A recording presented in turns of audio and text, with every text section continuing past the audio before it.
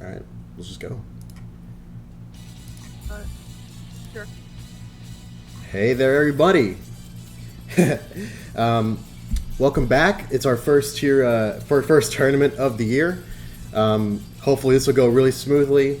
As the title suggests, we are officially having completed our tier list for non-mentor cast characters in Xenoverse 2.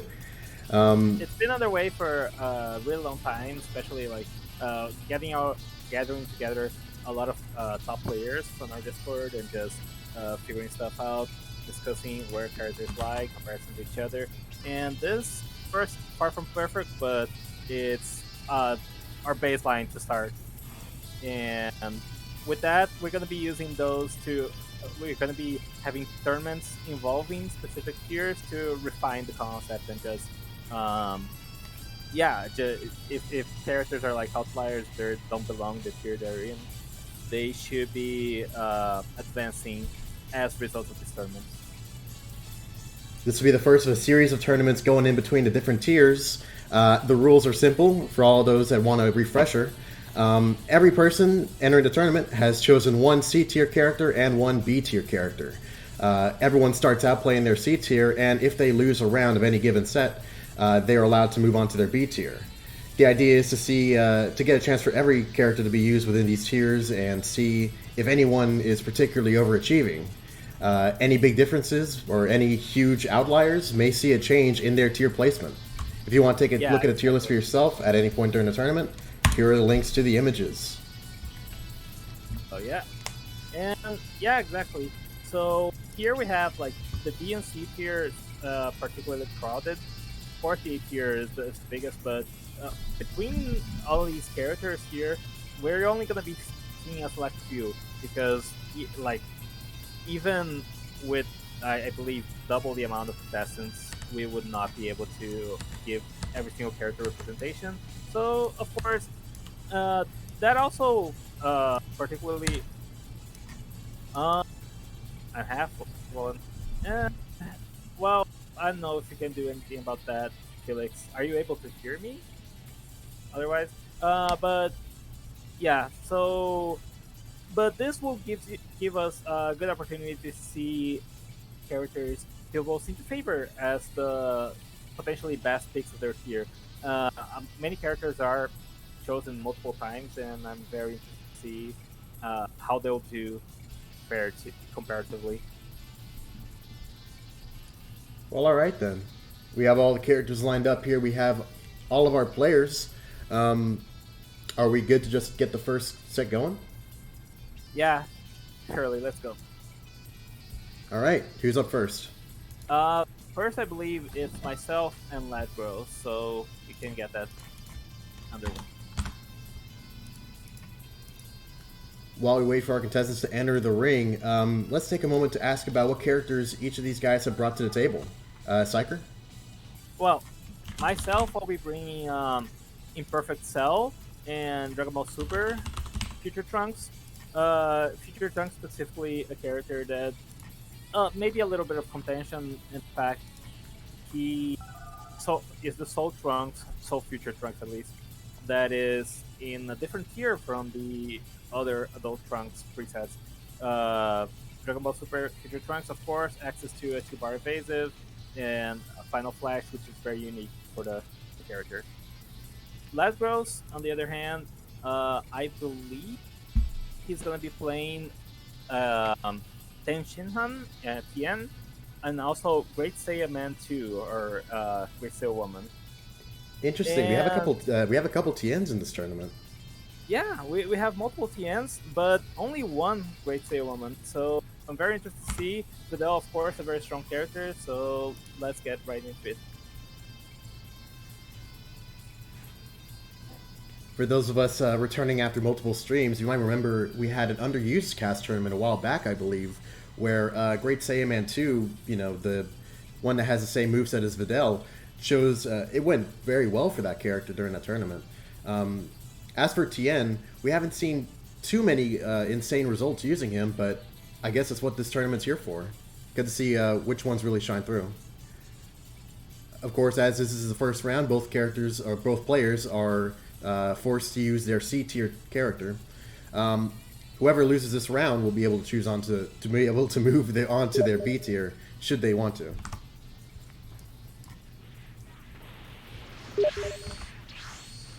All right, tournament starts. Minor footsies going on. I had the honor of practicing a lot with Psyker's Imperfect Cell as the tournament's progressing. So, or as we were practicing for the tournament and beyond. A very tricky character, tough to use in many cases, but very rewarding with his absorption techniques. As for Tien, oh yeah, I believe both of these characters, both of these, presets have access to Solar Flare, which it'll be interesting to see what these guys get up to with that. Interesting to see that Lagros is choosing this particular preset of Tien. Wow, a nice knockaway into Tri-Beam there. Kind of tough to get, depending on your connection, I believe, but either way, an awesome health lead already versus Psyker there. Seems like Lagros making use out of some key stun extensions for his combos. Yeah. Keep in mind, I believe that Lagros is a Texas connection versus Psyker's Brazil. Oh, and a whiff stamina break there from Psyker. Lagros chooses not to punish with a stamina break, though at lower than 2 bars, Psyker would have definitely felt the pain from it. Psyker tries throwing out a saucy destructive disc, perhaps trying to do the walk-off tech. Oh, but Lagros forces the limit burst from Psyker. If he allows himself to get down and broken now, nothing will be able to save him from the onslaught of Tien's pretty decent neutral damage, not to mention Tri-Beam, not to mention his ultimates. I believe he has Neo Tri-Beam and maybe Full Power Energy Blast Volley. But Psyker nails the stamina break there, forcing Lagros to get a fast recovery on his break, and also get some super armor going. Psyker going for these grabs here. They aren't too much in terms of damage, but they're very valuable in terms of getting some health back. Yeah, having armor is a dangerous thing to have around when your opponent can just grab you and take up some of your health. So far, this match is still... I mean, both bursts have been used already. Ooh! Lagros manages to get a knockaway into a heavy break, and a Neo Tri-Beam. He's risking it all. Will he be able to get the knockout before Psyker can recover? Oh! And not quite. Lagros is in some major danger here. And indeed, Psyker can get the stamina break on him, completely turning the tables. In no small part, thanks to the increased regeneration that Cell has access to when he's at low health, thanks to his Super Soul. A Zenitsu Bullet. In a stylish way, Psyker takes the first round. Oh my gosh, that was an incredible way to start off this tournament. Both these guys definitely showing off the flash of these characters. Wow, I didn't think we'd get to see a Neo Tri-Beam at all, but nonetheless, I saw some really good combo game from Lagros, some really good use of the connection in order to make use of some knockaway Tri-Beams, and then Psyker making use of all the recovery options that Imperfect Cell has access to, not to mention the that's a Zenitsu bullet at the end. That was funny. Now, Lagros has the option to switch to his B tier character, which in his case is Great Saiyaman 2. So, it remains to be seen whether this character, with a great resemblance to Videl, will shatter Imperfect Cell's all the little tricks he has in his bag.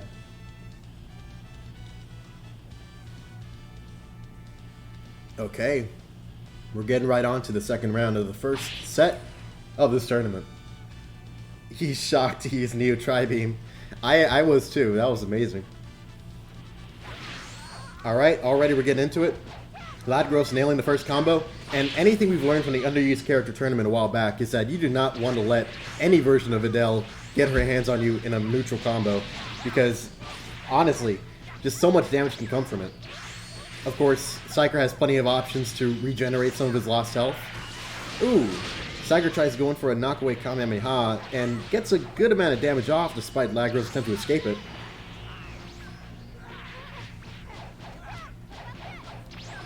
It's a funny combo that Psyker was going for there. A bit long in terms of the fact you have to travel all around to finish it, but I think it's a good opportunity. It forces the opponent, or encourages the opponent to vanish, kind of gives him a little bit of space in case he wants to use a Kamehameha or a Destructive Disc. But yeah, so far, Psyker's in pretty meaningful danger here. Ooh, does the self-break, uses the Solar Flare in an attempt to defend himself. Oh! But Lagros is there with the Justice combination, it being too much damage to, you know, easily Limit Burst. He had a really good opportunity there with that Destructive Disc. He probably would have been able to get a grab off and maybe recover some health. Oh! But the command knockback into the full power energy wave in an attempt to get some cheeky damage off. We can definitely see Psyker in this tournament, or in this match, using different attributes that he has access to as Imperfect Cell. Last time it was all of his little absorbing tricks. This time it's making use out of the full power energy wave. It's making use out of the Destructive Disc. Attempting to use the Solar Flare. But overall, just, you know, keeping his toolbox handy. Ladgros looking fine right now, not even using his burst. And forcing the break on Psyker. Ooh, and his increased regeneration was not able to overcome the Justice combination. Ladgros evens up,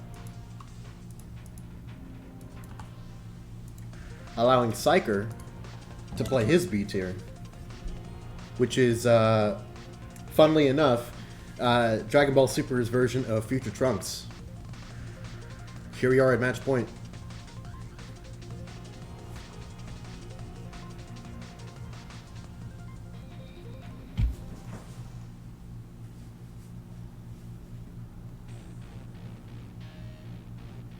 Okay, we're going into it. I love Future Trunks, doesn't matter the version. Obviously, Dragon Ball Super Trunks has a lot of different really nice options in combination with Shining Slash. You know, when it comes to DBZ Future Trunks, you have to choose between either Shining Slash or a decent super to throw out, like a Blast. In terms of Dragon Ball Super Trunks, this preset, in fact, particularly, has access to both. This green sweater has Final Flash, Masenko, Shining Slash, which is very nice, and I believe also just a regular charge, or a maximum charge, or whichever it is. But yeah, here we are. Now, with both of these guys having lost a round as their given C character, now both of them are running their B tier. Oh, wow! Just guards galore at the beginning of the match, doing horrible things to Ladgros's wealth of stamina, while Psyker's doing a pretty decent job keeping what he has. I really like Ladgros's use of Energy Shot here, both as a combo extender and just a thing to catch the other guy on with his amazing tracking.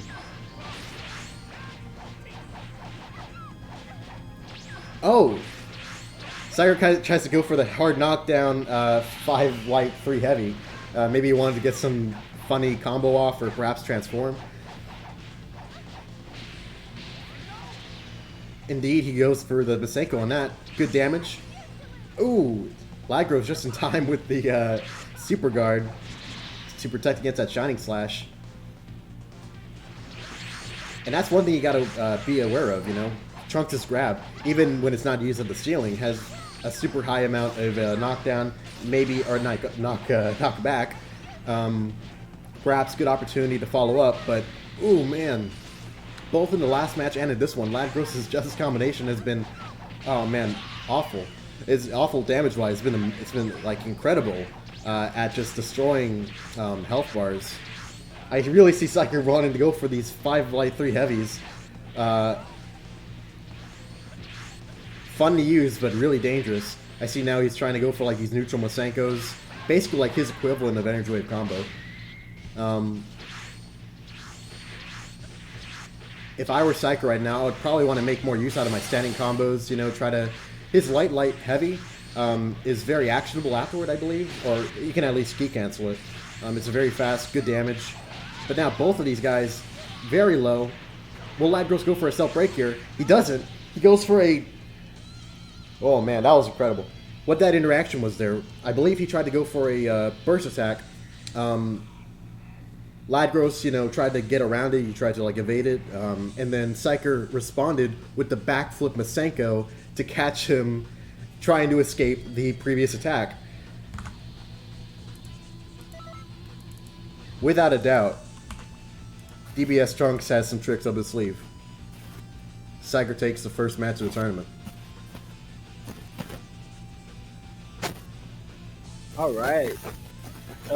Next up, we have B+C versus Kenyoto, I believe.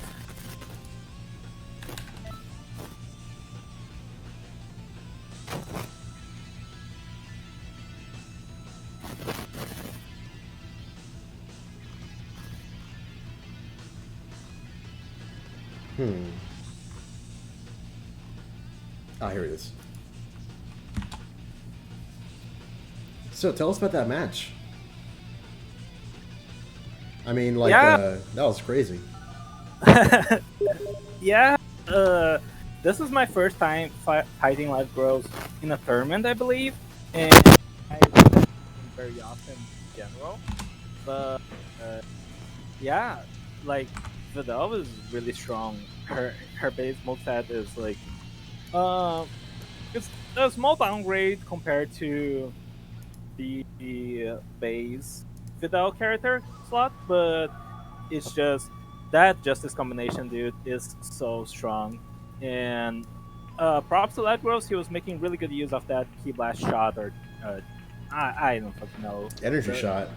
The energy shot, let's go, yeah. One of the least used generic supers, but still a fairly strong one. And yeah, Cell just could not keep up, and I'm shocked. Honestly, Trunks still struggling a little bit. Of course, I'm not the best Trunks player, but just the fact that Masenko can be canceled into that backflip was crucial for me to beat Vidal on the neutral.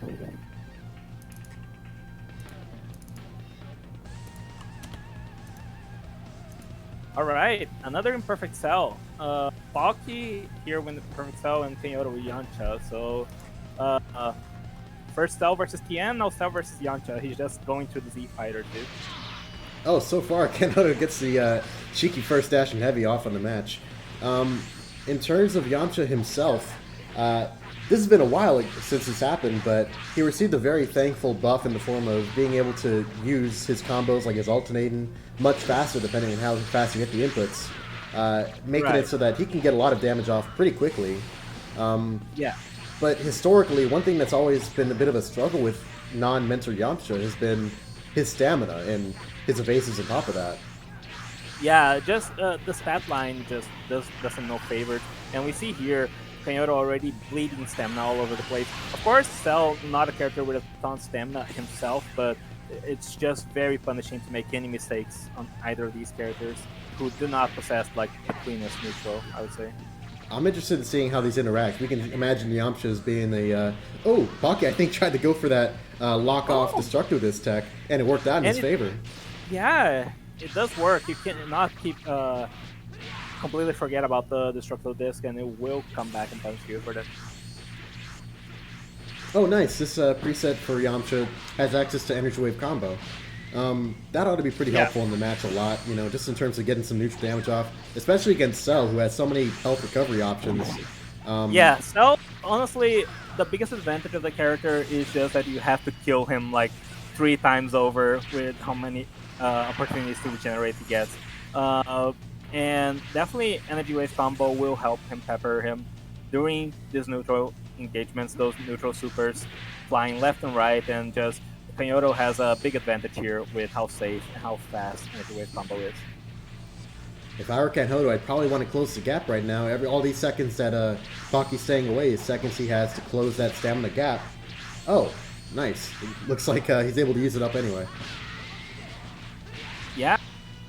Very nice perfect block by Kenyoto, and B+C really trying to hang on the ceiling. Kenyoto, of course, has the opportunity to grab him and send him down. It's not the perfect floor carry, but it's a pretty decent one. And he predicts the limit burst correctly, but does not manage to punish him.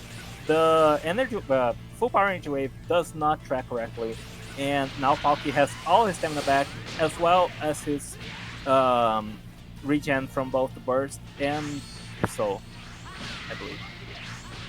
Actually, yeah, is his? I guess it wouldn't be activating anymore because I don't see the option. I don't see the icon near his health bar. Oh, Yeah, Kanoto forced to use his burst. Ooh. attack burst with stamina disadvantage, not a position you want to be in, but of course, those quick energy wave combos will help him pepper Pocky, and Pocky, recognizing this, is keeping his distance, does not try to engage until that burst is over. And now with the burst expiring, Pocky goes for it, does not manage to get to follow up his own combo, and Kyoto will get a brief respite here in stamina, uh, getting himself 3 bars. Now an evasive is on the board for him. Oh man, this is rough. Kanoto had a great opportunity there, using up Pocky's burst and having his attack burst up on his own. But now it seems like this match is going to be a lot tougher for him to close the gap here. Yeah.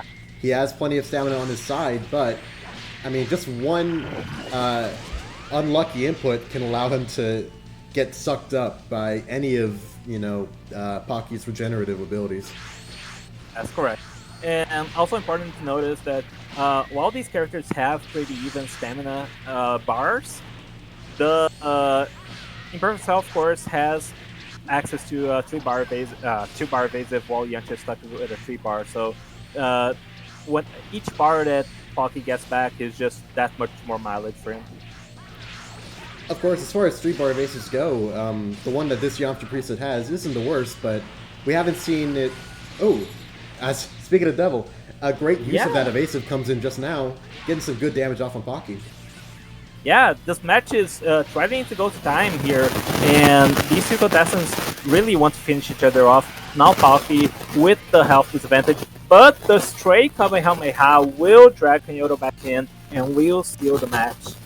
Pocky goes up 1-0, and yeah, that's honestly, I thought Kyoto had that in the bag, but in those tense situations, when the timer's running out, the health's very low, each mistake can be very, very harmful.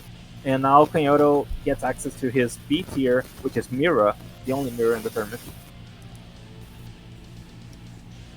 Mira's a very interesting character. I always hear glowing reviews from people, describing him theoretically, with strong combo, some of his strong combos, and really good, supers spread out between all of his different presets.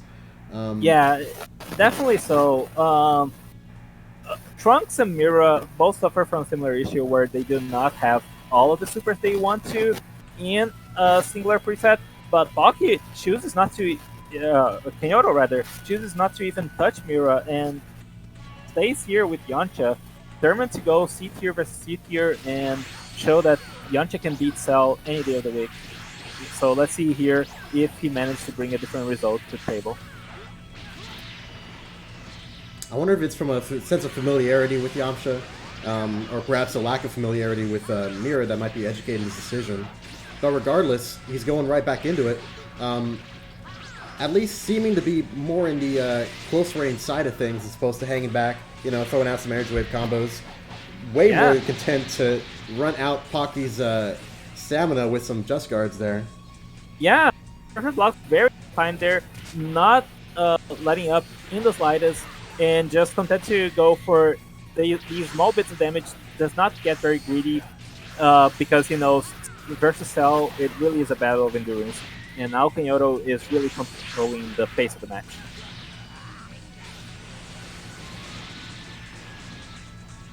Some good use out of energy wave combo, get some staggers going, even if not every shot hits through.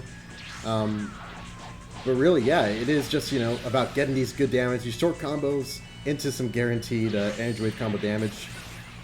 Yeah, Kyoto is just getting blasted, man. Yeah, you can't be feeling safe to throw those out in neutral, even though it did seal the match in the previous round, giving Pocky his first point.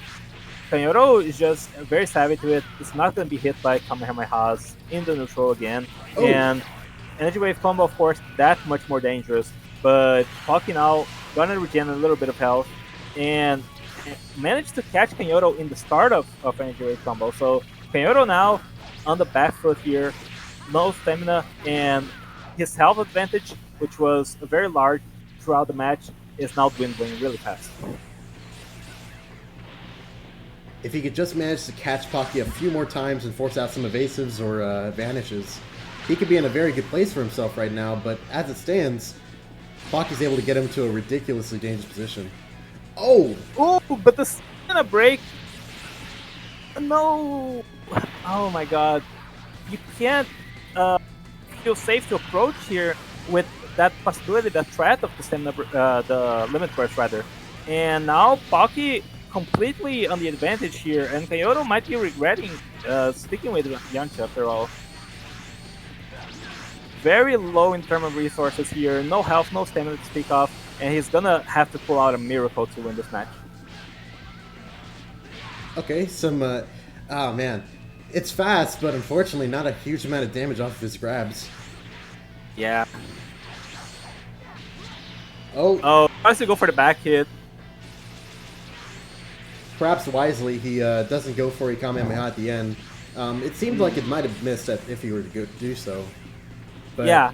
Aki, of course, very leisurely trying to finish him off just with regular Ki Blast, but Kyoto very smartly makes him waste a lot of stamina. Unfortunately, it will not be enough as the burst dash will connect and Pocky will advance 2-0. as unfortunate as the result is, this actually gave us an opportunity to really see some things that set Yamcha apart, particularly his wealth of ki. I could not imagine that he would have done nearly as well had he not had so many resources with which to throw out energy wave combos. So go ahead for Exactly.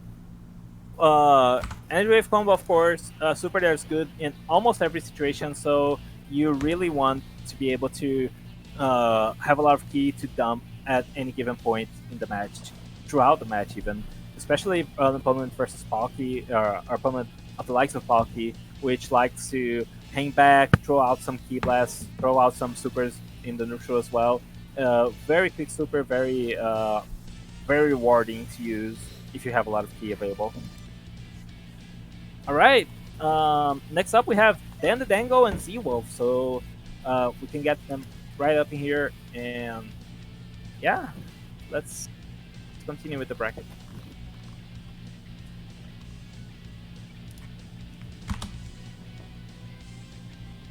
Now Dan the Dango, of course, known for his oddball picks, especially like in the realm of the lower tiers, so everyone expected him to perform very well in this tournament. But I think no one expected really the picks that came out of him.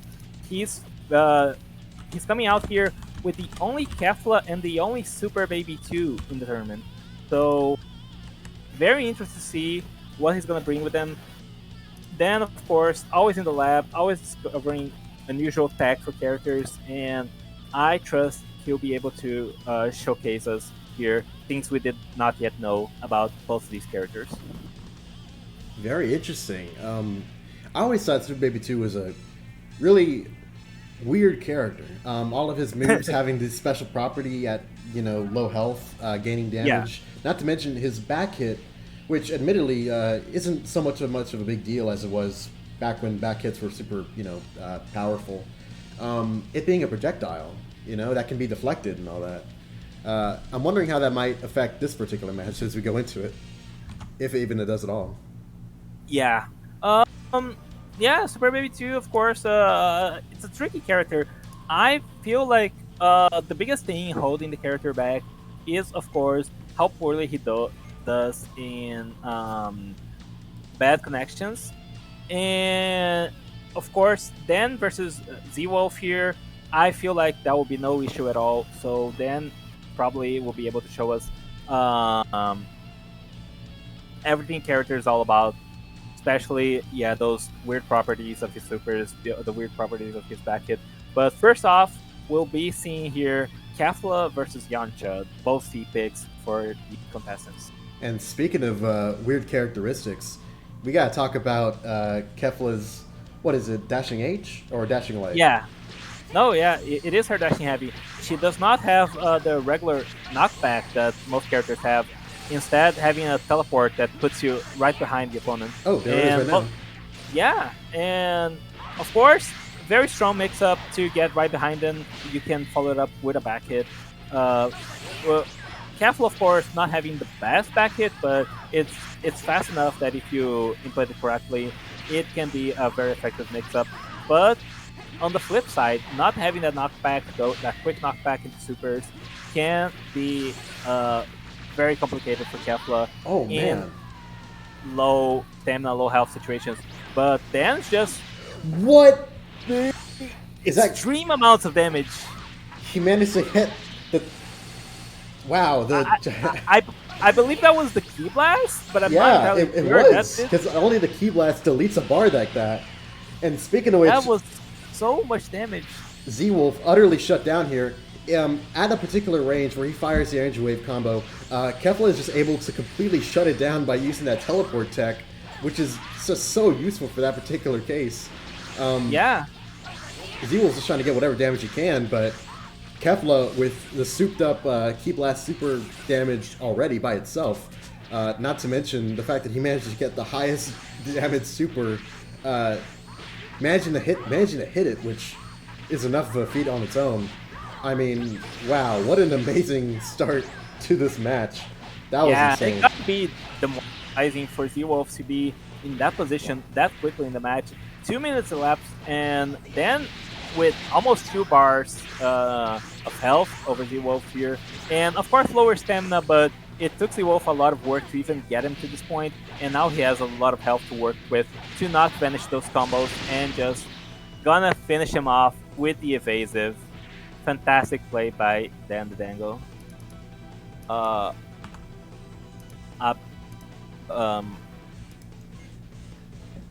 love to see it.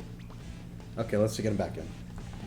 That was strange. We might hear from the players, depending if there were any connection issues toward the end there. Yeah. Connection error. Yeah, he got the same error. So, whack. Okay.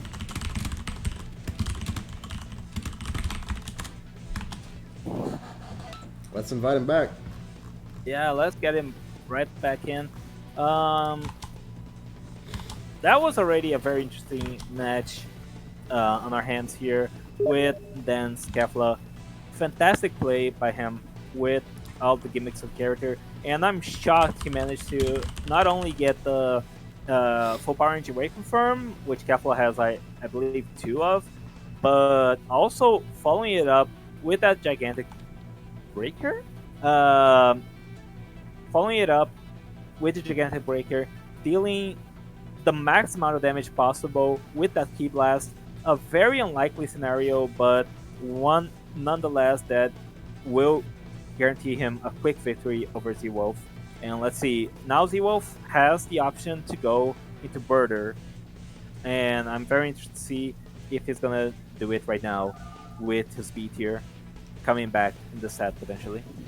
Now, it's worth discussing to any people that aren't quite familiar with Kefla that the gigantic breaker hitting the Key Blast of it is like, I don't even know how to do it, you know, because when you use it off a when you use it off a knockaway, it transitions into like a regular punch that does, you know, like 4k damage or whatever. Yeah, it usually, as a knockback follow-up, it teleports you right up to them, so the Key Blast usually does not connect.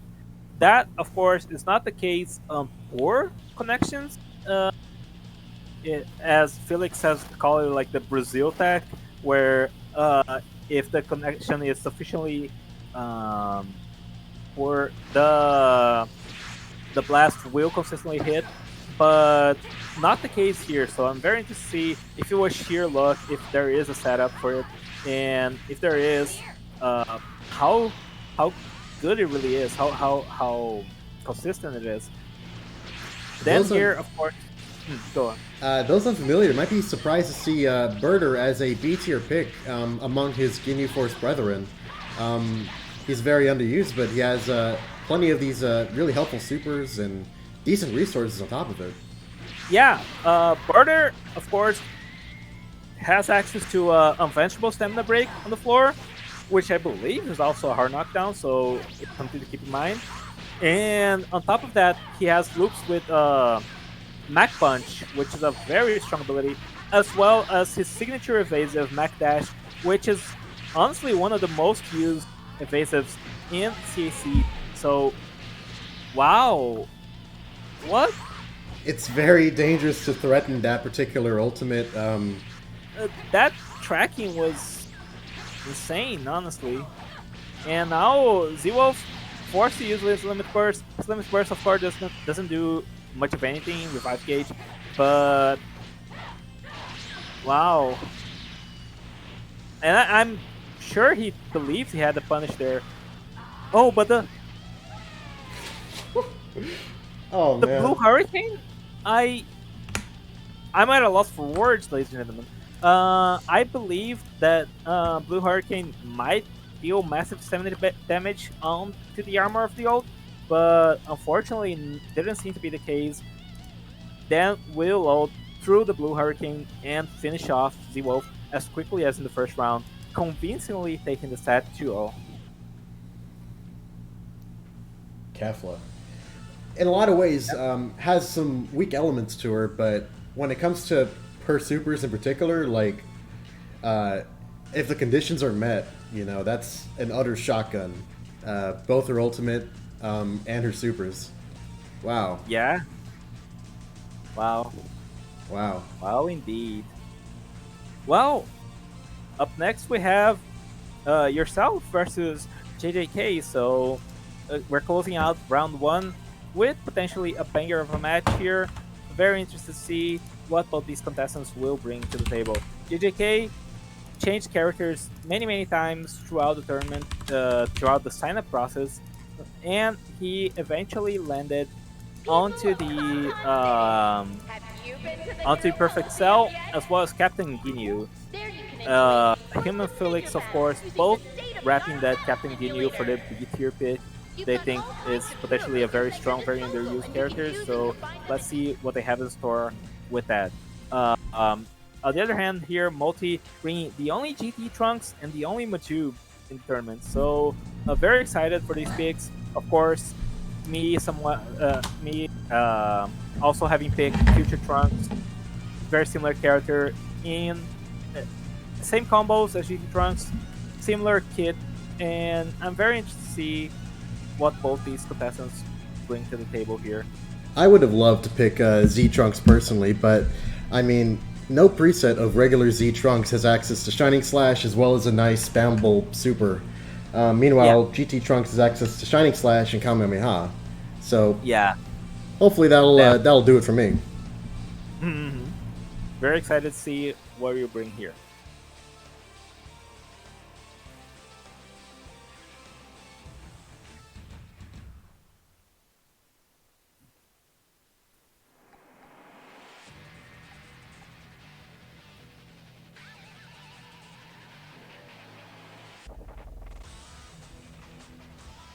I've got to set an example.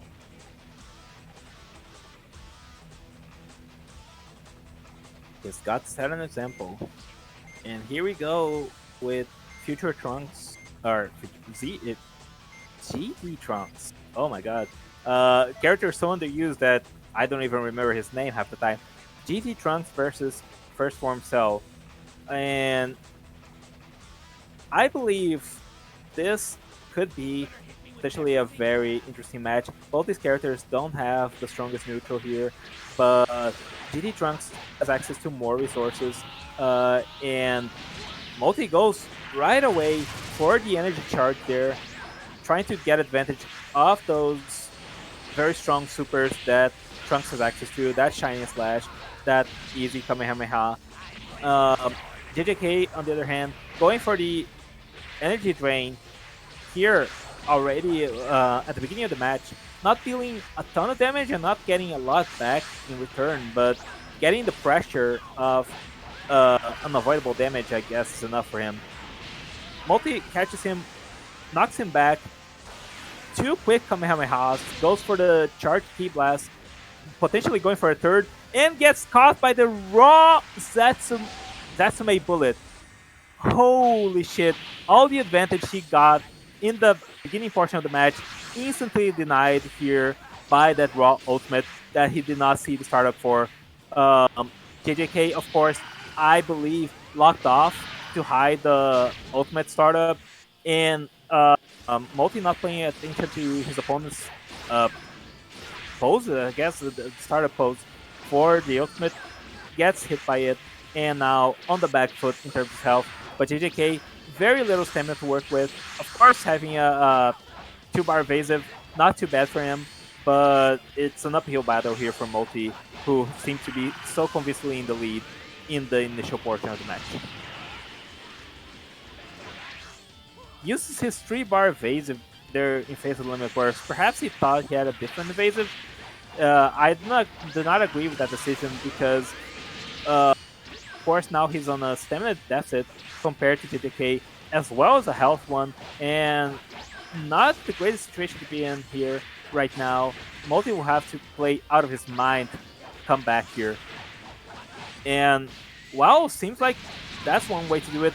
JJK's burst, of course, not on the table anymore, and Trunks has access to a lot of damage in the form of Shining Flash, in the form of Kamehameha, and will quickly seal the match. Going up 1-0. I just wanted to make it fair for him, man. I just wanted to make it fair. Oh my god.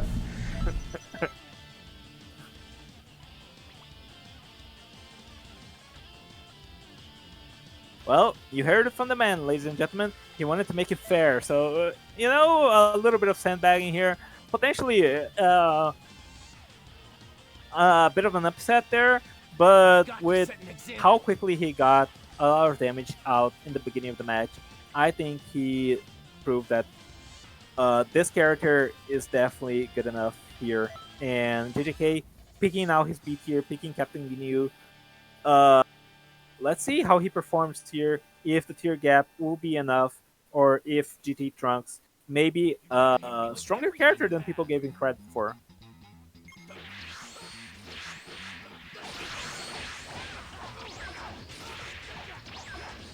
Already getting hit by the back hit, getting caught in 2 consecutive combos. JJK, not a lot of stamina here, and Multi catches him on a 3rd combo, dealing some quick burst of damage, sending him up to the ceiling where Trunks loves to be with those grabs, with those knockup combos, into quick supers and quick bursts of damage. Is forced to evade that grab. Grabs on the wall, of course, very dangerous. Gets his stamina break punished with a stamina break up. And, well, that choosing not to waste any stamina there on the full power energy wave blast volley, and now his health situation is not looking great, but we've seen from the previous match that he can come back from situations such as these, but of course trying to limit burst at the correct timing, but full power energy blast volley does not give him any opportunity to burst safely, and JJK will clap back with a very quick round 2 here, evening the match up 1-1.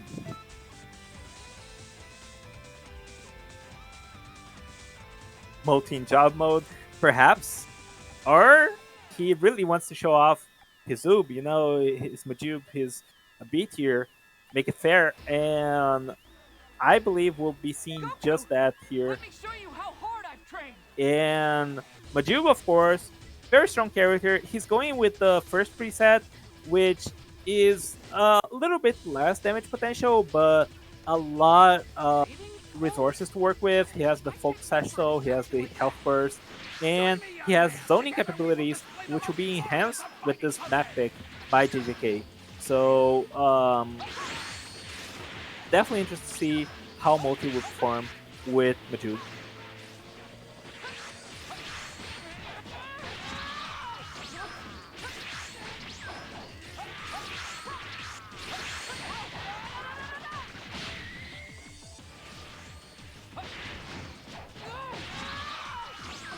The ground, recover a little bit of stamina. JJK will not allow him, but gets caught in a combo for his troubles. Punishes the Dragon Blitz perfectly and just goes for that full power into blast volley, and is just throwing those out every opportunity, man. And just such a rough ultimate to deal with if you have a 3-bar evasive character.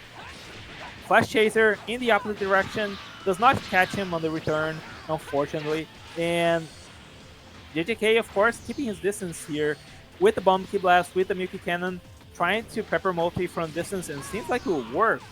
And, oh, but the Flash Chaser, the last pellet remaining there, from the distance, managed to get multi a combo starter, and now JJK on his last bar of stamina. And the stamina break is not a real combo there. Gets caught out, gets punished, but not punished enough, it seems. Wins neutral one more time, and JJK on his last bar of stamina. Multi, of course, very low health, but you have to keep in mind he still has access to that Super Soul that can save him crucially. And the Super Kamehameha at the correct timing, and JJK no opportunity to burst whatsoever. Perhaps he could have bursted right as the break connected, but Multi reading the burst, predicting, goes for the Super Kamehameha, and just scores, advances round 2. Multi advances 2-1, and that's the end of round 1, ladies and gentlemen. Fantastic matches so far. Premium messaging me saying he's going to teach me the way of the Flash Chaser. I can't wait. Let's go. Oh man, that was fun, dude. Oh my god, I love that.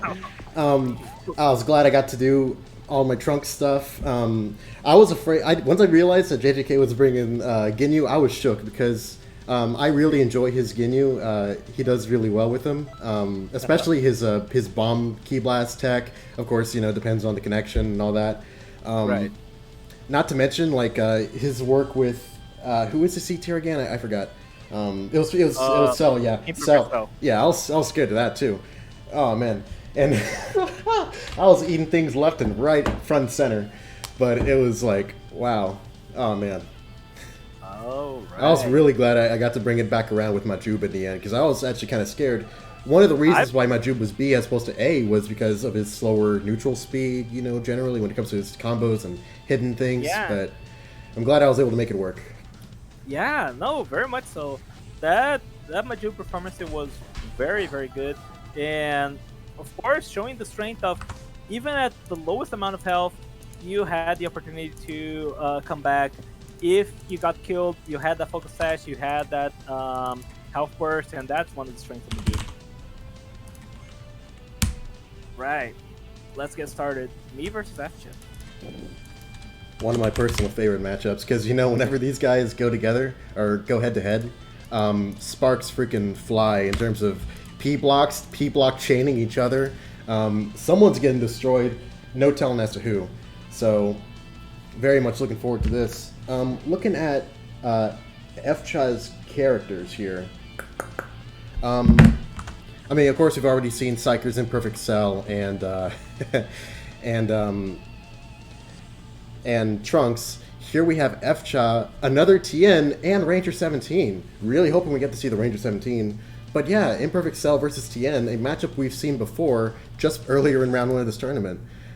Eager to see if perhaps we might see F-Cha learning from the mistakes of the previous TN, see if Psyker adapts as well. In fact, one difference we see already, a difference in preset. Instead of going with the Dragon Ball Super set of TN with access to Solar Flare and different other moves, F-Cha has opted to go for this preset, the only one, I believe, with access to Dodon Ray, which is an incredible key-free combo extension tool. Doesn't deal with the worst amount of damage in the world, considering how easy and fast it is. It's almost like its own version of a key cancel with how quickly he can throw it out and go on to doing other things. F-Cha is making great use out of it so far to extend his combos without even running up a juggle state. Psyker getting a hurt put on him right now. He's looking for opportunities to try and get some grabs off, to try and get some free damage health returned back to him. He's doing a great job with that neutral string of his, as Imperfect Cell is one of those characters who has a combo that crosses up the opponent. As in, if he attacks someone blocking, he'll move past where they can block from. And here we see an interesting opportunity, or the interesting thing here. I believe Psyker was trying to go for a command grab. F-Chop blocked it, and successfully so. Just one of the weird things with Imperfect Cell. F-Chop already popping his super armor. Psyker taking the opportunity to get some cheeky P-blocks off of it. He doesn't really gain anything from it, but it's fun. F-Chop is in a dangerous state here. Very grabbable, but he does a great job of not getting stuck up. Oh, and with a P-block, Psyker's health is gone. F-Chop a little bit committing to the idea of trying to punish a Limit Burst. Going for those blocks where he might have been able to seal the deal earlier. But eventually it pays off with him being able to predict and then punish a Limit Burst with the armor that he gains when using Tri-Beam. F-Chop takes the first round of this set. Oh, man.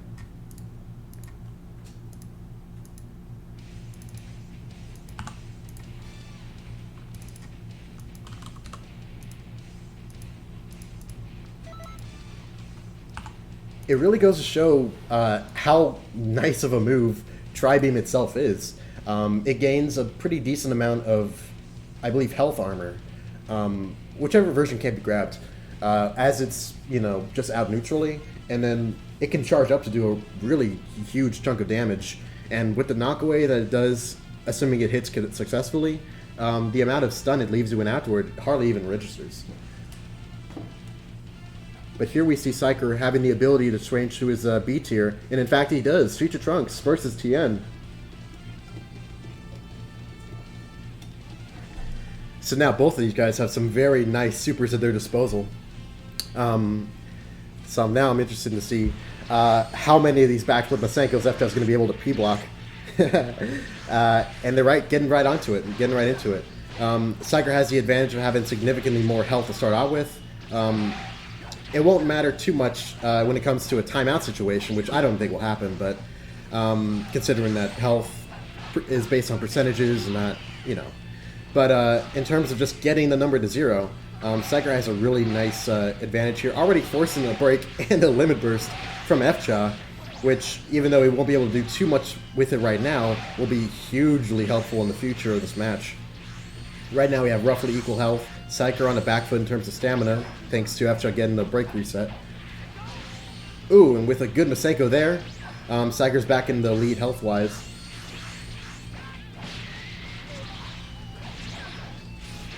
I really like the combo that F-Chop's going here. He has a really fast XY knockaway, I think it is, that he teleports and then follows up with a charged heavy. Very safe, and also pretty decent damage combo that he can just whip out whenever. Oh, and what did I tell you about the P blocks going each which way? I like what Psyker was going for there. I'm not sure if Tien would have been able to P block it, but if he did, or if he didn't, it still would have been pretty decent stamina damage on his block. But regardless, now we find F-Chop in a pretty dangerous position. Oh, Psyker's once again going for that 5 light 3 heavy. Oh! It might have been pretty tough to tell what's went on from our perspective, but I believe what happened is Psyker got the hard knockdown and immediately followed up with the Masenko to even up the rounds. Things got a little bit sketchy there, but hopefully things went perfectly fine from these guys' perspective. Now this is the moment I've been waiting for personally. Assuming that neither player seeks to contest the results of that last round. Nope. They're moving on right to the next one. Alright, here we are at match point. We finally get to see F-Chop's B tier character. This is going to be exciting. We see Dragon Ball Super Trunks versus Dragon Ball Super 17. As I'm sure many of you know, the base non-mentor version of Ranger 17 has the distinct disadvantage of not being able to use his supers, his evasive at all until he reaches, I believe it's 75% health, or maybe they've changed it to be a little bit higher. But regardless, and as a bonus to that, he actually gets a pretty significant speed boost on top of it. So I guess it remains to be seen whether this speed boost will be in any way affecting to this match. Oh yeah, as well as a damage boost as well. But ultimately the result of it is that until he reaches 75% health, F-Cha can only evade it, or can only vanish whatever Psyker has to throw at him. And there's a bit of strategy that you can do with that. Psyker can opt to try and build up his ki and go for like some kind of unvanishable super combo. I would say this is a pretty good option right here he's doing. F-Cha throwing out all of these side bridges. Of course, you can actually block them as they're coming in from the back. Through it, once again, he has F-Cha on the back foot here. But at least now, F-Cha has access to his supers. But no stamina to do anything with it. Oh no! Already? With the Shining Slash, Psyker just takes the match like that. Every time. Every time. It's these guys, and something just explodes. That was wild. The connection looked fine from my end, so... I mean, if all is that, then wow. If that, Can't believe I what in the won. world?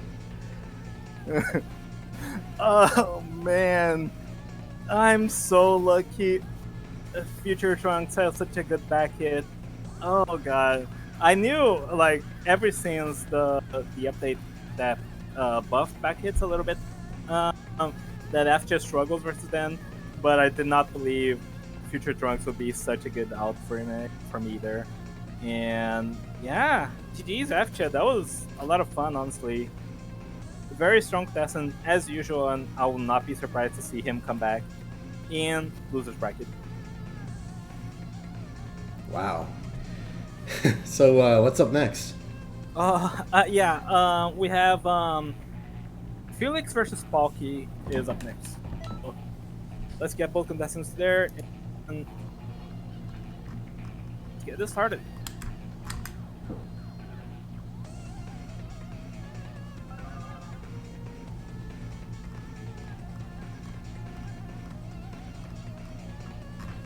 Do I have Felix added?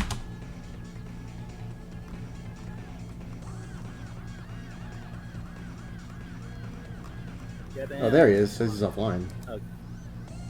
Oh, lovely. He sent a message though, didn't he? Yeah, he's right in the freaking chat. Get in here, Felix.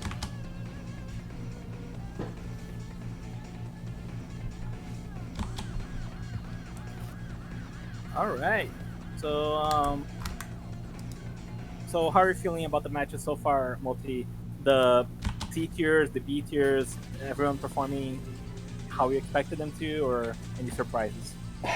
Honestly, I expected this kind of tournament to be very, very even, with each match being like some very close, down to the wire kind of event. I mean, ideally, since we made like this kind of tier list, where we have these characters, you know, listed in order of from least to best, very roughly, at least in terms of tiers, that would be what we would want. That would be like what we would expect. But like a great number of these matches have been really insane, like very quick, you know, in a way of saying it, one reason or another. But I guess one could draw the conclusion that perhaps some of these characters would be need to be differently adjusted. You know, who knows?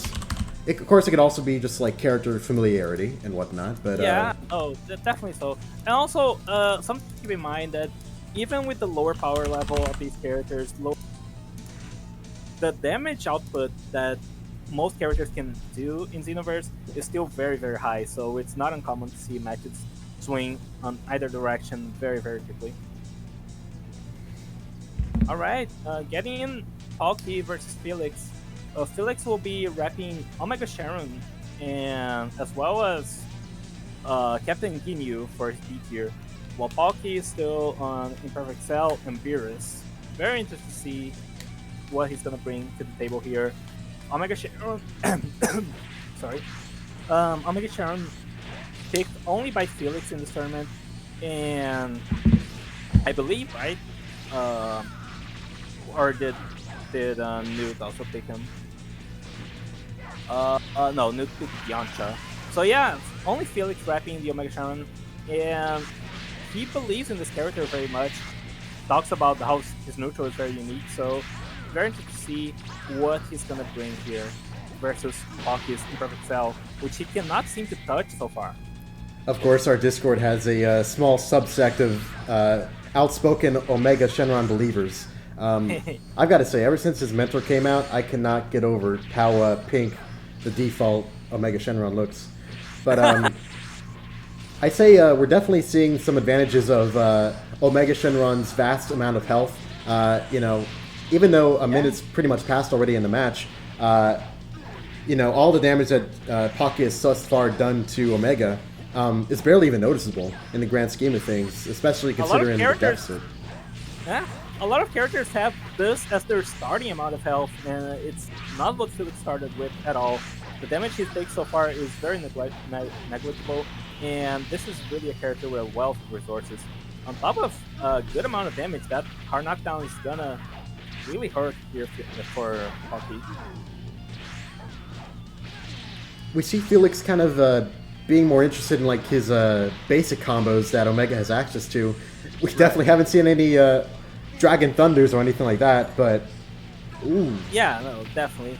Omega Shenron is definitely a character that has a rough kit to work with, except for minus energy Powerball, which he does go for, and Pocky managed to limit burst at the perfectly correct time. That ult, of course, usually stops limit bursts as they start, or the detonation of the ball that's delayed usually catches them as the vulnerability frames run out. But Pocky managed to iframe through all of it, and now is trying to secure himself even health and stamina situation here. I can definitely respect that power key blast into Kamehameha combo that Pocky got away with just then. The combo ability of the power key blast, I think it's a little bit lesser than what it used to be, but still, really happy to see the Pocky making it good use of it, getting a pretty alright chunk of damage. Yeah, and Felix taking a lick there off the Kamehameha, dashing in a little bit too closely to it, maybe expecting the super to be over by then. And both these players really grim stamina situation, and Felix seems to be the first one to capitalize on it. Does not go for a break and just goes for that massive breakless damage. For all the Omega believers, or just as many Bomb Key Blast believers, it's really an amazing combo tool and definitely very scary to deal with when you're within kill range of that move. Yeah, you can confirm the Bomb Key Blast is almost as good as a super. It deals so much damage, and you can even follow it up in some cases. And Felix pouring a break here, finishing him off with the grab, finishing in style, and Felix goes up 1-0 here in a great day for Omega believers worldwide.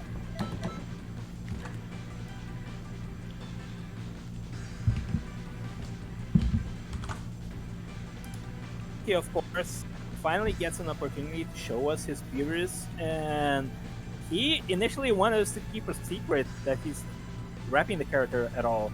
So yes. I'm very interested to see. No one, don't tell anyone, guys. But I'm very interested to see what he's gonna accomplish with this character, if it was really his ace in the sleeve, so to speak. Beer is, of course, a character that we do not see very often, especially the non-mentor variants. But he's here, he's B tier, and we'll continue to not see him. Yeah. I'm a little bit taken aback here because Felix seems to be having the clear upper hand here in the C tier versus C tier match. But Pocky, a strong believer in the self-supremacy as a word, and is just not switching out here, believing he can do better with the character he signed up.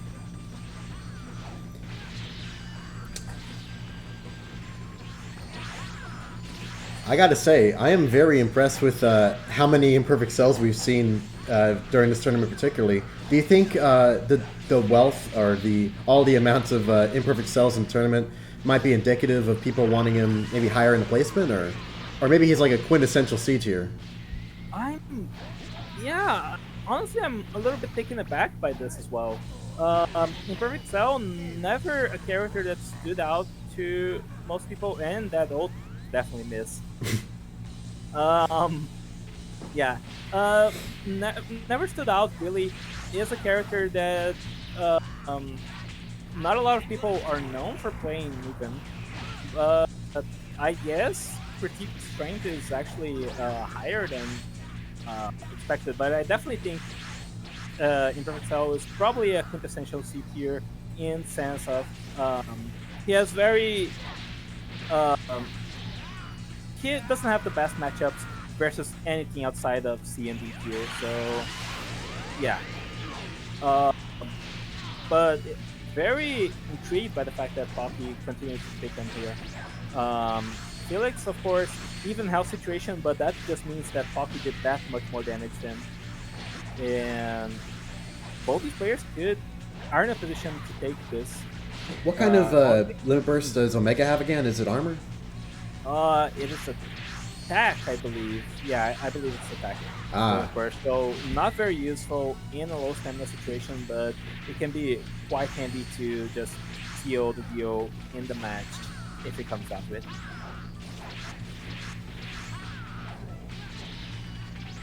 Ooh! Selko, he goes for the grab suck super, or grab suck, and it eats Felix's Vanish. Yeah, very unfortunate for him. It's And just something you have that's to watch out for, depending on the connection of you and your opponent. That you have to expect that to happen. That's just so much more mileage out of that super too, because now you're not even not only regaining health, not even just taking away health from your opponent, but also taking the stamina. It's very good value there, Hockey. And now Felix on the back foot. And I guess I'm in no position to criticize Foggy for his pick anymore. It seems to be working very well for him, and it's just playing it that much better. Ooh, but Felix is getting some good P blocks here. If he were to get a few more of them, he might be able to turn the tables on Pocky, but... Ooh. Oh.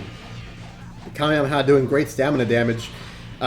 Felix is completely against the wall here, especially with his bomb key blast missing. And the dashing heavy will seal the deal. Fantastic play by Palki. I did not expect him to win this matchup going up against Felix Omega Sharon once again, but he's showing that he's still in it and he's still here to just show that Cell is actually a very underrated character. I agree that he's definitely showing a very offensive style here and not backing down no matter the pressure that Felix puts on him. I think it's without a doubt that Felix is about to move on to his B tier, Captain Ginyu. Another bomb key blast connoisseur. Interesting that he chooses two characters that both have that going on. I guess to keep the mental side of it, kind of consistent. If you asked me before the match with JJK earlier on, I would have definitely said that Captain Ginyu has the power key blast instead. So definitely not a character that I see used very often, and definitely not a character that I've seen make use of Bob key blast attack in the past. But here Felix, of course, showing that he's very capable with that sort of tech, and I'm very excited to see what he's gonna show for it with Captain Ginyu. Wow, a very strong combo immediately into the suck super. He didn't even need it. He didn't even need the health. But he managed to eat that Vanish, and now Felix in a really rough spot here versus Pocky's Imperfect Cell. Honestly, this aggression that Pocky's demonstrating here is definitely very helpful in terms of countering all the different things that Felix has to offer with his characters. Both Omega and especially now Ginyu. Felix not the most aggressive player, usually very patient. Pocky's aggression seems to be throwing him for a loop there. And Imperfect Cell, of course, not known to be a character that's particularly hard to punish if he whips his combos, if he whips his openings. But Felix just can't seem to get in that often. And maybe that's what's throwing off his game, just like the mental aspect of it. For sure. He almost gets the break on the full power range wave blast volley. Does not manage to do so, but it's gonna get a good chunk of health out of Felix. for his troubles there. And wow, that's one of the situations where super back jump really comes in handy, especially versus a long-winded ultimate like that. But Felix does not even need ultimate. He shows us a very strong combo into Milky Cannon and deletes Pocky's health very, very quickly. Now Pocky having to lean back onto his Super Soul, try to gain some himself, and the health situation very even between the two contestants. Pocky goes for Limit Burst, anticipating the break. And also the Suck Super, so he's gonna regain even more health. And now, wow! And the Kamehameha to finish it off in style. wow, this is a pretty big upset, I believe. I don't think anyone saw Felix losing this, especially versus with that very strong showing in the first round. Congrats, Pocky, for advancing into the winners semifinals, using only his C tier despite having access to C tier. So I guess it'll be a little while longer before we see his Beerus real. These two matches we've seen, both from Felix and JJK, has really gotten to show me the versatility of Milky Cannon. Off a combo, it is ridiculous damage, but also throwing it out there is like some of the soak up energy blasts neutral. Yeah, no, it's initially only seen as mostly like a zoning kind of tool, but once it hits directly, it also deals immense damage. So it's a very versatile super, and it's like even underrated in the context of CACs that have access to those kinds of moves. Very strong move, and honestly, I expected. I'm really surprised to see that both new players are already sent down to losers bracket this early on in the tournament. Who's up next? It's I Play Vegeta and then Dango. Oh yeah, did this guy add you? I actually don't remember if we Nope. made an ad. Let's Yeah, go. I don't think we asked the contestants to add you. I forgot that we had new blood in. So let's get that the way we do real quick.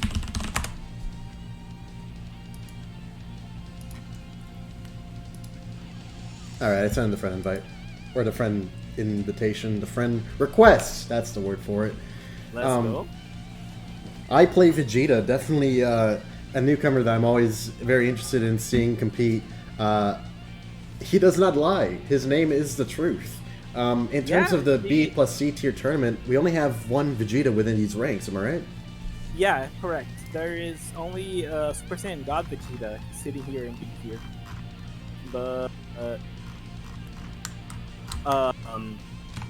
I Play Vegeta is gonna bring us his Vegeta on B tier, his God Vegeta, but his C tier. Oh, actually, he did have the option of playing Super Saiyan 4 Vegeta. I forgot he's in C tier, but instead he'll show us his Janemba, and this is actually the initial character pick that Dan had gone with before he changed his character. So I'm very interested to see this particular combination of characters and how he's going to perform with it.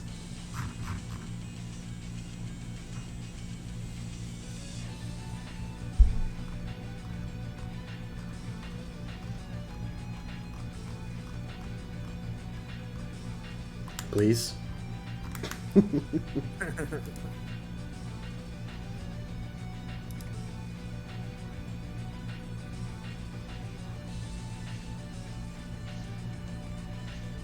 Oh.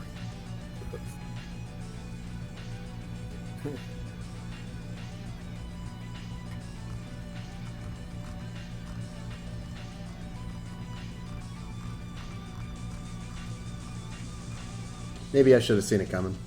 This is one of those situations where we had like this would be his first round, right? You know, the fact that he had like due to the number of competitors, we had him go on a bye round, or not a bye round, but just like a round two for the first one.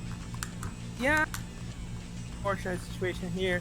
So let's get you versus Newt underway then. Okay. Yeah. If I Play Vegeta shows up before the second round of winner semifinals, we can have them play still, but if not, we're just gonna send him to losers, and if he shows up, there's that. But For the record, I fully blame it on the guys that joke about the tournament not being today. Just because last night I said it was tomorrow, and yeah, but I doubt.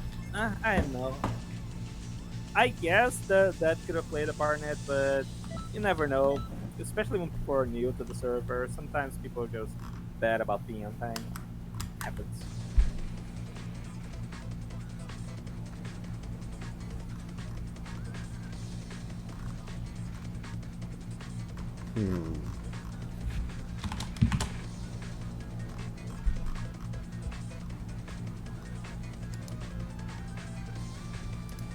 my man Newt offline.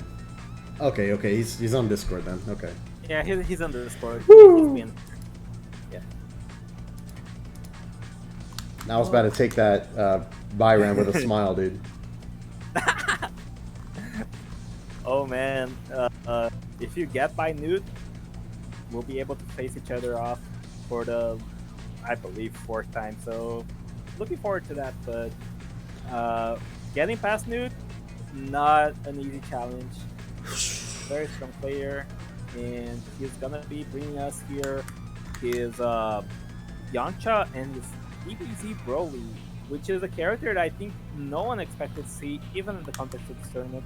But a very strong character nonetheless. Yeah. I forget what was the argument for him being B tier as opposed to, was it his like B tier as opposed to A tier? Yeah, his Super Soul is very hindering for him. He regains stamina a lot slower. So and especially like with his size, it's not terribly difficult to catch him in neutral. Despite his size also being an advantage for him to win neutral in the first time in the first place. Sorry, I got caught off guard by Fable. But yeah, so the character is very strong, but if he gets low on stamina and if you keep him low stamina, there's not a whole lot you can do thanks to that Super Soul. It does have armor burst though, so watch out for that. But it's definitely the biggest force drawing him back here into the tier.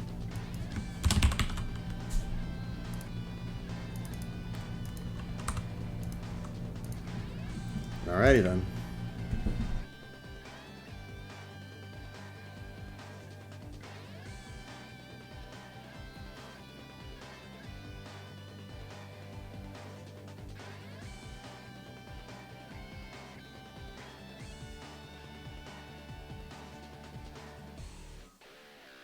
Oh. Multi versus Nuke. Starting up here. I'll give it my best shot. Multi with his C tier, GT Trunks again versus Nuke's Yamcha. Very interested to see what both these players will bring to the table here. Multi already had a very strong showing with his GT Trunks before, even in the match that he lost, he was doing very well at the beginning. But Newt, still a very complex player and not one to take lightly. Both these players just vanishing each other's combos. Newt, of course, with lower resource pool, just bleeding stamina all over the place. And Multi goes for the random power dance. Not gonna connect. Newt could have punished it with a stamina break, but I believe he just didn't want to get a stamina reset on that. I'm not sure.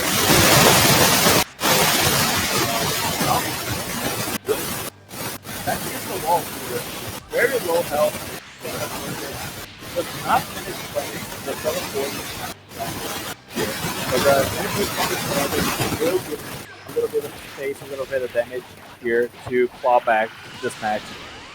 And the limit burst knockback, very crucial there, boosting his energy wave combos, just dealing a lot of damage onto Multi.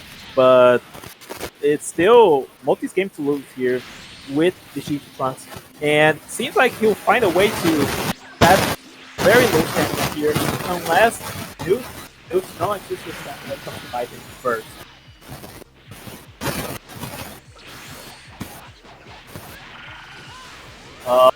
yeah, any smaller damage there would have killed that. That's it.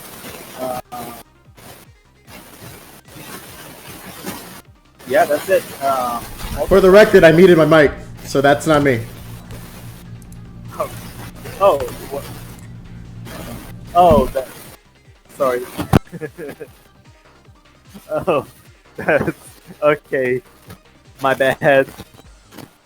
I wasn't even looking at chat. That's really unfortunate. It is still doing it.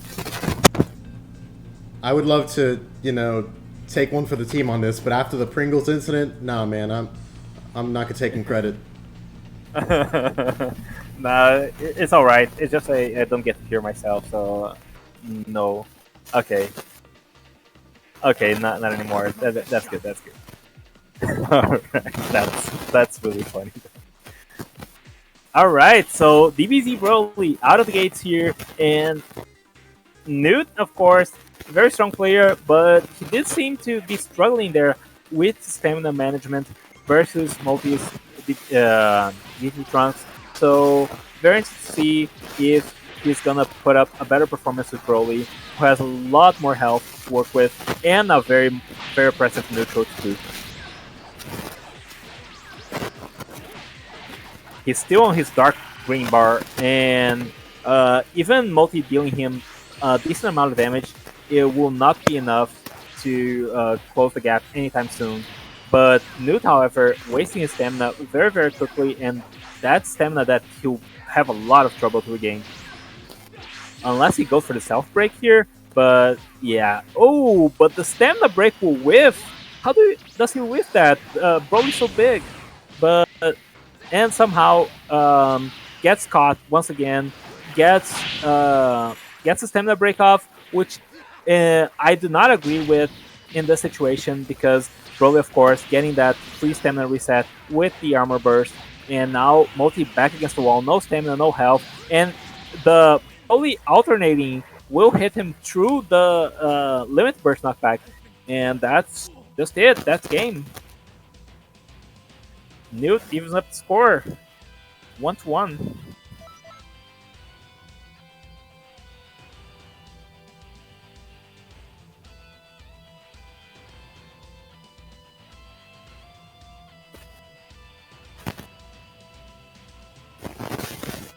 Multi, of course, now gets access to his B tier, so I expect we'll see that very shortly here. Majub versus Broly, and while Majub is... Yes, Newt. Yes. Yes. Yes. You are allowed to use the Broly again. Yes. Now that me and you are one again, no one can Anyway, Newt didn't seem to read the rules or something. Notwithstanding, we'll be having here Majub versus Broly, and although Majub is a better character, he is the higher tier after all. All the same problems with Trunks will be showing themselves evident here. Not a strong neutral compared to the T Brolys, and if Newt misplays, that's a win position. That he has force vanishes. He has force vanishes, and he cannot stamina break DBZ Broly. But that being said, Newt's doing a really decent job here, being a lot more cautious about his approach. Scores a nice first block, but will get his grab super punish there. Multi trying to go for the flash chaser, does not manage to get anything out of it, but forces another vanish out of Newt. And Newt going for the alternating, not enough stamina pressure there. But Multi will vanish twice for seemingly no reason, and will just get himself chunked down by Newt with that TPT Broly. Massive damage to be found. Multi, of course, still has that focus action store, but not looking great for him.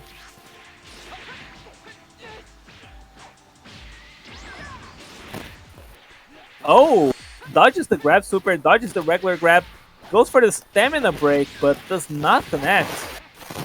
really struggling to connect those stamina breaks onto DBZ Broly here, and he's gonna get grabbed for his troubles after activating the limit burst. But a quick combo, and Newt goes for the limit burst before getting stamina broken. Maybe a little bit bold here, but it seems to be paying off for him. And Multi is on the back foot, running away until the armor limit burst expires, and will get clipped by the bomb key blast. Newt with a quick reverse sweep here, showing that DBZ Broly is not to be underestimated.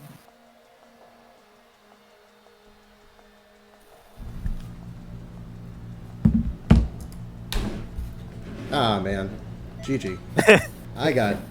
But when I missed the P block in that first match with Trunks, that's when I knew it was over. Because Wow. Because he knew not to do that anymore. Because he knew not to, and I couldn't get that opportunity anymore. Yeah, that's the best way I fight Z Broly, is to do that. Okay.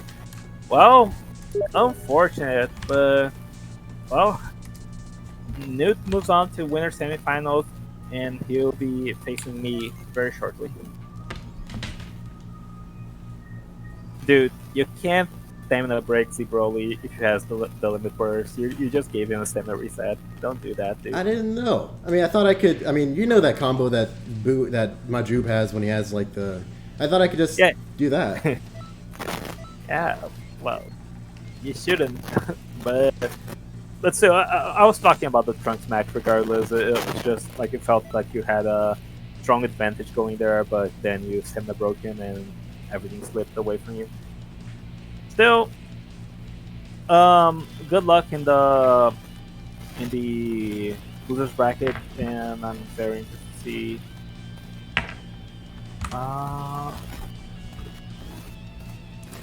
Okay. 1 second.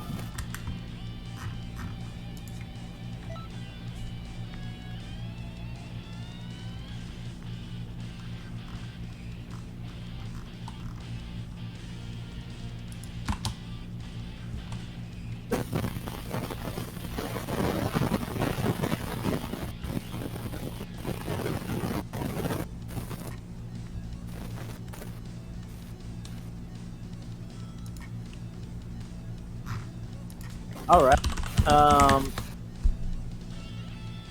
All right. I'm ready. I'm joining right now. Let's get right into it. We're doing you and who again? Yeah, me and you. Me and who? Me and Newt. You and Newt. Yeah. Okay. Yeah. Myself, Psyker versus Newt.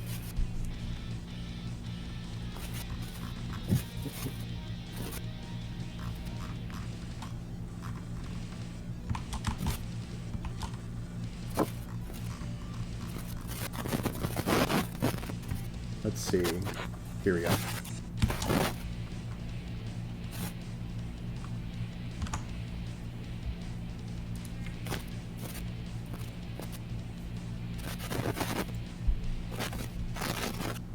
I am looking forward to this. I know that Psyker's got experience with Broly, and definitely against Newt. His characters, mercifully, I think that Imperfect Cell has 2-bar evasive, and so does does DBS Trunks have one too? Yeah, that's one of the deciding factors for putting him above the other Trunkses. Yeah, DBS feature Trunks has access to a 2-bar evasive. My initial thought is that would be the best way to go up against Z Broly, is to just, evasive out once you start doing that freaking blender combo. I didn't know his grab did that much. No. It's in the past. The drag super, the grab super is really, very threatening. DBZ Broly just shits out a lot of damage, so that's definitely his thing. Newt, anywhere to be found? Send the invite. Though it's weird sending invites to someone who appears offline, but...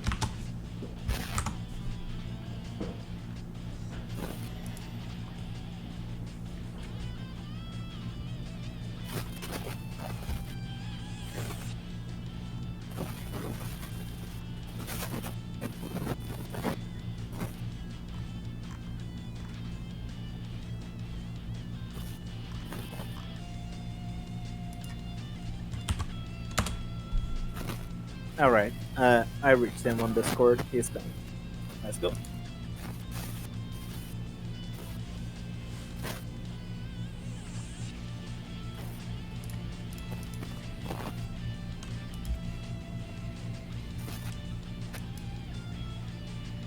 So we're starting out yet again with Imperfect Cell versus Omega, right? Omega Shenron. So we might see something similar from last time. Maybe something even different. Oh wait, it was... I might be getting confused. Oh yeah, right. Newt was Yamcha, right? Yeah. Okay, so another Imperfect Cell versus Yamcha. With multiple people playing, a lot of the same characters. A couple of these, reoccurring matchups are to be expected. So yeah, looking forward to this one.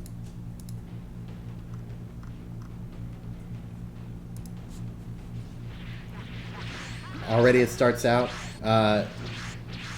We see Newt trying to be pretty particular about which attack to go into, with one to start out his assault with. I'm wondering whether or not he's going to be able to, Psyker's going to be able to get off a lot of his healing abilities here. Whether Newt will be able to let him or not. Regardless, it's already starting out to a pretty insane start, with Psyker's stamina being very low, and so is his health. Yamcha throwing out the breakless full power energy wave. Using some home and key blasts. Probably the first time we've seen someone really try making use out of the home and key blast to disorient him.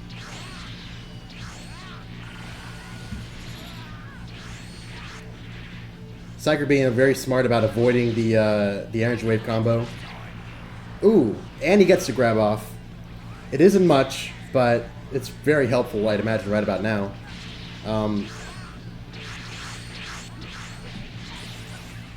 He has a lot to be careful about right here. Thankfully, he has his evasive to escape these really dangerous knockaway energy wave combos that you can throw out. It's very high damage, and it's very safe to throw out. So, yeah. But without any more stamina, ooh! Psyker's able to throw out the Solar Flare and effortlessly get a grab off to, get a little bit of the pressure off and allow him to heal some more. Little known fact, Solar Flare apparently has a small bit of invincibility at the start of it, or around some point there, to the point where, whoa, that was weird. A person could use it as a defensive option if someone's about to attack them, if they get the timing right, which Psycho was able to do there. But will that be enough here? Because Newt's in a very dangerous mode right here. Plenty of ki to throw out energy wave combos with, and his attack limit bursts on to give some extra damage on top of that. But still, Psyker's wanting to be on the offensive. Probably a good idea, too, to make sure that... Wow, that was lucky. To make sure that he doesn't have a chance to throw out so many energy wave combos. Those of us watching that might be more familiar with Consoles Universe, I understand that energy wave combo might be a little bit less common in terms of play there, but I mean here you can definitely see just how useful it has been in all these matches for just chipping down health in such a big way. With a pretty weird looking Kamehameha, Psyker's able to thankfully take the first round of the set. We'll keep an ear out to see if anyone has any objections as to the connection of the match. Otherwise, we'll be moving right on to round 2, where we have to see Psyker as Imperfect Cell attempt to take on Z Broly. They're moving right on with it. Okay. I can't help but be worried for Psyker's sake. Obviously, Broly got a big hitbox, so, plenty of stuff to grab onto, but Imperfect Cell does not have enough health to be messing around with all the damage that that Broly can offer. Thankfully, he'd be able to escape the combo, as I mentioned earlier, thanks to his 2-bar evasive, if it comes down to that. But, I mean, one thing that Newt's Broly is relentless. So, like, it's going to be a lot to see whether Psycho will be able to keep up with that. Not to mention all that health that he has to work through. Newt gets the first hits in. Newt forces Psyker to already use up all of his stamina there. Ooh, and he's just out of range to get hit by the Solar Flare. Thankfully, he's able to escape in time for the grab.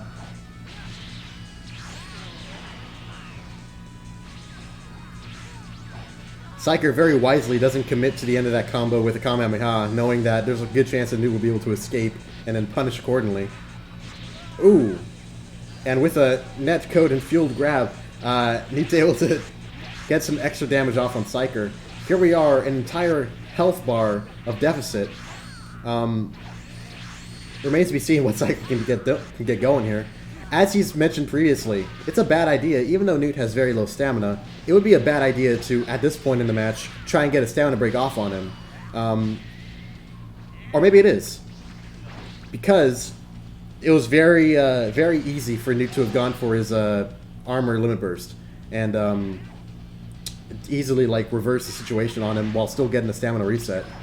But Psyker's able to make the most out of it by using that ultimate he has, which is basically a command grab, and punish him whether or not he went for the limit burst at all. Ooh, but he's getting caught by these bomb key blasts, doing their work to try and reverse all the good that he's getting from his both his super soul, which regenerates itself, and his health limit burst. Psyker's caught in the blunder. He doesn't have enough stamina to have evaded it before having to eat all of that. And with a grab, ooh, Newt evens it up.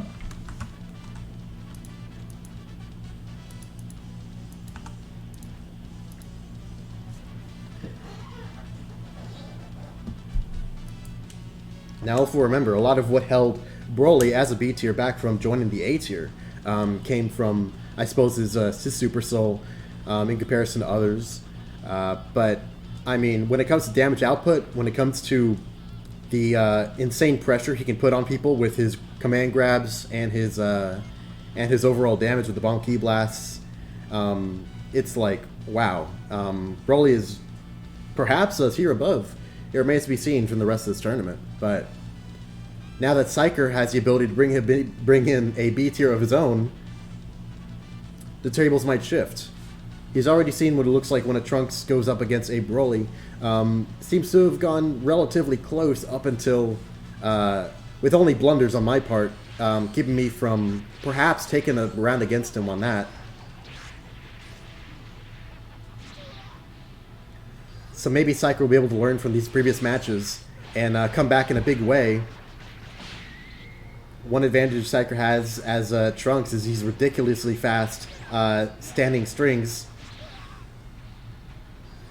And he can definitely not afford to go for any of those dashing ones, because the speed with which Newt's able to react to these is insane, not to mention constantly being caught by either these really wildly tracking bomb key blasts or these command grabs.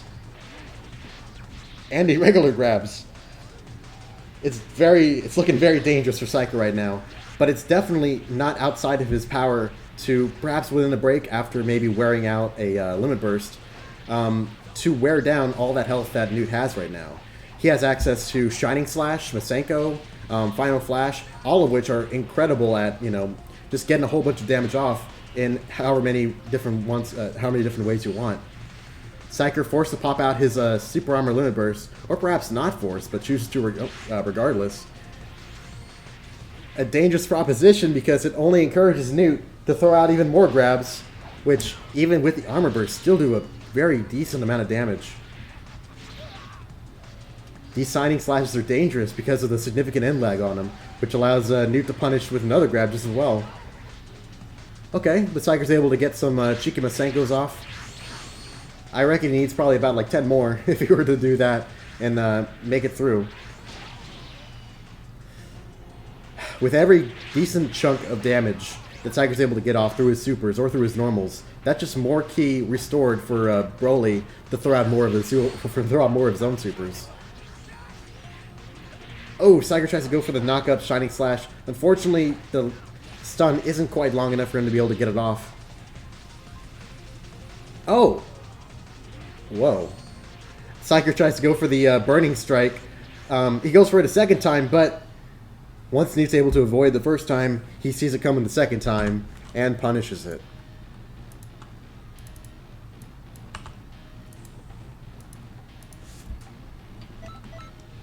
In these back-to-back sets we've seen from Newt, his Broly has easily been what could be the scariest performance we've seen in the tournament thus far. Newt moves on. Psyker joins the losers bracket.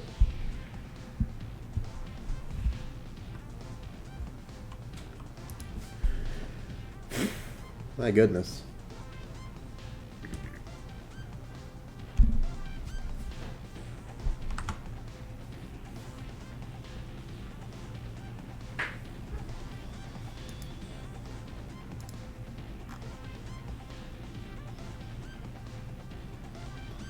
Now, technically, the next match we have to look at is I Play Vegeta versus Dan the Dango. We'll have to see whether I Play Vegeta has joined.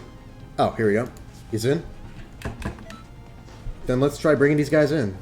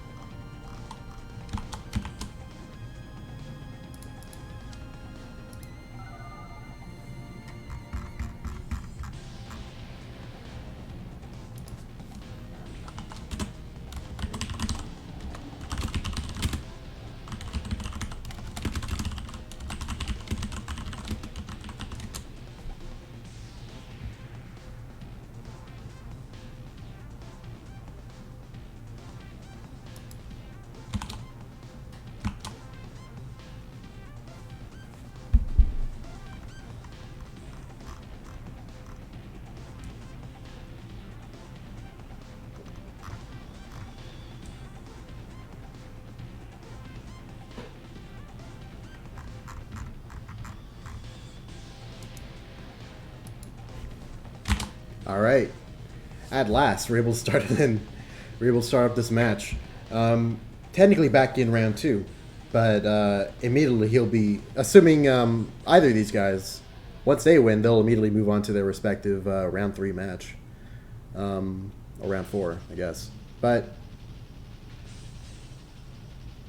regardless, we've already seen Dan's characters up so far. This will be I Play Vegeta's first.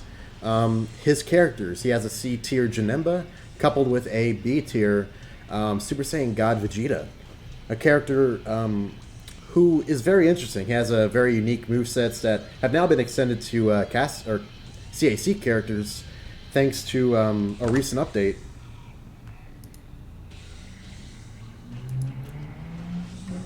I'll explain more about what God Vegeta has to offer, or what God Vegeta has to not offer, should we be able to see him play.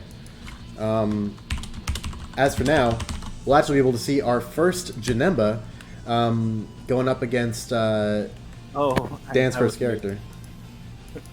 Let's go. Oh my gosh. I wouldn't want to talk either, you know? That was... Oh, yeah. I just said that was rough. Yeah. I Play Vegeta, then Dango.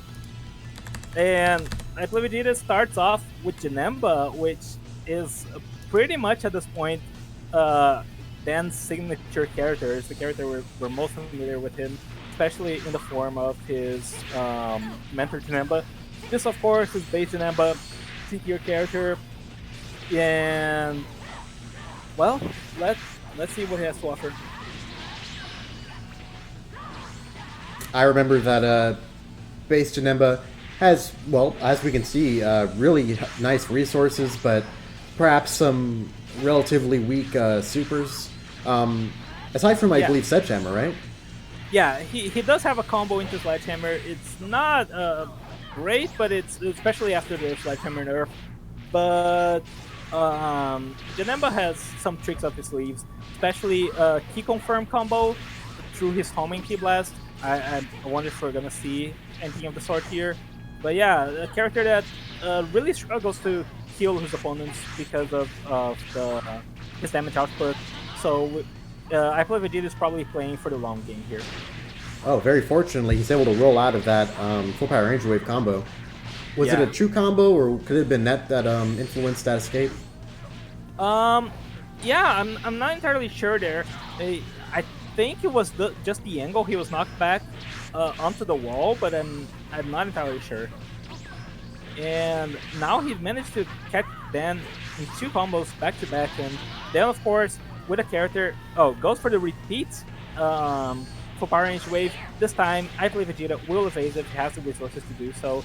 And both these players, yellow bar, 3 bars of stamina, and then just getting those full power range wave confirms. I appreciate him going for this. I guess taking advantage of the 3-bar evasive that he knows Janemba has. Yeah, that is true. And managed to get him with the dashing heavy teleport, goes for the grab, and is just consistently peppering it down with so much damage from Kefla here. And I believe Vegeta doesn't seem to have much in the form of an answer.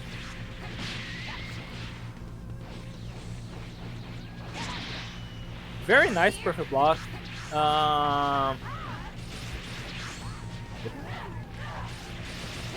Just generally, like, Dan's making use out of every trick in Kefla's book. And to great effect, too. Ooh. But now we see both of them very low stamina. He's able to go for the break just in time to still have that slow recovery. But caught by the sweep of Kefla's ultimate. Allowing Dan to take the first round. Alright, Dan goes up 1-0. Which means we get to see Vegeta. Yeah, I believe Vegeta finally gets his signature character here. He will get to play Vegeta, making his name true. And, well, let's see. Super Saiyan God Vegeta, a tricky character. He's, of course, Super Saiyan God in himself, like, has the just input mechanic, which actually makes you very stuck in animations, which is one of the downsides for Vegeta. And the fact that I believe Pathetic Super Soul got nerfed in how it activates from Blazing Attack. Now Vegeta will struggle to even like deal comparable outputs of damage to what he could to what he could in the past. So let's see if he's gonna manage to offset that neutral weakness with some very clever Vegeta play even after the nerf to his damage. Whenever the discussion turns to Super Saiyan God Vegeta, I always recall you talking about how, his different modes of attack, both the just inputs and the regular inputs, probably both have a place. It would be a bad idea to go for just the just inputs as opposed to, like, kind of sprinkling in both. Do you mind elaborating on that? Sure. So the just inputs, they have extra properties like, of course, increased damage, but also longer knockbacks or even hard knockdowns where there weren't any. But what happens from the just inputs is that the animation takes a longer amount of time to resume.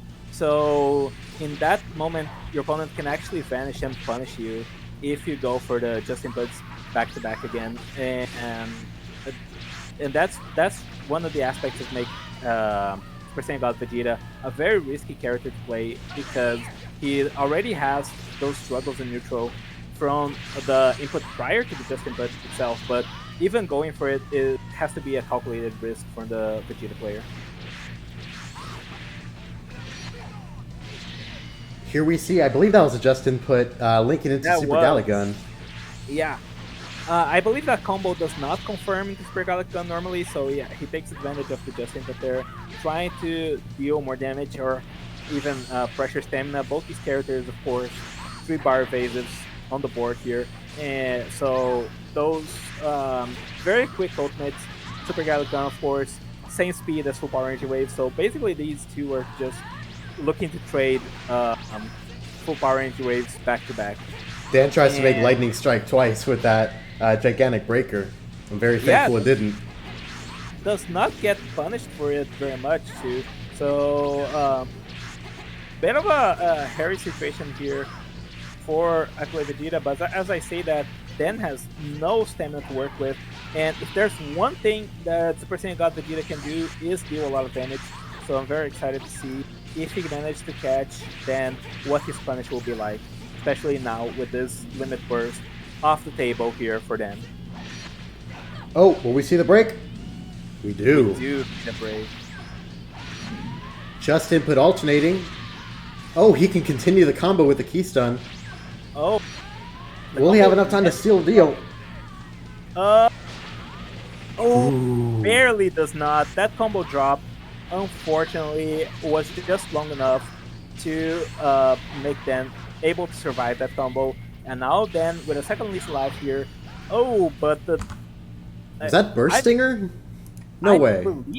I think it was the first input of the Burst Stinger, so he managed to clip Dan with that, and will seal the match here 1-1, giving Dan the opportunity to pick his B tier, which I actually forgot what it is. So Burst Stinger, man.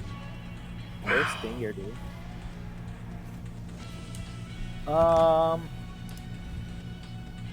Okay, then the Dango Super Baby 2. So we're gonna be seeing here some Vegeta versus Vegeta technically, and both these characters a bit of underutilized as far as Vegeta goes.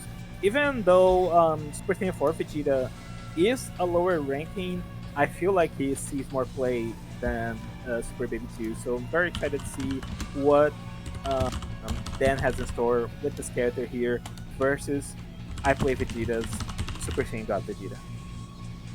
Vegeta is slowly starting to not feel like a word anymore, for the record.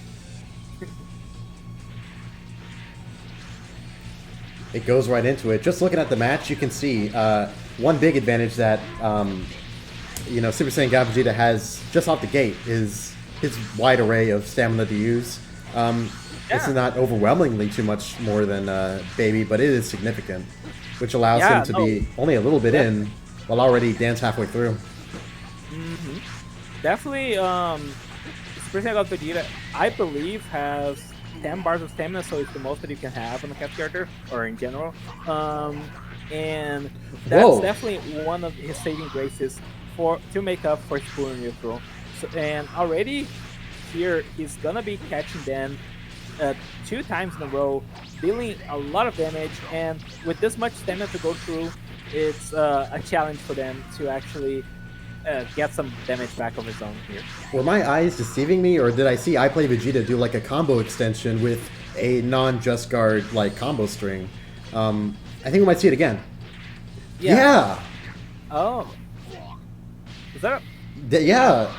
Yeah, I'm not entirely too sure what the inputs are there for, but he managed to even predict and punish the limit burst. And then the Dango, of course, throwing out some reverse shots in the background, does not catch him. Even with the returning shots, they do not seem to go towards I Play Vegeta. And with his limit burst out of the picture here, it's I Play Vegeta's game to lose here. Oh man, did you see the damage on that super there? You know, you never really get to visualize just what kind of damage boost Baby gets on his abilities from having low health. We just saw it. Like that was that was ultimate damage even. Super Baby 2, of course, is designed to be this kind of comeback character, and Dan was definitely showing us why, but unfortunately it will not be enough. Great Blast near the ground managed to snatch him and just do away with the rest of his health.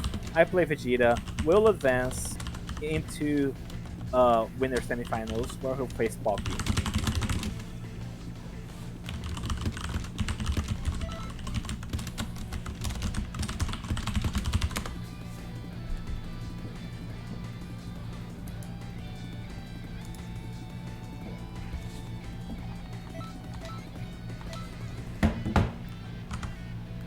Then, of course, we'll get a second chance in Luce's bracket, but yeah, here we'll continue on with winners semifinals, and the winner of this will move on to face Newt in the winners finals. Of course, surprising us here with his imperfect cell, beating Felix in the previous match, and I'm very excited to see if I Play Vegeta will be able to force him to use his Beerus to reveal what his Beerus is about, or if he's just going to stick with imperfect cell to the end. Heavy, light, light. Huh.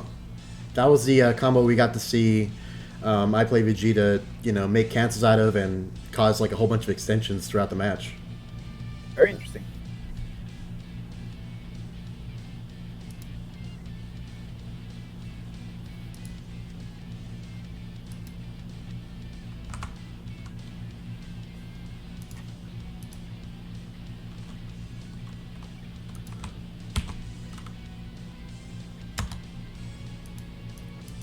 Main man Pocky, I'm coming. I'm counting on you, man. Shh, come on by. So is it Pocky or Spocky? Original Spocky? I'm not even sure which one he prefers.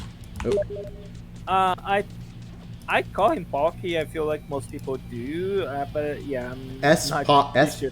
wait Spock S Spocky Spock. S Spocky.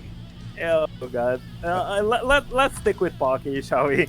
Most people refer to him as that. He seems to respond to that. So,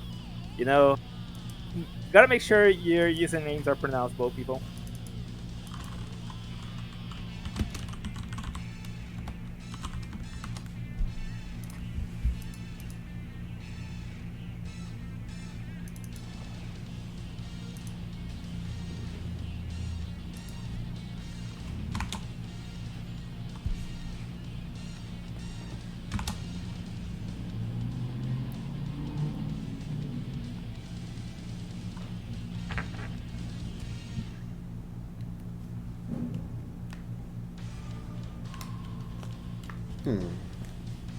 Oh, he's still loading them. In the meantime, Yeah. do you think we might see any adjustment in play from I Play Vegeta going into this next match, considering what characters Pocky has lined up? I'm wonder about that. He didn't do too hot when he played Janemba just now. Oh, we might see the Beerus. Yeah, exactly. I'm looking forward to that. Yeah, I'm very, very excited to see if Play Vegeta will be capable of forcing Pocky into the Beerus, revealing what it is about, if there's any gimmick, if it's just a oddball pick. And yeah, but that being said, I Play Vegeta C tier with Janemba did not seem to perform very well versus Dan, and Pocky showing that he has one of the strongest performances with his C tier character here in Perfect Cell. So very excited to see if he'll be able to, if I Play Vegeta will be able to come back into this match with his Janemba, showing what he's all about, and let's see if he can get an early lead versus Pocky's Perfect Cell. Antlers, long tail. I don't know, just kind of overlap, I guess. Yeah, very very similar silhouette between these two characters. Very interested in seeing. Maybe we might see. I mean, already the stamina deficit is a huge deal when it comes to this matchup. It looks like, but who knows? Maybe assuming Pocky can get some good grabs in, some good absorptions. Yeah. Maybe it'll all even out. Yeah, by no means is Cell out even when he's low health, because he just can regain so much health, especially in the form of his limit burst here. But Pocky, of course, known for playing aggressive, just playing more and more aggressive here, and I Play Vegeta seems to be responding to that very, very sharply here, punishing Pocky on his approaches. That being said, Pocky will get some quick damage and will get grabbed now for his troubles. Oh, he tries to go for the key confirm with the homing key blast. Does not manage to get it though. Oh, really? What kind of combo would that have led to? The dimensional punches kind of deal, like the teleporting punches. So if you get the homing key blast even close to your opponent, sometimes even a false hit, you can go into the teleporting punches and it will hit them across the map, no matter how far away from them you are. Very convenient. Goes for a neat little combo extension there with the finisher for the light string and into attacking heavy. Unfortunately, will not achieve much of anything with that. But Pocky here, oh, and he gets the dimensional hole, I believe it is.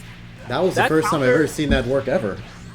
Yeah, that counter is very tricky. It has not a favorable startup, so you have to go for a read. And it only counters basic Ki Blast, so it's the most niche counter probably in the game. And there we saw it work. It's despite being very niche, it is something to keep in mind that people are throwing out Ki Blast every second here, 4 Ki Stuns, 4 Ki Blast cancels, and sometimes you can catch them sleeping, you know? Very helpful absorption from Pocky there, taking back a health lead. At this point, I Play Vegeta is in the range where you can just start going for grabs. Of course, you know, it being who it is, I'm sure that, you know, I Play Vegeta is taking all the precautions to make sure that he doesn't get grabbed. But still. Right. Yeah. And he's dancing around Pocky here in the neutral when Pocky takes a more aggressive approach. And Pocky is being forced to play a lot more defensive, but will get stamina broken there in a bit of a weird interaction, maybe a connection there kind of issue. But I Play Vegeta will get a Sledgehammer into full power energy wave and finish the match. Or finish the run. Yeah. It's going up 1-0 in this match. So fill me in on the Sledgehammer changes. It's been a while. Obviously, before the patch, you would see people going for Sledgehammer, left and right, exactly. Front and center. How would that be different this time? What they did was two things. The damage of Sledgehammer in general was nerfed, the uncharged and the fully charged versions. And while the uncharged version still gets the hard knockdown, it cannot combo into itself any longer. The way they did this is not by it originally couldn't, and then they made it able to. The initial way it couldn't combo into itself was a ground bounce. It would just make them bounce farther away, so you couldn't follow it up. Now in this case, they actually increased the startup lag if you do Sledgehammer twice in a row. There's a small internal cooldown where you can't use Sledgehammer again, and so basically between the lower damage and the fact that you can't follow it up as often anymore, Sledgehammer is back to being basically a tool to set up hard knockdowns for your bigger damage ultimates, for your bigger damage supers, and much less a damage tool by itself. Here we finally get to see Pocky's Beerus. Yeah. Base non-mentor Beerus, albeit this is the wheat symbol preset. No matter which one, Beerus has got to be one of the most frustrating characters. I think his combos are really fun. Pretty much all of them are like knockaways in some form. But he has no combo extension. He doesn't have like a paralyzing Ki Blast. He doesn't have a Ki Blast cannon. Yeah, he doesn't have payoff for any of his combos. So, yeah, it's just a bunch of supers that don't synergize quite well with his kit or with his strengths, and an ultimate that honestly, Beerus's base ultimate not good. Sphere of Destruction does not accomplish much, even if it hits, and to make it hit in the first place is questionable at best. And Pocky here going for those combos, but of course, no supers to follow it up with, does not get a lot out of it. That being said, Beerus neutral is so much better that he's just catching I Play Vegeta over and over and over here. And despite being on very low stamina for a while now, I Play Vegeta just can't get in. Oh, but the dimensional hole once again. But you could just step away from it. Man. Yeah, it's not a good counter, even if it goes off. But you know, sometimes the surprise factor is enough. It deals a lot of damage if it hits, but yeah. Goes for the grab. Cheeky Janemba grab there. And of course, I believe Vegeta on his last legs in terms of stamina, but Baki is on his last bar of health, so this match could be going either way right now between these two players. Roughly, how much would you say regular Beerus can get off of a stamina break, like a regular run-of-the-mill stamina break? I mean, he could probably still do his knockaways and key stun, and then continue doing that. Maybe squeeze out 15k or so, like 18k. I'm not sure. Yeah. Truthfully, I'm not too sure myself. Beerus does have access to. I believe this preset has full power into it, Energy Blast Volley, but I'm not too sure. He also has a preset that has full power into Wave, but sadly, his combos have no confirm for it, so it's pretty much a wasted ultimate on Beerus. Taking advantage of knowing that I Play Vegeta will be going for this counter for basic key blasts, he doesn't even bother. He goes right in for the neutral punches, which I can respect. Yeah, exactly. Yeah, if you can make your opponent overpredict, you know, that's just in your best interest there to get a good punish of your own. But that being said, Falky here, no stamina, no health, and even a dashing heavy could be close to sealing the deal here. And a grab might do it. Indeed it does. Wow. I believe Vegeta didn't even get to play Vegeta in this match. He advances to winner finals where he'll face Newt. That'll be crazy. Yeah. Very, very, very excited to see these two players squaring off. Before this tournament even went the other way, while it was still in the sign-up phase, Richao made a prediction that either Newt or I believe Vegeta would be the ones to win this tournament. And, well, it seems like he was correct because these two players are here squaring off in winner finals. Of course, whoever loses will be sent to the losers bracket where they still have to fight for the right of facing each other off in grand finals, but still very strong performances from both of these two players.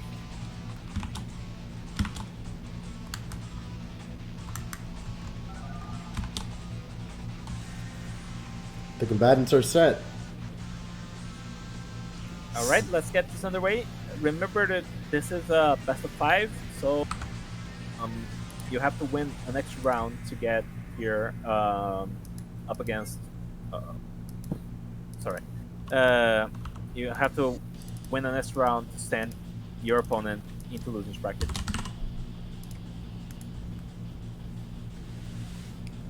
Janemba versus Yamcha. That's a weird matchup. Yeah, one you don't see every day, that's for sure.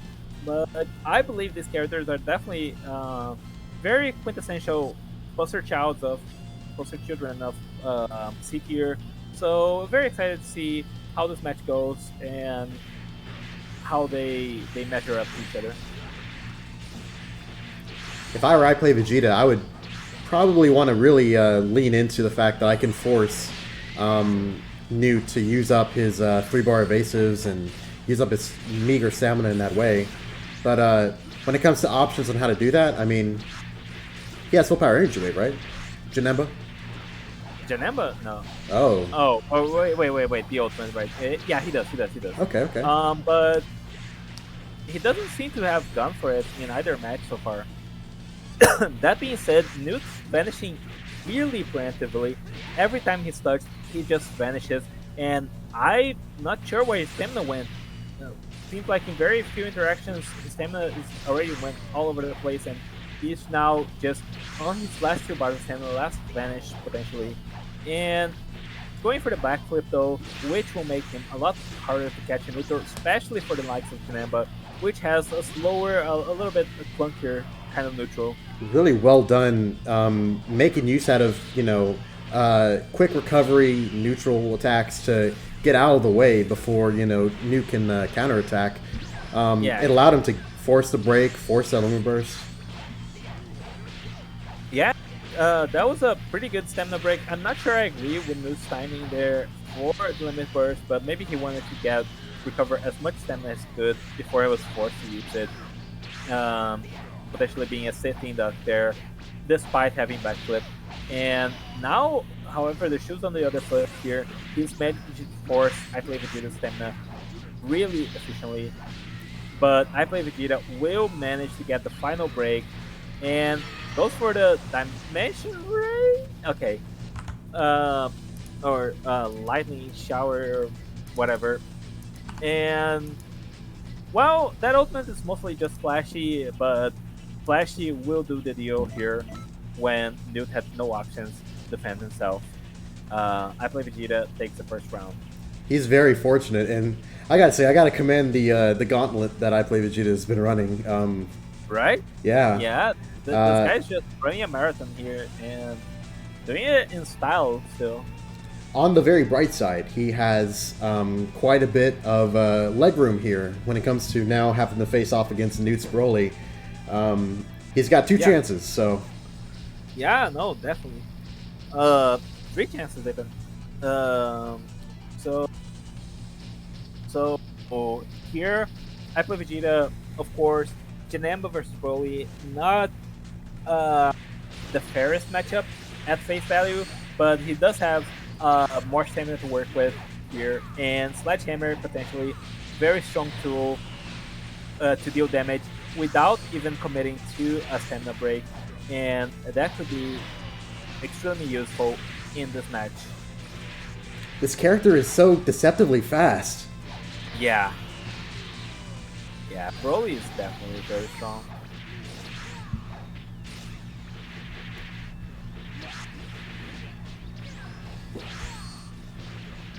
I don't know, if I were I Play Vegeta, and all I had was a Janemba with Sledgehammer, and that would be about the extent of it. Yeah. I mean, my game plan here, I would say all things considered, he's doing really well, you know, trying to get Newt's stamina down, but we haven't even seen him use his burst yet. Oh, and he gets his own self break. But doesn't go immediately for the limit burst. Maybe a little bit cocky there. Gets grabbed for his troubles too. Maybe a bit of a misplay from Newt, considering that he already lost the first round. But now at full stamina and with a health advantage here, I Play Vegeta still has a lot to work through versus Broly in this matchup. Honestly, the very long animation of Janemba's grab is kind of a blessing in disguise. It allowed him to kind of tick out a lot of the seconds of Newt's armor burst. It wasn't the biggest deal in the world, but any little bit helps. Definitely so. Gets the... gets the Sledgehammer, goes for the Dimensional Punch combo into the Rakshasa Claw, I believe it's called. He's able to combo even after that. Yeah. And a break! Wait, break! For real? What? Janemba takes a round off of Broly? I am honestly as shocked as you are. And this next match could be match point for I Play Vegeta. He only has to win one more to be advancing to Grand Finals. I'm honestly shocked by this result so far. But Newt, of course, as I mentioned before, did commit a misplay there. Did save his armor burst for a bit too long in face of Janemba's damage. Maybe underestimating the damage potential from that character. And, excuse me, Newt?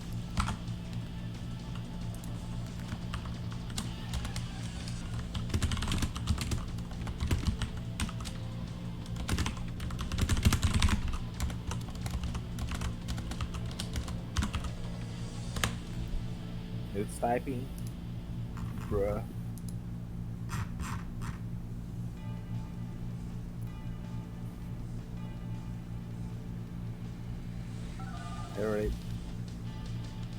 Alright. Newt's back in. Let's get this potentially third and final round between these two players underway. What happened that last match, man? Like, I mean, he did a great job. Well, I would say he did a great job. He didn't get in a situation where he would be put in the blender of Broly. really at all. Very few, very little often, if even at all. He did a great job of avoiding all the damage that he can do.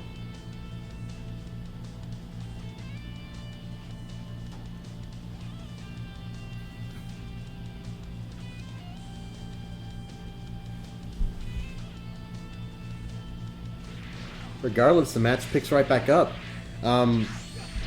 Newt definitely doesn't want to repeat it last time, so he's trying to go for, you know, a little bit more aggression, a little bit more like getting up in the face. But mercifully, I Play Vegeta has been able to get in very consistently, running down Newt's stamina very well. Definitely so.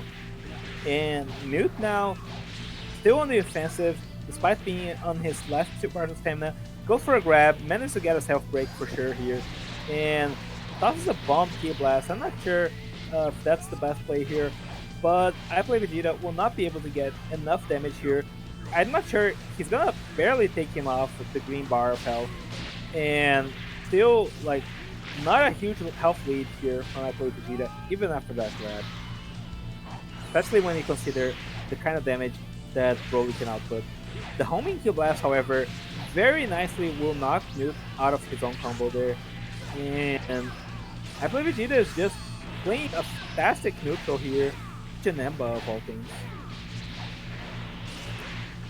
Wait, you can just key stun that? Yeah. Man, I've been living life dangerously. Okay.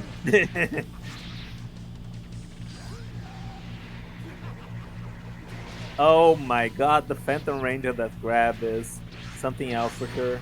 And Newt going back to his kind of pseudo zoning play out there with the bomb Ki Blast with the grab, forced to use the limit burst without being stamina broken. And now that stamina, he's never gonna get that stamina back basically. So he has to force out I Play Vegeta's stamina himself and potentially close out the match right here, right now, or else Newt's gonna be knocked down to losing bracket.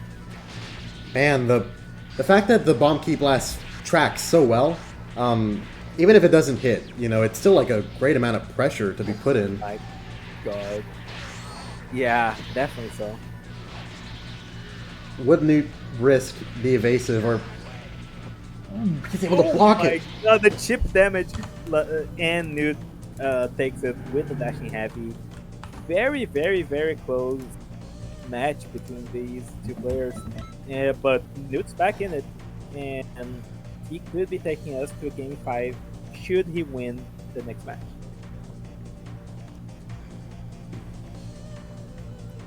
With I Play Vegeta losing the round with his C tier, he now has the ability to move on to his B tier character that he ended the tournament with, which means that perhaps we'll be able to see Super Saiyan God Vegeta versus Z Broly.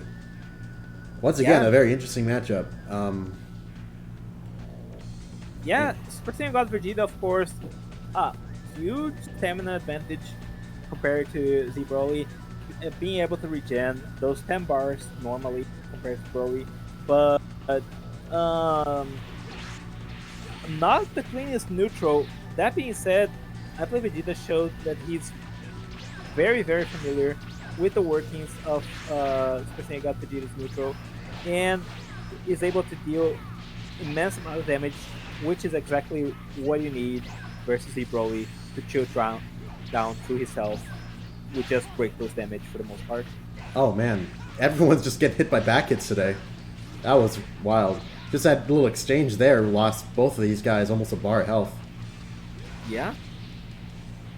But losing bars of health is definitely still in Broly's favor with his massive health pool, and still sitting on green, now knocked down to yellow, and will be forced to use an evasive. I'm not sure I agree with that evasive, however. Broly now on his last 4 bars of stamina. For other characters that's a lot, but for Broly you're really not getting that stamina back once you use it. So managed to catch I Play Vegeta in many combos, but will get P-blocked by the limit burst, the auto P-block there. Does manage to get a combo off anyway, and catches I Play Vegeta as his staff vanishes backwards with the heavy break into the bomb Ki Blast. Disrespectful finish there for Nude on the Broly. And that's it. We're moving on to Game 5 on the series. And I'm very excited. The match between these two players, very back and forth. In maybe not within the matches themselves, but the score shows 2 consecutive wins for each player.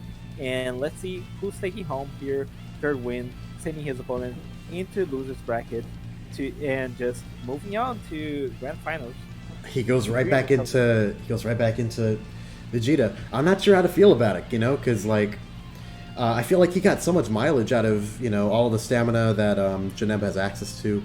Oh, well, okay, Vegeta has plenty too, but I don't know. Like he managed to take a game off of Newt with Janemba, so I mean it's got to be count for something. Still, he decides to stay on Vegeta. And Janemba, of course, I can't believe I'm saying this, but potentially a better neutral than Space God Vegeta. Of course, Space God Vegeta has access to immense amounts of damage should he get his combos going, but he's just getting clipped by Newt on every opportunity. It goes for the just input there, does not manage to get anything. Newt, however, does not punish it. Here we see that heavy light, cancelable combo that we saw I played Vegeta make use of last time. And now Newt on his last bar of stamina, and if I play Vegeta as any smart, he's not gonna stamina break him whatsoever. Just take advantage of that very slow recovery, the slow recovery loop at that, and Newt has to go for the self break here, but he needs to even get a grab to even set it up, and he does. But is that enough? He already regained a much stamina. He did not feel comfortable going for the self break there. Goes for the limit burst in face of the Super Gallic Gun. A smart play by Newt there, and the armor limit burst will completely ignore the knockback from I Play Vegeta's own limit burst, and that should be game. Oh man, on any other limit burst that would have been an incredible idea, but like unfortunately he knew that Newt had the armor one, still chose to go for it. That was rough. Yeah, gonna play there, but yeah, very good presence of mind by Newt to armor burst in that scenario to quickly punish that ultimate, and so on to grand finals. He'll be sitting pretty there with his comfortable access to the possibility of bracket reset, and that's it. I Play Vegeta sent to losers, and we can get loser bracket right on the way. Let's waste no time. Yeah, first round of losers, then the Dango versus JJK.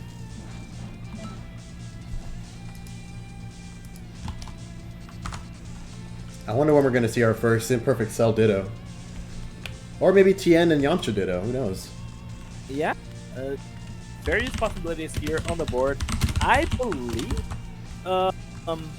yeah, F-Chen and Peyoto are going to be facing each other with Tien and Yamcha, so that's also pretty exciting. Great matchups all around, and let's see how... We actually have some new news here. JJK dropping out of the tournament. You gotta go study. Oh. Alright. And we have it, folks.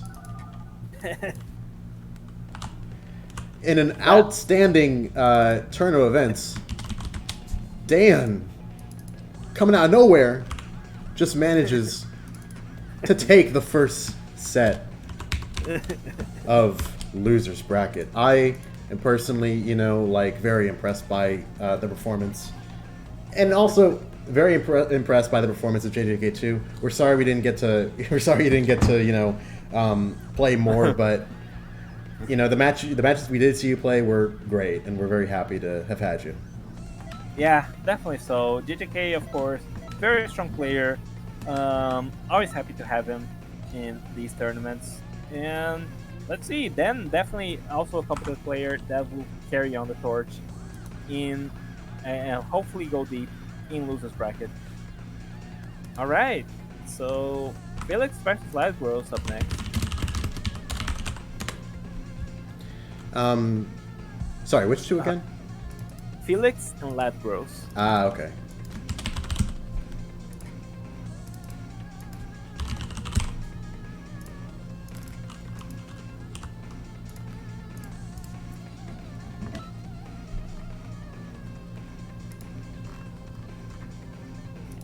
Got him.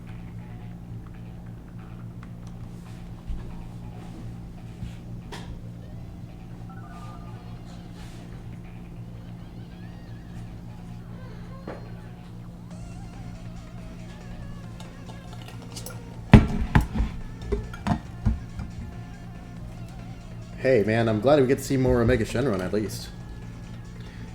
Yeah, definitely. So hopefully a better showing by Felix this time around. Can definitely respect the play, especially all those bomb key blasts being thrown around. We never did get to see a Dragon Thunder, but you know I think it would have been. Oh god, if we see a Dragon Thunder, I'm gonna lose my shit, dude. That move's so hard to set up. Actually, how do you set it up? I imagine it didn't have it set up at all. You just throw it out. Oh no, it's a very janky setup where you do a teleporting combo. It's like alternating, but you go into light instead of heavy at the last input, and then you back hit and immediately go for Dragon Thunder, and they get launched into Dragon Thunder. But it's super likely to miss. It's a very tight input, and it's just very inconsistent overall. It's very janky.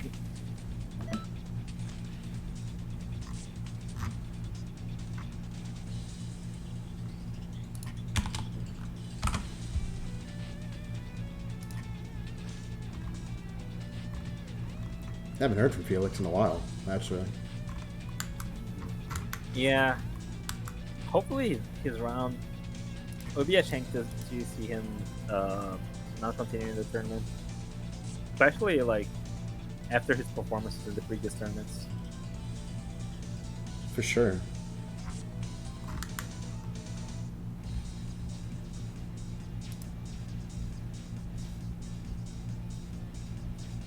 Well, if Felix doesn't show up in the near future, we can move on to After and Kanyoto, and we can go back if Felix shows up further along.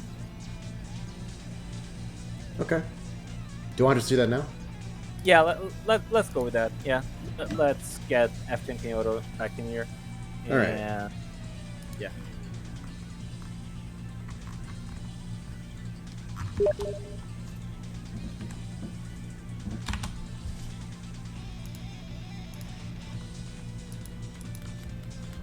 According to Ladgross, Felix said that he might drop out because he had some stuff to do.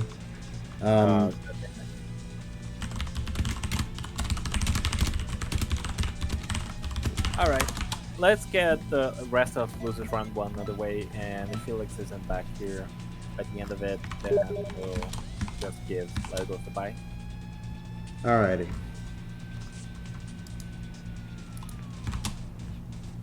F-Jaw's been invited. Honestly, Cruz, maybe. I actually did you dirty by not noticing your message in the first place, so yeah, maybe.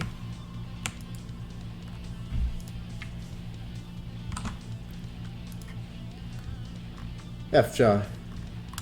My boy. I'm on my hands and knees here, man. We're running out of guys.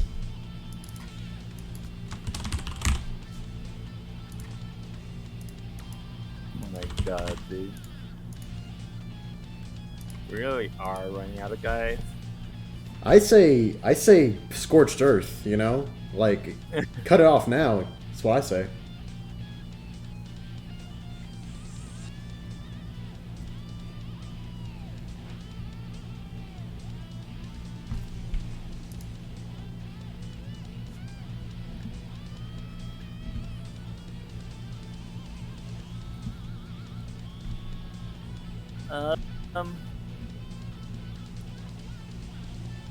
Man.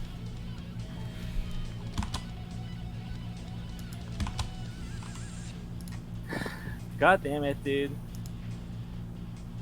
No news from Afsha? Or... No response. I did invite him, but he was offline.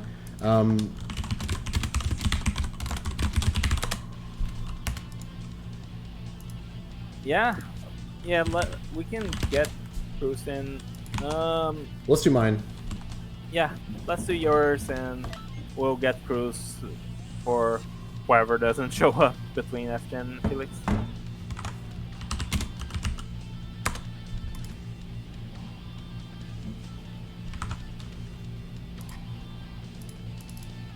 Happy changing names so often.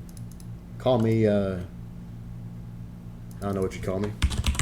Because I changed my name. Or I changed the name. So I'm up against, who again? Let's see. Z-Wolf. Z-Wolf. Oh, cool. Not a matchup we see very often, especially due to like you versus NA shenanigans, but we're excited for it nonetheless.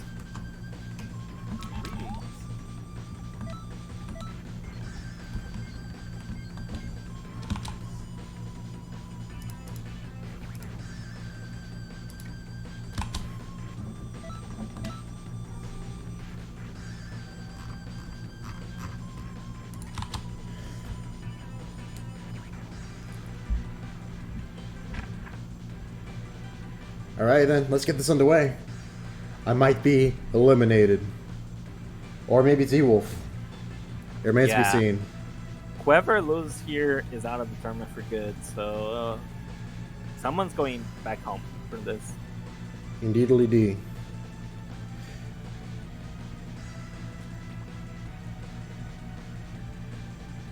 Yo. You're lying! Okay. That was about a sweat, man.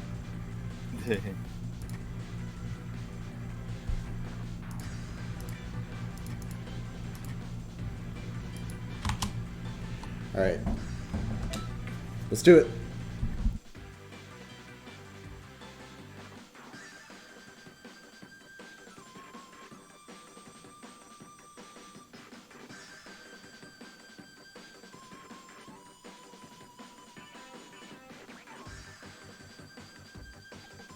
I've got to set an example.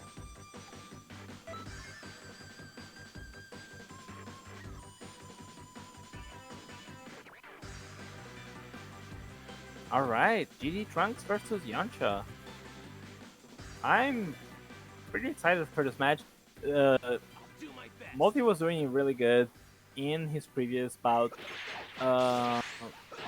Z-Wolf, unfortunately, not much to show in his first match of the winners bracket. But let's see if he can turn around a new leaf here in losers bracket versus Multi. But Multi is already just getting a lot of stamina out of Z-Wolf, but can't seem to score that last little bit. Power Dance, of course, will give him back a lot of stamina actually, and those consecutive energy blasts making Multi's approach a lot more difficult. He will not be able to get a lot of damage whatsoever off of that self-break punish.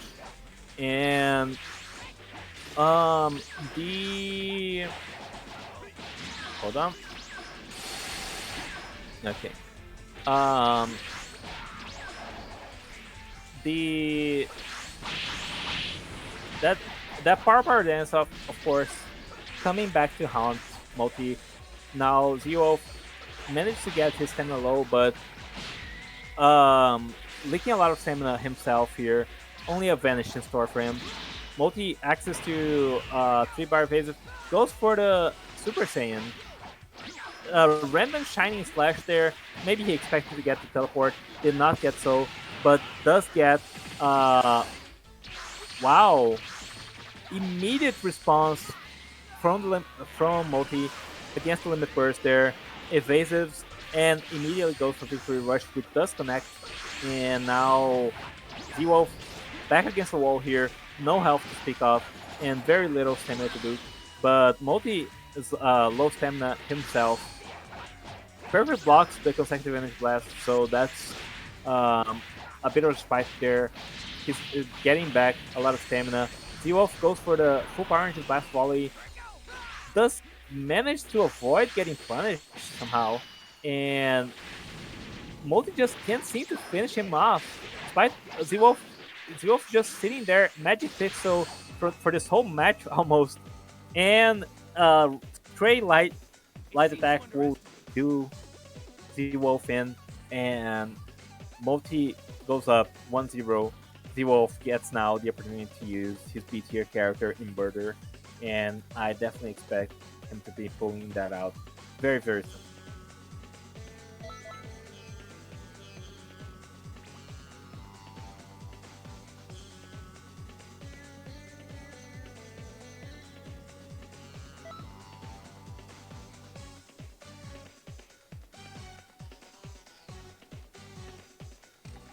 I've got to set an example. Multi, of course, back on the GT Trunks, and Z-Wolf here looking to turn this match around with Birder, with and of course got majorly unlucky in winner's bracket with his Birder, so hopefully he shows up here and just shows what this character is capable of. Both these characters very deadly on the ground, able to do unbenchable stamina breaks off of their hard knockdowns that I believe are both on their light string too. Multi gets the counter or the power and gets stunned out of it, the best possible outcome, and Z-Wolf's forced to evasive there. No stamina whatsoever for Z-Wolf, and he will get stamina broken. Goes for the limit burst, the 5k auto recovery, tries to after image, but Multi seems to misposition himself, does not manage to catch him.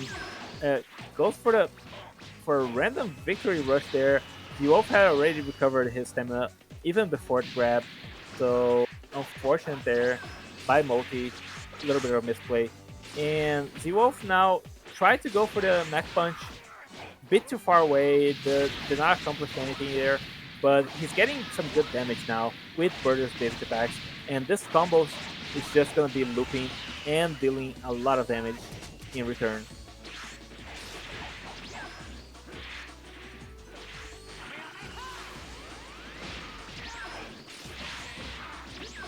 For the part again, Z-Wolf doesn't punish it past just a stray light attack, but Multi very little stamina, and his stamina recovery was hindered by the attack burst. So now Z-Wolf going for the Blue Hurricane and catches the reverse bar dash. You have to time it very specifically to punish that, and the grab will seal the deal. Z-Wolf still in this. He does not say die and bring us to a game 3 between these two contestants.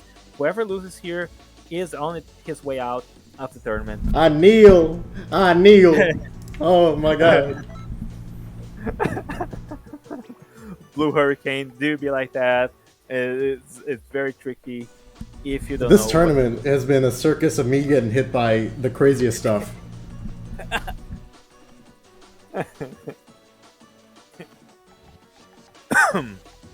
All right. Goku, Well, let me show you how now hard I train. now we're gonna have versus Birder. So very excited for this match. Oob, of course, a character that does not see a lot of play in recent times, but has a very diverse array of options here with his Focus Session, with his Health Burst, with his zoning capabilities, but also a lot of damage in his basic attacks. So definitely a very complete character here to go up against the Wolf Birder offensive. Gets caught by the back hit. Birder's back hit, very good, very hard to avoid because of its large hitbox. He's a very tall boy, as it were. And but Multi seems to be getting the better of Z-Wolf in these neutral interactions, forcing stamina out of him at every turn. But as I say that, Z-Wolf responding in kind, getting Multi, catching him out in neutral twice in a row, and just and Felix is back, buddy. All right, and goes for the hard knockdown. I don't believe that's a true hard knockdown from that height, but will connect with the Blue Hurricane. Multi doesn't seem to have much in response, but goes for the Flash Chaser, gets perfect block, a little bit too far away to follow it up with that burst dash, and now he's very low on stamina, but he still has that health burst, still has that focus dash, and he's still not out of it just yet, ladies and gentlemen.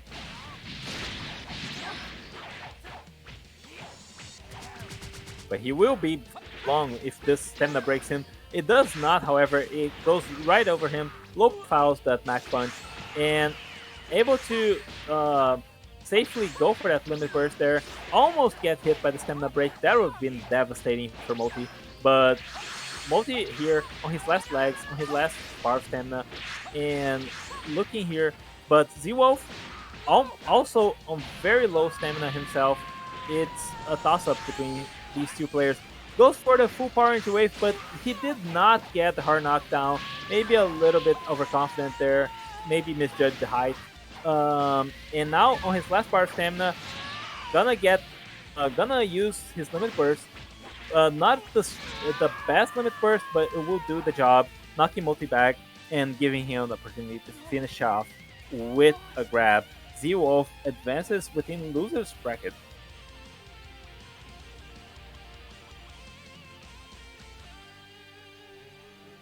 Damn.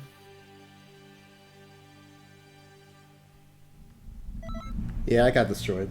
LMAO. GG Sedan. I don't know, man. After the Birder ultimate, and after he went for it a second time, man, I was discombobulated. Yeah, dude, that was We don't need to talk about it. yeah. All right. At least we had a good showing the winners bracket. So there's that. This tournament has been so fun, dude. Like, it's actually like I haven't been hopping on the game way too often recently, but now after this, like the itch is back.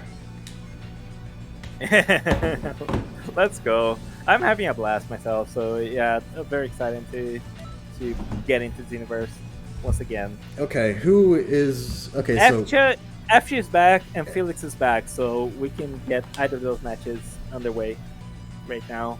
And Cruz sadly still gets the shaft here, unfortunately for him.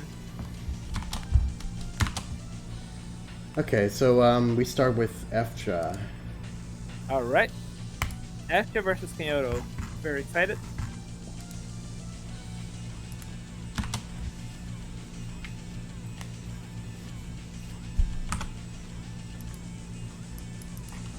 Is it just me, or like, even though one thing that it's not the same, you know, because we've seen a lot of dittos this match, not in terms of like actual dittos, but in terms of at least multiple people bringing the same character.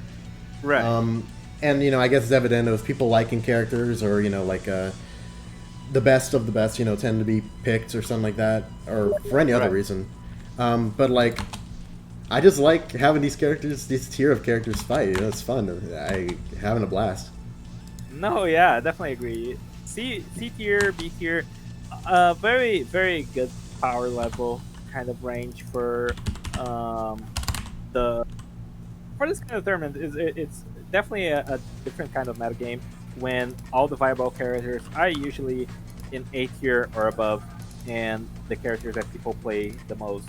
So here we get the little guys a good chance to shine here, and we get Tien, we get Yamcha, we get Janemba, and all these characters. They're very fun and have a lot of tricks of their own, just sadly outclassed by the bigger fish in A tier.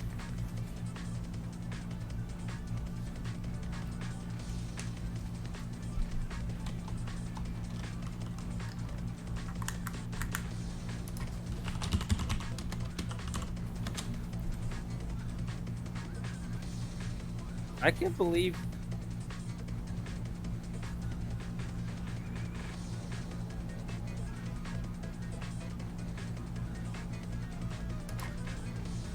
what the fuck is happening right now. I got place to be.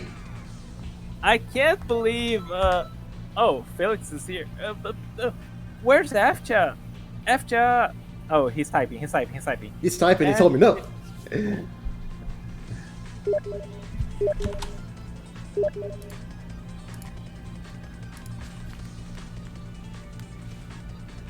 Alright, drop it out.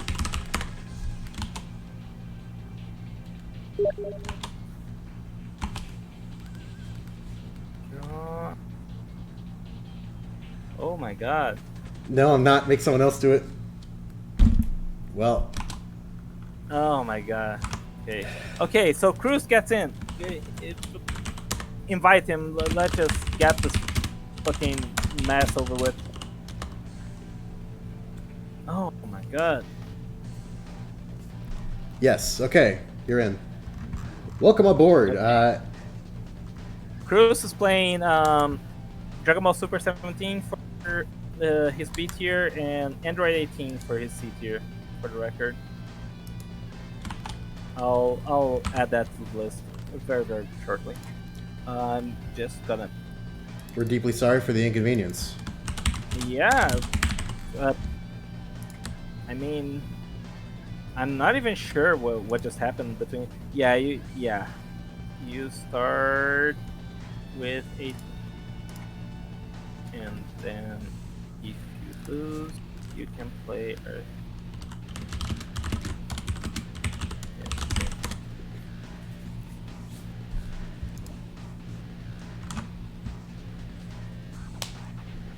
In the meantime, with this new entry, we now have a new character representing C tier that we haven't seen yet. 18 C tier, right? Yeah. Yeah. Exactly. From my experience, a character who I tend to enjoy more as a mentor, yet again. In fact, I think very similar to Beerus in that a lot of her combos are knockaways. She at least has some things to do off of knockaways, at least. Pretty sure her combo, and also Deadly Dance, which is a fantastic strike super, can loop into itself and all that. Great way of just getting some good damage out.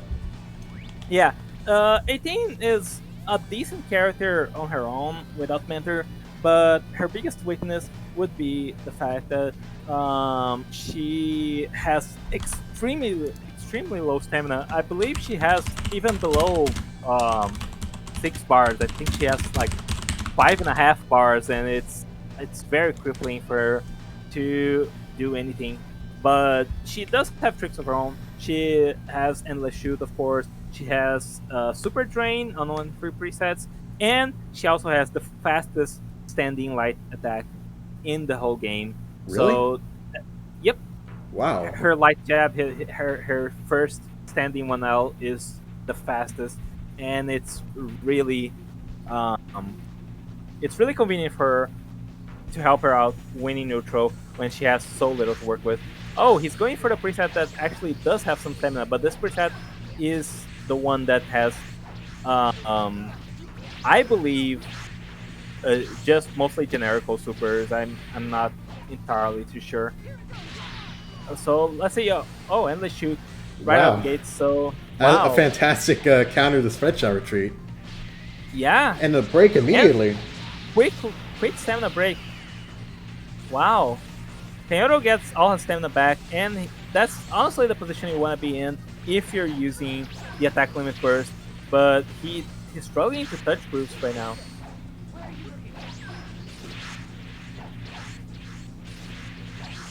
This guy's just moving with Android 18. Yeah, definitely not an expected outcome so far.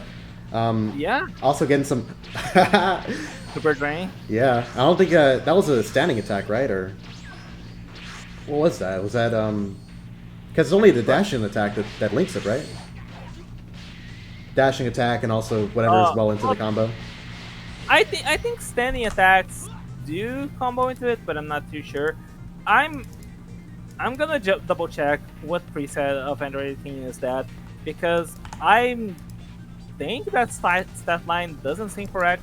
So I'm just gonna check for that real quick. In a very surprising outcome, a straight newcomer joining in halfway through the tournament has so surprisingly taken a sudden lead. Really interested to see where they go and see how his 18 does against Kanhodo's B tier pick. That being Who was it again? It was Mira. Mira, Oh. yeah. Yeah, he and which he didn't pick hasn't. Right, he hasn't the first chosen. time, yeah. What do you think is the Just play? like Falky's. What do you say? What do you think would be the play here? I definitely would go with Mira. Should he? Like Yamcha. What Yamcha the- is decent. What happened? What? Oh. Uh-oh. Okay. Excuse me. Okay. Someone Or train. had some loading issues, I guess. Or me, Yeah. who knows? Deadly dance and let's shoot super. Oh yeah, tell me about that 18 preset. It's the second 18 preset. I think it's definitely her best because of Super Drain. I feel like it mitigates a lot of her stamina issues. That being said, I feel like I've just hopped into different dimension if she doesn't have actually very crippling stamina. No, she has almost 7 bars. So I'm not sure what. Okay, Yukuru said his Xenoverse crashed, so he's loading back in. I'm gonna. I'm really impressed by that turnaround time. I zoomed in.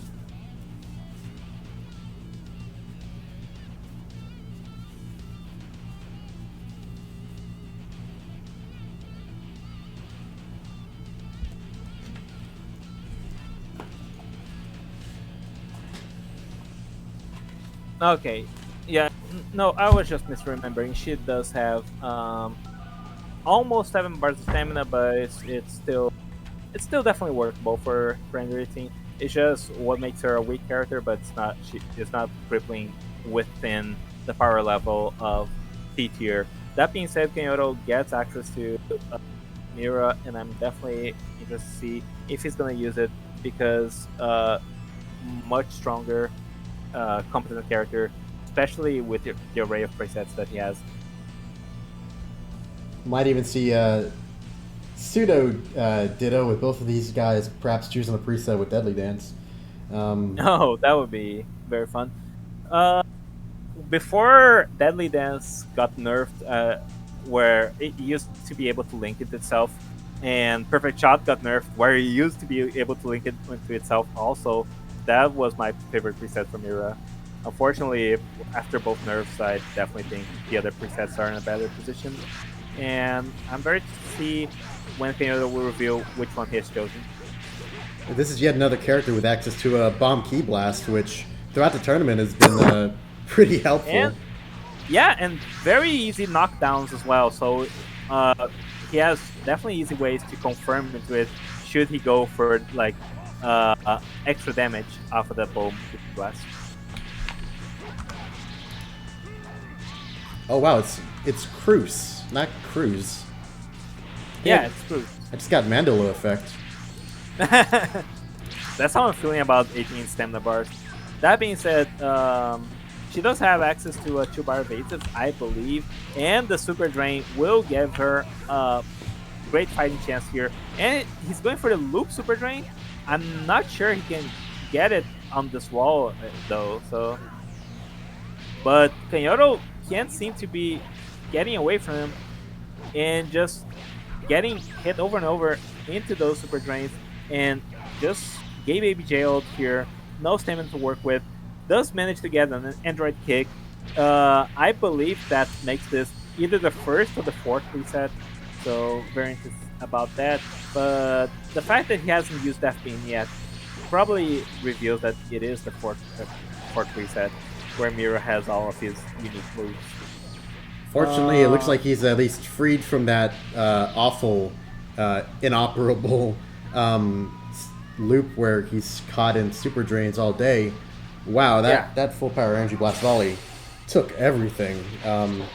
Yeah, and a very, very quick combo will finish it off.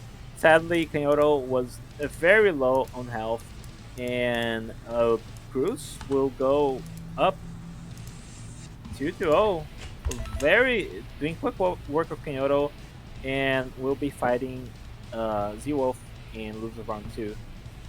Well done to Kenhoto for coming to the tournament. I really liked his Yamcha for sure. Yeah, and glad we at least I got to really see his enjoyed it. Mira. Yeah, no, I'm also happy about that. I like that combo into Android Kick. Right now, we'll have Felix and Ladgros, so we can get that going as well.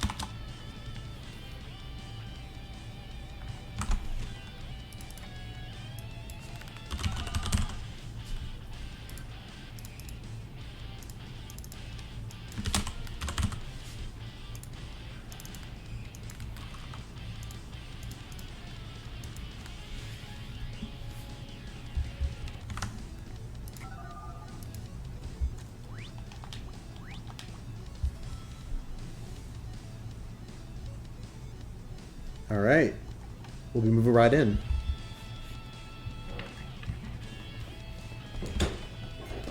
What I think is interesting about this tournament in relation to maybe some of the others we've run is that there's never any doubt as to what they're going to be starting off as, in terms of characters. Right. And oftentimes Very structured. it's been pretty predictable as to which character they might switch to or which character they might choose to continue a set with as well. Yeah, this definitely this is definitely a good format to test out like the capabilities of specific characters. So here we get a lot of data on these C tier characters and some of these B tier characters as well. Felix here trying to come back with his Omega Sharon, maybe showing that he has a little bit more in store for us with that particular character. Did not make it a huge impact in his first match, but we know he's a competent player and he could be coming back here in the losers bracket. That being said, Ladgros goes for a very quick combo of Meteor Strike into Tri-Beam and deals an immense amount of damage to Felix.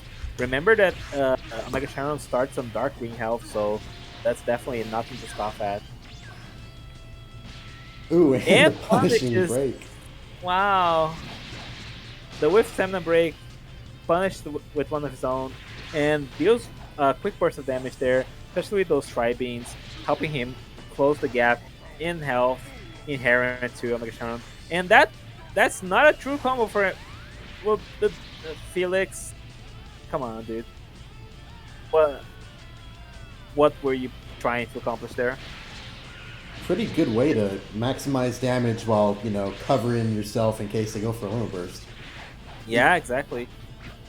Wouldn't have been able to do the same thing to try and, combo Tri-Beam and all that. Right. And Ladgros now, with his armor limit burst in play, cannot approach Felix whatsoever, just getting perfect block for his troubles. But Felix, little bit in a scary spot right now after using his attack burst. He doesn't have a lot of ways to get really back in this match. And Ladgros does have a 2-bar evasive compared to Felix's 3-bar evasive. So that's something to keep in mind. Ooh, but what stamina to use it with? Yeah, definitely. And no burst in play. I think this is it for Ladgros. And the stamina break will whiff twice in a row. And that raw Tri-Beam, so tricky, so damaging. And oh, if he had charged it just a little bit more. Yeah, but I know it didn't knock him down. So wow. Suddenly, Ladgros and Newt, it comes down to such a frighteningly close match. Tri-Beam, the random grounded Tri-Beam clips Felix. Wow. Ladgros is putting up a really good show here with Tien. Definitely a strong character for him, a strong performance on the character. It moves right on along. Yeah. Felix's B tier, was that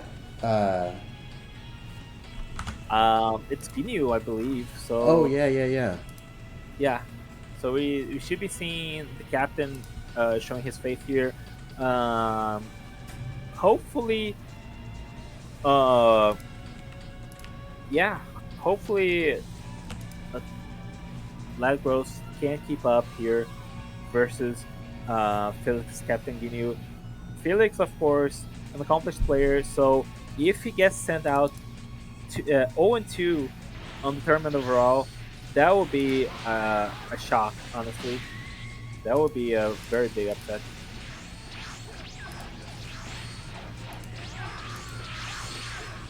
Already a much better start here, draining Lagros of his stamina, catching him with the back hit, and Lagros already on his last two bars of stamina, one vanish or one evasive, and that will be enough for him.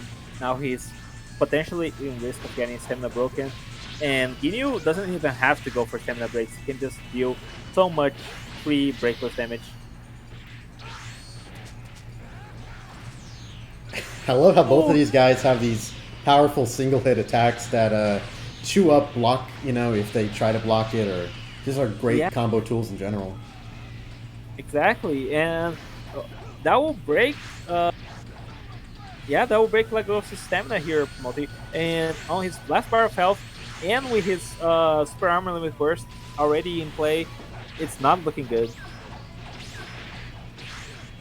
Felix is definitely playing with a bit of high IQ here, making use out of the Milky Cannon in an attempt to see, okay, well, maybe I can hang back and let him take some chip damage from running into me, trying to chase me.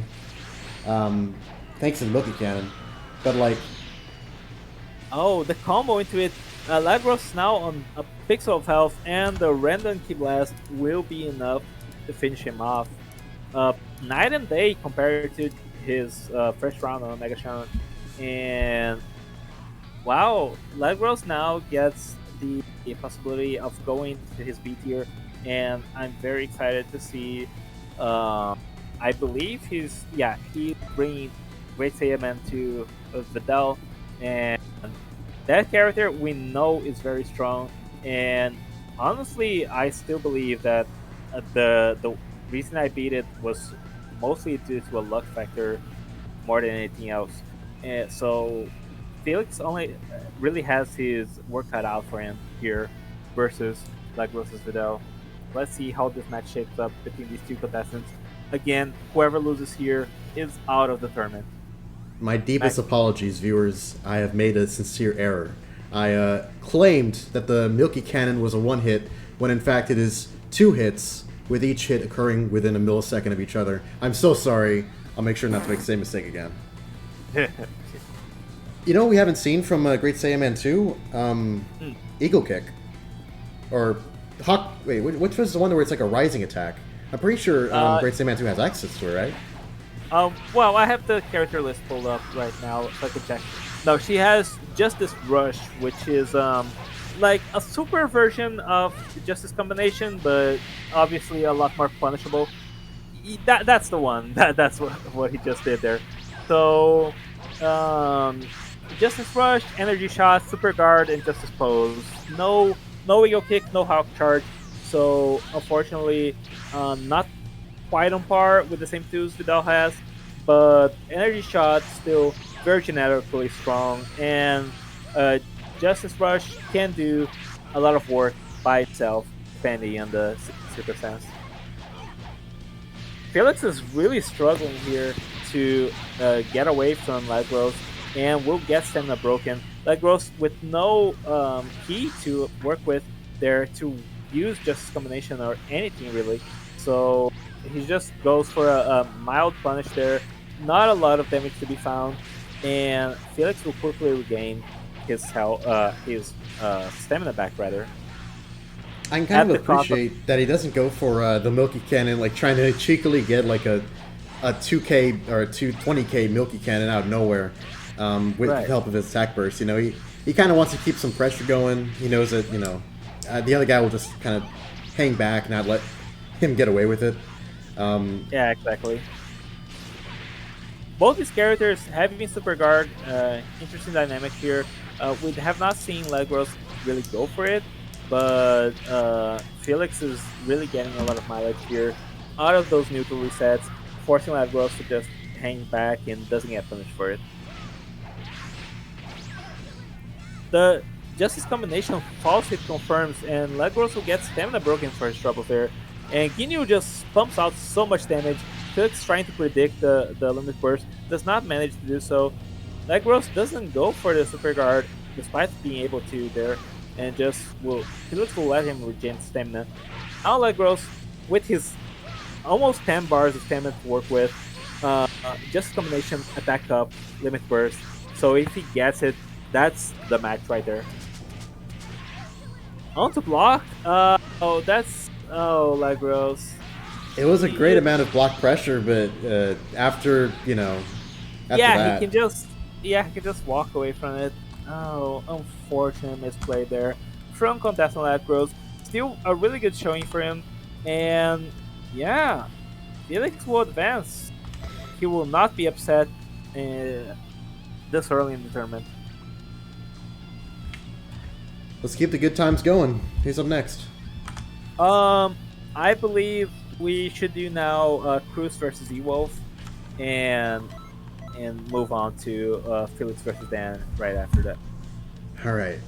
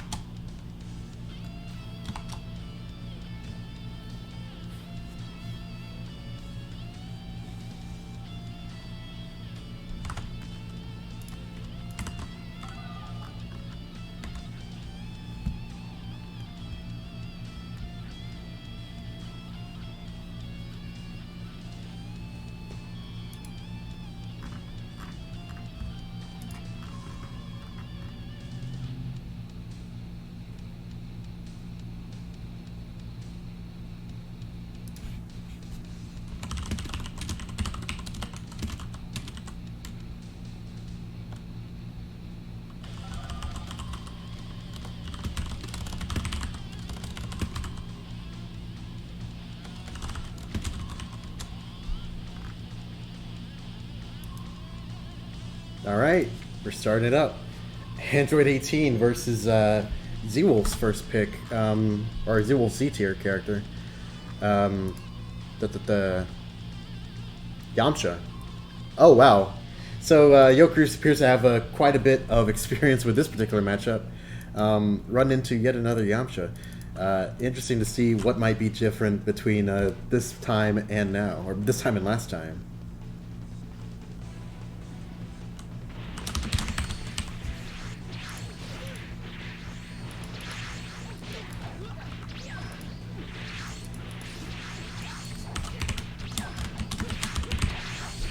The last matches we saw Android 18 versus Yamcha. It was a very explosive match where, a lot of 18's options, like her blast super kind of like goes up against and counters spread shot retreat, which is one of the evasives of Yamcha. As we see now, Wolf Fang Fist, I think for the first time in the tourney, which is very nice to see, but still, Z-Wolf's stamina is frighteningly low. And worse off yet, thanks to Super Drain. It doesn't look like he's able to keep like an infinite loop going, but he really doesn't even need to, considering he's able to get so much of this damage and leave Z-Wolf with barely any options. Energy Ballet doing so much damage as well. One advantage that they both share is the abundance of ki that they have, which allows them both to just, throw out all these different moves as much as they want. It goes through the consecutive energy blast. Oh my goodness. Have Budokai Tenkaichi 3 on the mind. But still, oh my gosh.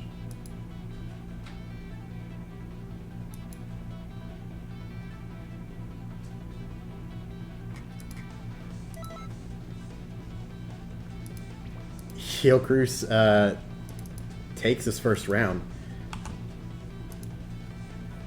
which now gives Z-Wolf an opportunity to switch over to his next character, his B tier. Let's see, it was Birder. Something tells me that Yo Cruz isn't going to allow Z-Wolf to be throwing out birder hurricanes left and right and just eat it all. So interesting to see what he's planning on doing from there. Yeah. Sorry, I was muted. I just realized again. Still, that being said, yeah, Birder, of course, a much better pick here versus 18. A lot more stamina to work with, and a better neutral to boot. So I'm definitely interested to see. Z-Wolf, of course, already had a very strong showing with Birder in the previous match, and that seems to not have changed here. He's already doing much better versus Cruz compared to the previous.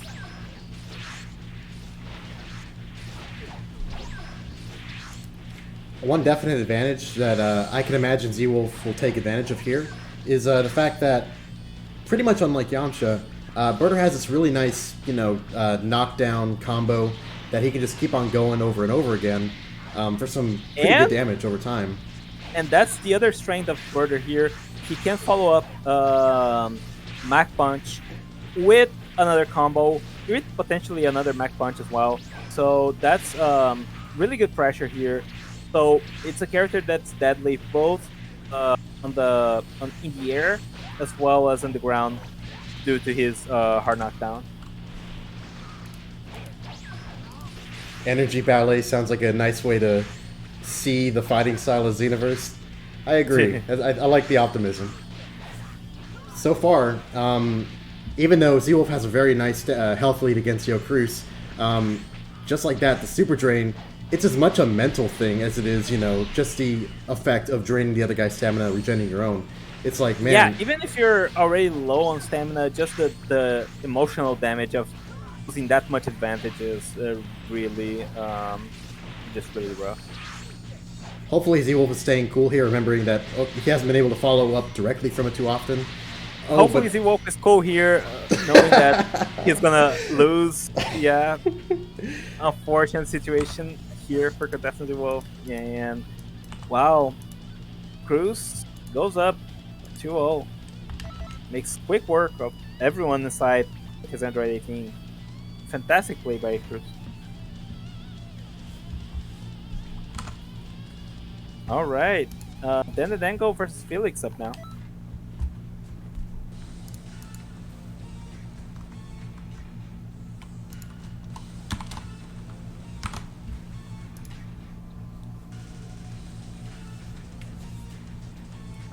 So this means we'll be able to see, funnily enough, we'll be able to see two GT characters going up against each other.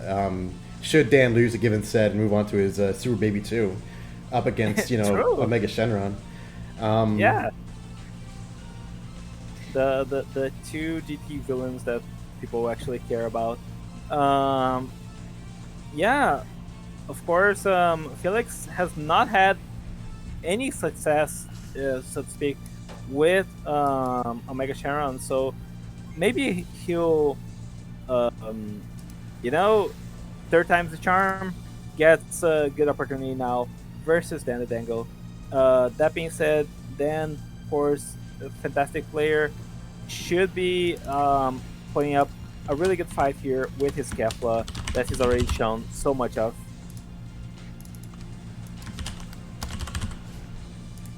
Overall, how well would you say that Felix's Omega has been doing so far in the tournament?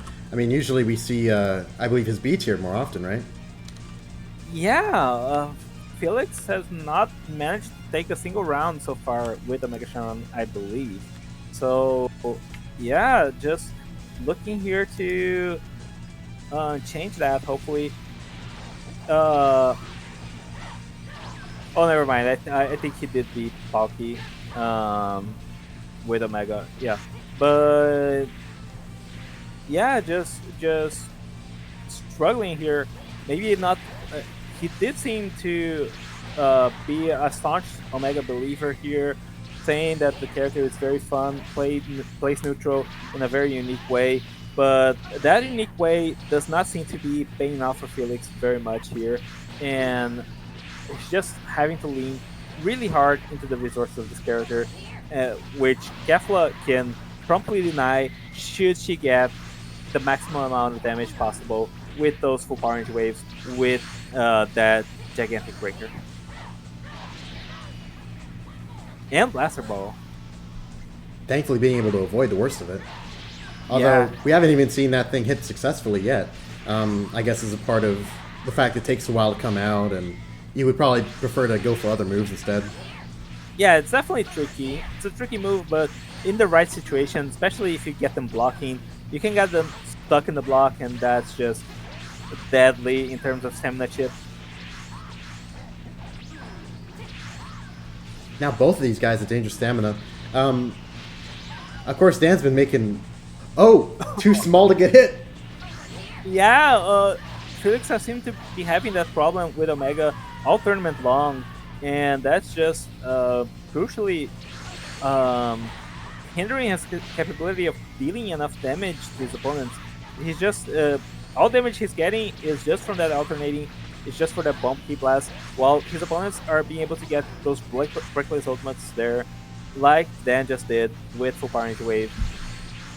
Both stand still just for a little bit, trying to regen some stamina, and a flag, of course, won't matter for the key, as both have maxed out key, but it will give each of them a little bit of stamina to work with furthermore.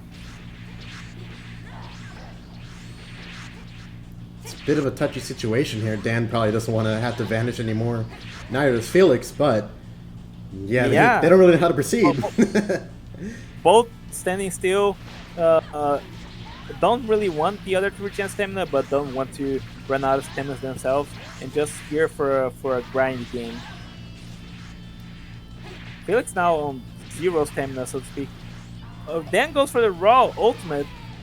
I don't think lightning is gonna strike twice in that way, man. Whoa! And the raw, what is happening right now? Can I talk about how he used Gigantic Breaker to move himself out of the range of the power energy ball? That's what he did. That was amazing. I've never seen someone use it like that before. That totally went unnoticed for me, but actually, yeah, that's a really clever play from Danadango here, and this fantastic presence of mind. Felix, of course, now less less bar of health, less bar of stamina, and really struggling to make something happen here. But he's managed to get a lot of stamina back in this meantime, while Dan has been keeping his distance. Throughout all of these movement and interactions and whatnot. Oh, this is it. Yeah, wow. Quick full power energy wave confirmed. Will steal the deal, and Felix will continue on not finding much of any success with Omega Shenron.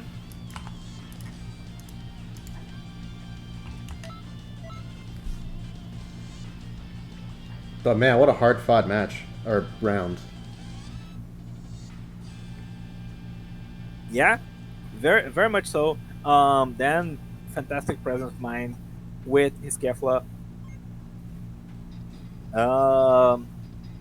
With his Kefla, and just putting on a masterclass on the character, and even like really raising her for contention for one of the characters that maybe could stand to be reevaluated. But let's see now how she performs versus Felix's Captain Ginyu, which in turn has been much more successful, much more accomplished.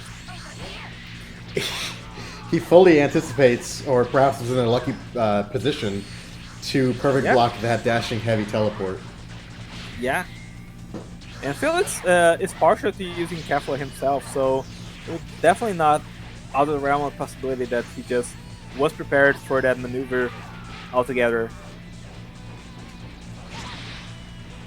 Felix hitting him with a thank you very much, regaining some stamina during that long grab animation, but Dan is relentless. He's just catching Felix over and over, so that stamina he regen is already gone. It didn't really matter in the grand scheme of things. Dan going again for the power key blast does not confirm into Blast Ball. But it does boost the Killflame- damage of its Ki Blasts. Oh, true. And that damage boost is permanent. And all of Kefla's damaging moves are Ki Blast, so really gonna be seeing a lot of mileage here if he manages to catch Felix with one of them. And the dashing heavy, oh my god. Just a little bit too late on both of these guys' parts. Yeah, exactly. Second time's a charm. Yeah, exactly. And that's gonna be so much damage right now. The next neutral interaction should be deciding this match. And it does, but in the form of the Milky Cannon confirmed. So much damage and completely erases Dan's health bar, taking us to game 3. It's part of what I like about these two characters in particular. Just like that ability to just do so much damage in such a short time. That was amazing to see. And yeah, very aggressive characters, very high burst damage capabilities, just chunking down the opponent's health. Yeah, now Dan is able to go into his B tier and Super Baby 2. So hopefully a better matchup here versus Captain Ginyu. But if I were Dan, I'd be also confident in just sticking with Kefla. He's been doing so good with her all tournament long. Kefla and Super Baby 2. Super Baby 2, Were they yeah. part of the same DLC? I don't remember. Holy shit, you might be right. I wonder what? Secretly, no. Baki says no. Okay. Dang, I thought there might have been some like huge IQ connection there. I know. I'm gonna look into it later. I think that they might. It's still like, yeah. 2 DLC characters here, 1 C tier, 1 B tier, and Dan's just up against 2 base game B and C characters. True. And Dan's here now with Super Baby 2 does not seem to be getting much of anything and gets his variant drive. Perfect block there. Gonna stamina break him. Gonna deal so much damage with those Milky Cannons. And the prediction on that Moon Burst. Imagine if that were a thing though. Wow. That he tried to go for essentially a break reset. But all the props in the world to to Dan for taking that low health, coupled with the attack burst, and then just doing something crazy with it. Yeah, for sure. Of course, the limit burst now is out of play, but the boost to his supers and his ultimate are still online. So if Dan should catch Felix, he has potential to deal an immense amount of damage, and Felix now has no stamina to work with whatsoever, but still has that attack limit burst in the back.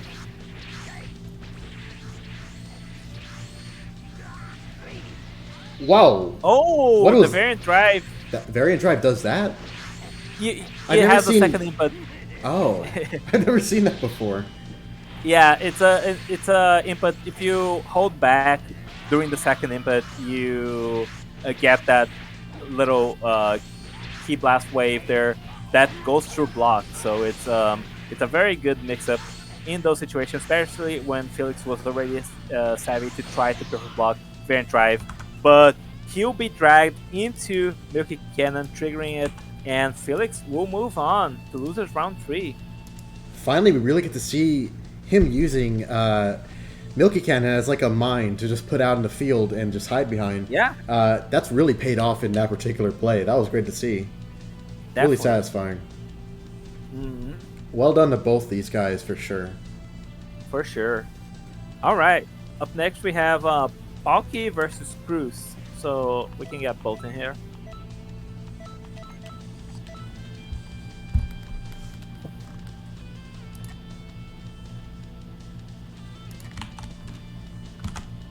My brain is mush.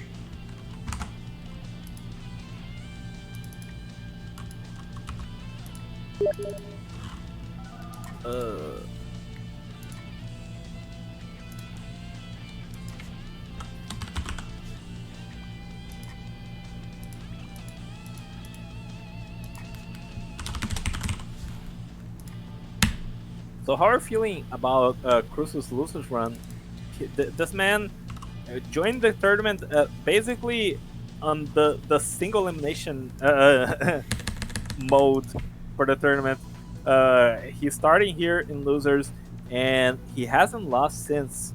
He has to go through this longer bracket even, and he's doing it to great success. So, what do you feel about his odds here versus Palkids, Imperfect Cell, and his Beerus? Well, the fact that it's in perfect cell going up against Android 18, I can always appreciate that. I always look forward to that. Yeah, same. But wow, it's been such a surprise. Almost, like magical. Just like this guy coming in at the 11th hour as a write-in, pretty much. And just going and doing so well with these characters. Really, both of them. I am extremely excited. I don't want to pick favorites, and I am rooting for Pocky here because I really enjoy Imperfect Cell. His gameplay, I think it's pretty fun. It's pretty interesting. But I really want to see what would happen once either of these guys go up against potentially Newt. Yeah. And definitely so. And yeah, remains to be seen if Cruz can keep up this insane losers run. Pocky here is gonna be trying his best to prevent that from happening. We'll do it again. Yeah.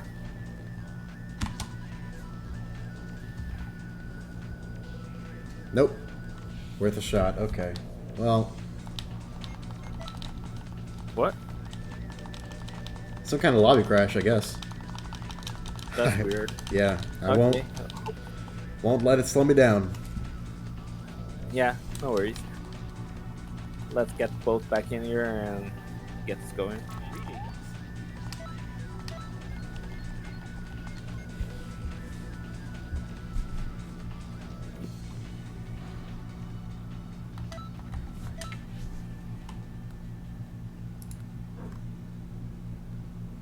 It was Pocky and who again? Pocky and Your Cruz. Cruz. Yeah.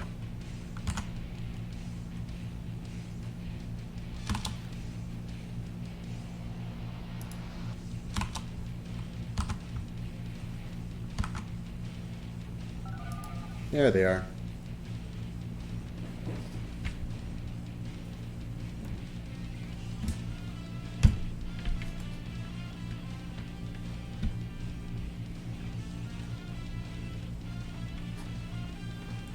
Just with any luck, we'll be able to get back into the match very shortly. Let me take time to drop the link to the bracket and the tier list once more in the chat. All right. We're in the losers bracket of our B and C tier non-mentor cast tournament. Exactly. And both these guys have put out a strong performance here. Cruz got in as a replacement as Apcha dropped out of the tournament. And Pocky here is fighting for dear life here with Imperfect Cell, with Beerus. And let's see how he performs versus Cruz's Android 18.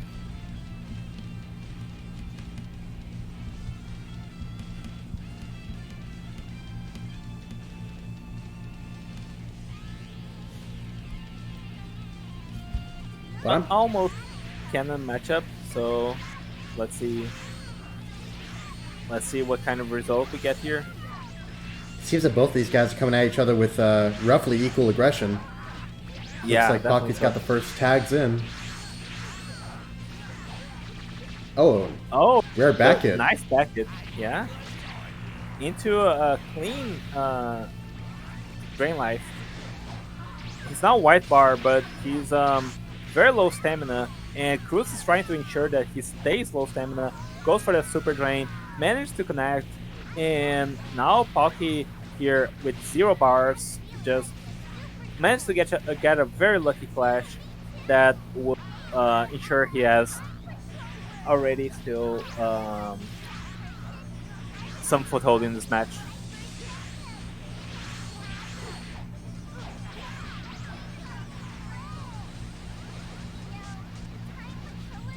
Oh god, the full endless shoot. Endless It really shoot. is.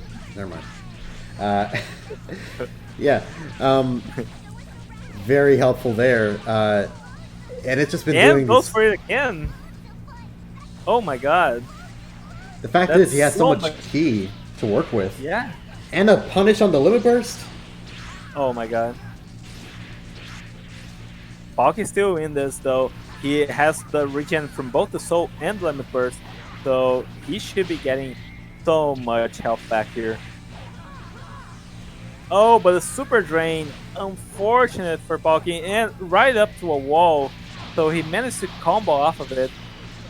This could be it. Yeah, endless shoot's gonna seal the deal. Wow. Honestly, I feel like that would have been a much tougher match to win had it not been for Super Drain working to completely like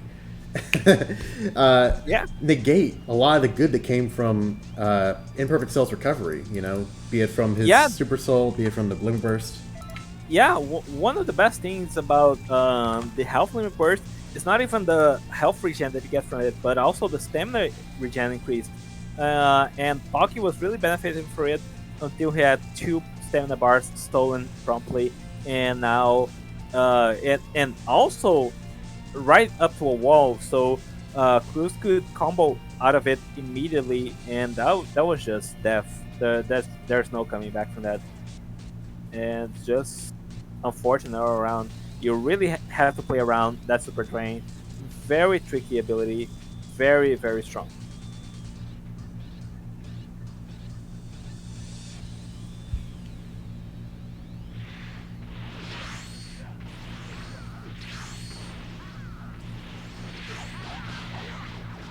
And so soon we're coming up into the second round here.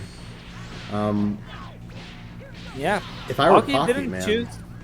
what would I do? You know, it's like, I guess never put yourself in a situation where you can get grabbed by that super drain, without doubt. Basically, like, act as if you're playing against Imperfect Cell. True, very true. Another thing to keep in mind is that Pocky may be regretting his B tier choice. That does not go for Beerus here, sticks with Imperfect Cell, and struggling to make anything happen here versus Android 18. Cruz, not much in terms of response there.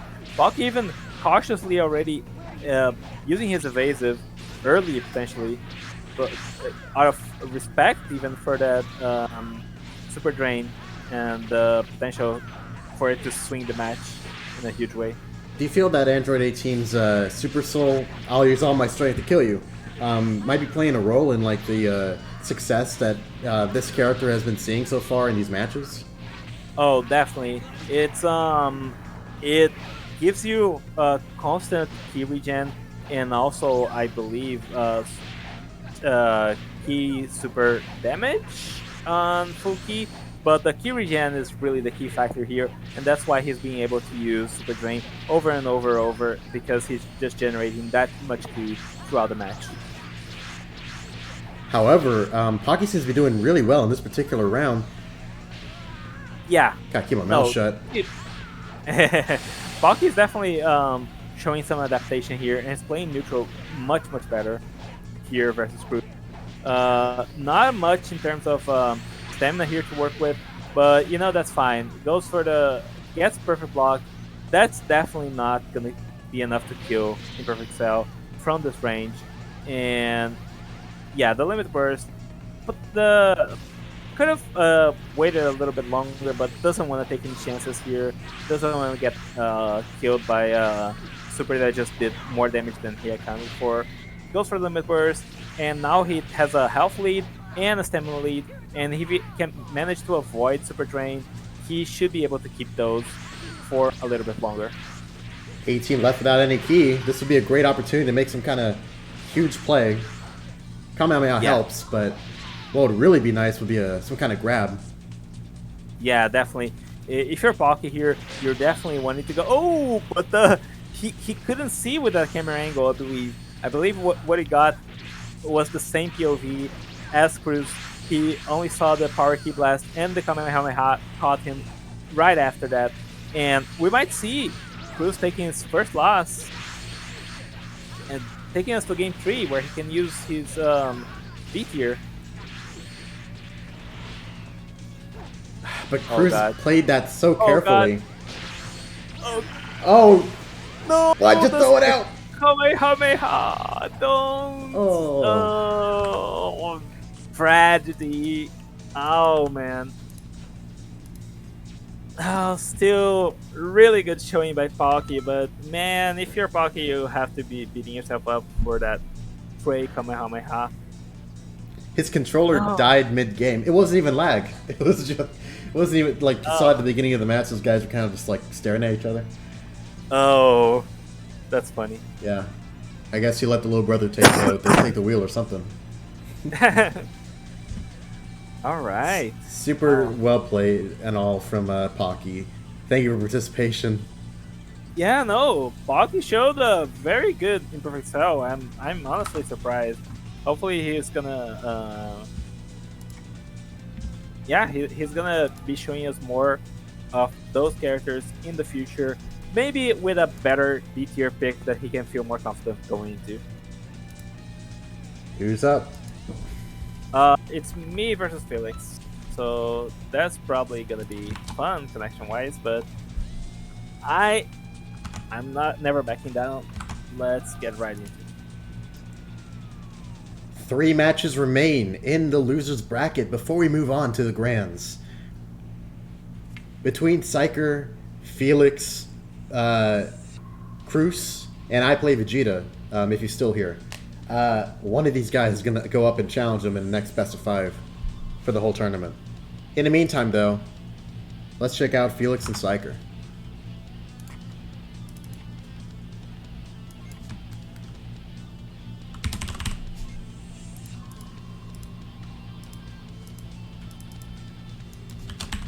Which ought to mean we will be able to see another, or perhaps, I don't remember if we've seen this yet. We might have. Omega Shenron versus Imperfect Cell. But a very cool matchup still.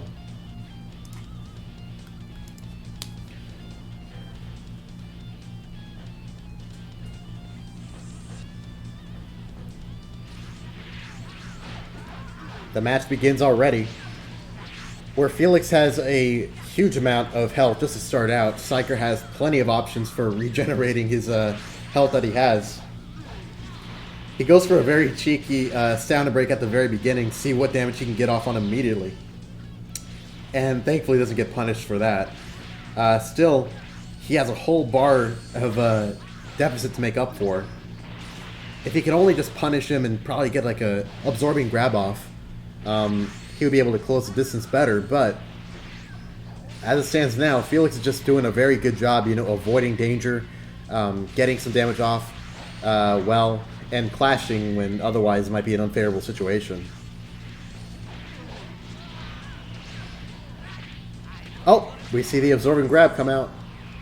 Not a massive deal ultimately, but whatever bit can help him, man. He still has plenty of health to regenerate with if he needs to. But as it stands now, we see Felix with plenty of stamina while Psyker is doing very dangerously. Will we see a burst coming out? Felix seems to be expecting something like that. Oh, Psyker goes for a grab, thinking that televised part of his Felix's attack might be grabbable. It wasn't, very unfortunately. Psyker manages to get the self break and manages to cover himself with the solar flare. That was amazing. But will it be enough to help him cover this health deficit? Neither side has limit bursted so far, which will be a definite roadblock in Psyker's efforts to get this guy's health to 0. Psyker seems to be going for a lock-off destructive disc, or some version of it. Unfortunately, his back attack doesn't work out. Another clash here. Psyker goes for the Zetsume bullet, just like right off the whip, man. An unfortunate miss. Felix using the pretty underused super of Omega's there to get a decent chunk of damage off of Psyker. Oh, if I'm Psyker, what would I do? What?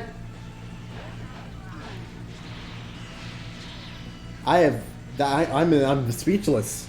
Felix seemed to have managed to take Psyker lining up the Zetsime bullet, and broke his stamina, and completely turned the tables on him.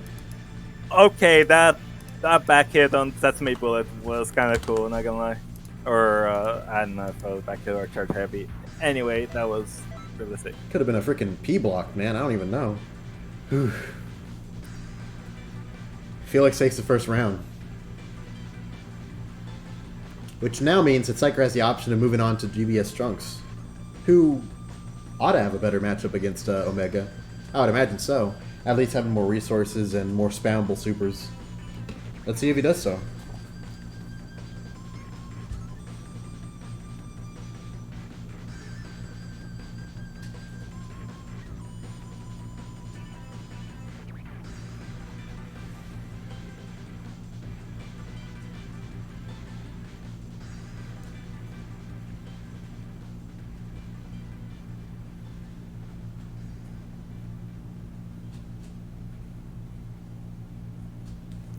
And indeed we do. It's great to see still CBC and Trunks this deep into the bracket.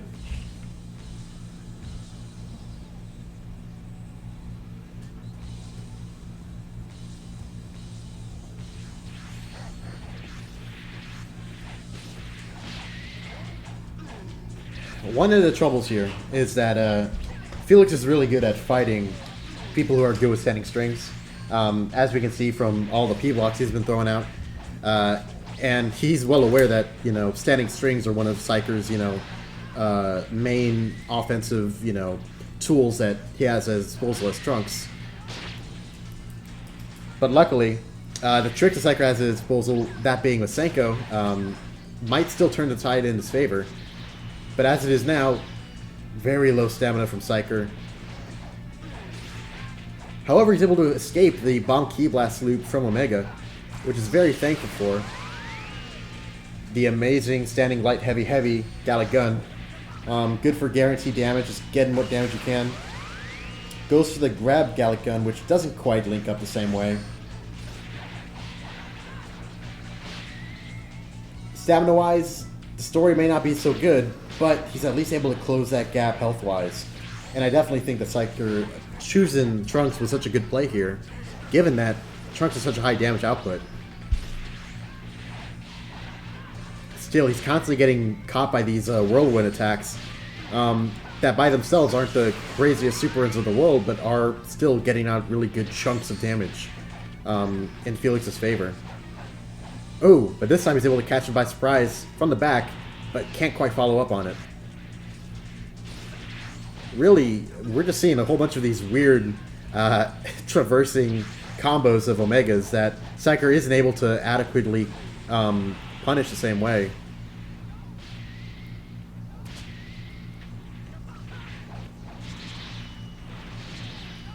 Oh, he goes for a grab into a burst dash into a Masenko.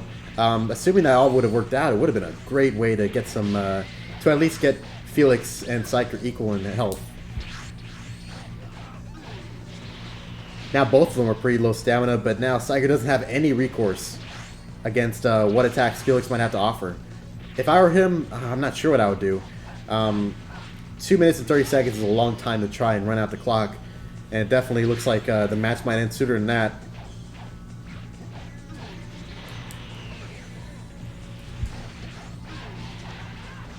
It's frighteningly close. But Felix is content to just block pretty much anything that Psyker can do. Oh, but he stays just out of range of that grab and out of that evasive. Very good news for Psyker. And with the Masenko, he's able to actually take the round, evening things up. Psyker's not out of the game just yet.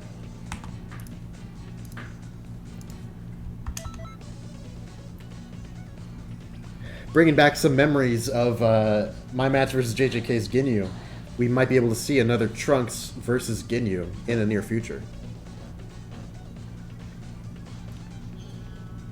Match point continues.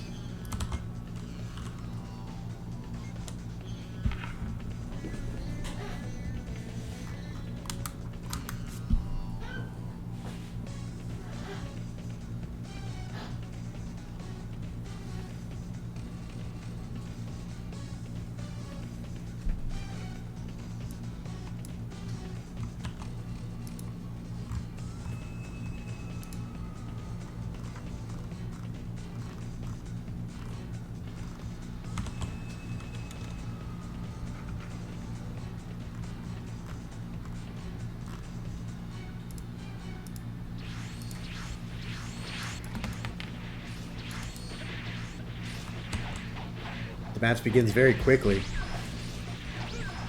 Both of these guys have, I would say Psyker has the lead stamina-wise, at least in terms of the base amount of bars. Wow, that's a very slow-moving Milky Cannon that Felix is trying to, I guess, have out there, hoping that Psyker might walk into it or something. Ooh, he's able to catch that very laggy 5 light 3 heavy with a Milky Cannon as well, getting a good chunk of damage off. And as much as we would love for it to be true, the grab into Shining Slash isn't quite that.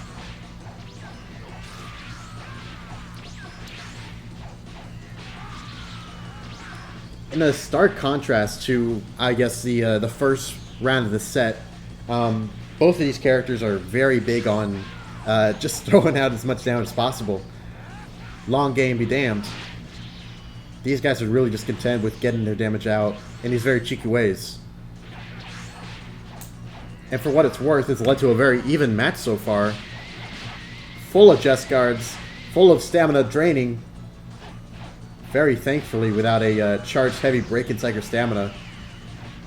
Oh, and he's able to avoid getting punished for the limit burst. That's good. Psyker tanks it, which probably wasn't a good idea health-wise, but he's still managing to keep a lot of pressure on Felix's Ginyu. He gets a back hit, which, for what it's worth, allows him to... Wow, that was so dangerous. The way he blocked the attack-boosted Milky Cannon. Ah. And in much the same way earlier in the match, Psyker had gotten caught into that particular combo, which does not allow you to cancel out of it for a while. And that's what allows damn it, dude. Felix Bad to camera. do it. Bad camera? I couldn't backflip on the Masenko. That was my plan because he had gone for that punish before, but the backflip didn't come out. God damn it. GG's, Felix. That was really fun, actually. Very well done to the contestants. That was like jumping out of my seat when he took the game off the Omega. Like, that was great. Yeah, I actually was shocked at that result, but Felix really got a little bit too eager there, or a little bit too disrespectful. I'm not sure which, but thankfully I managed to at least do some cool stuff with Trunks. All right, Felix versus Cruz. So this is definitely the match to look for in here, the losers bracket. These two have been undefeated throughout their runs, and whoever wins here will make losers finals, face I Play Vegeta. So very, very interested to see what this is going to be looking like.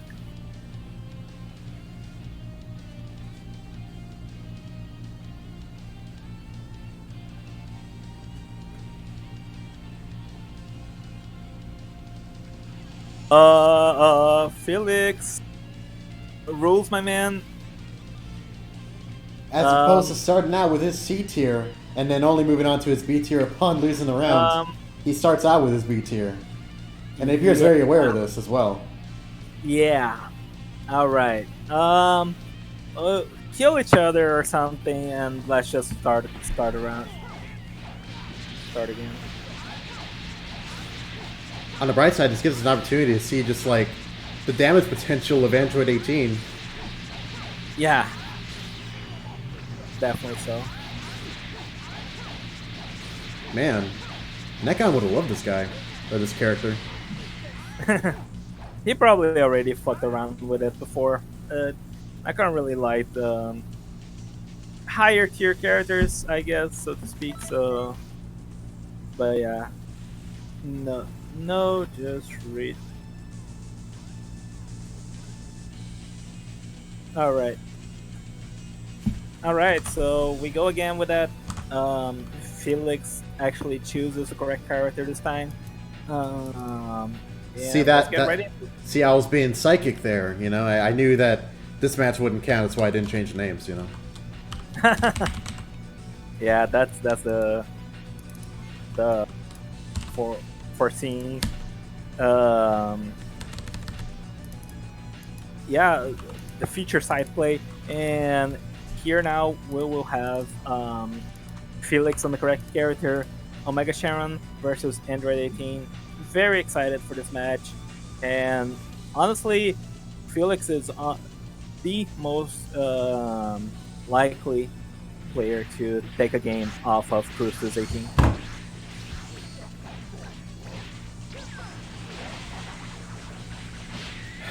If I were Felix, what would I do? I might want to leverage, my health advantage in some way. Because that's like one of the biggest things that Omega has in comparison to Android 18. Right. And definitely so, but also you can't really afford to eat blows in the same manner that you could against other characters to regain some stamina because of that constant threat of the Super Train. So it's definitely a very tricky position here. But Felix has managed to get a lot of damage on Cruz, and now over a bar of difference between these two, on top of but Felix is gonna be sent down to his last bar of stamina thanks to Super Train, and Cruz now in a really good position here to potentially deal some massive damage should he be able to catch Felix, which does not seem super likely so far. Felix is doing a really good job of avoiding Cruz, and that's gonna be even more damage of him. The next few interactions could decide this match just on the perspective of damage alone. What I can appreciate here, Felix is doing a pretty good job avoiding a situation where he can get easily stamina broken and having all that work he's done, maintaining this health lead, taken away from him. Oh god, that endless shoot is so much damage. Alright, and a grab with the attack burst. Now, even like a dashing heavy or something could determine the fate of this match. And Cruz is now outside looking in here, runs into the Evil Whirlwind. Felix has been so good about using those. Or, is it Evil Whirlwind? Evil Whirlwind is the Gohan one, right? Yeah, it's Whirlwind Blade, I think it is actually. Yeah. Yeah. So Felix has been really excellent about his use of that super. Actually, a super that you do not see really outside of combos, but he's really finding the neutral applications for it to great effect. And Felix now up 1-0. Cruz finally, for the first time in the tournament, able to go into his C tier pick, which is, of course, Dragon Ball Super 17.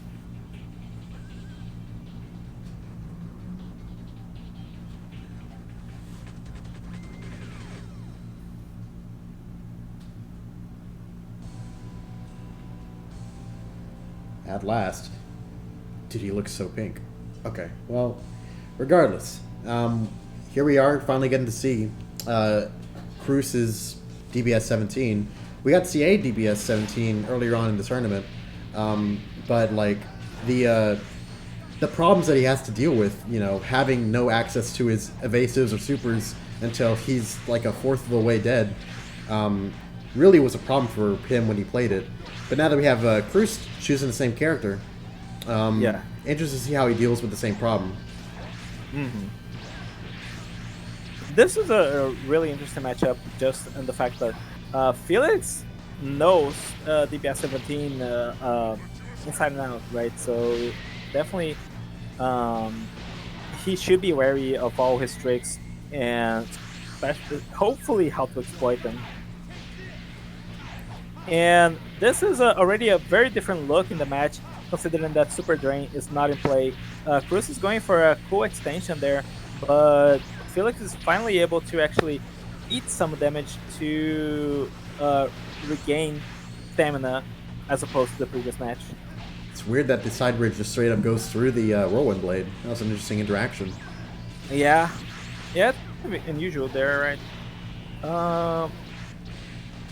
Felix going for the alternating, managed to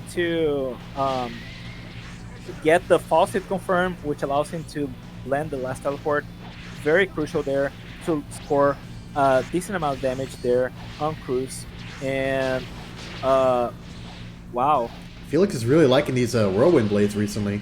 I wonder if it's like a part of an adaptation to, you know, Cruz particularly, or maybe he just really got a taste for it all of a sudden. Yeah, I think he just had an idea about it and tried it out on me because I already found it like difficult to deal with in our match.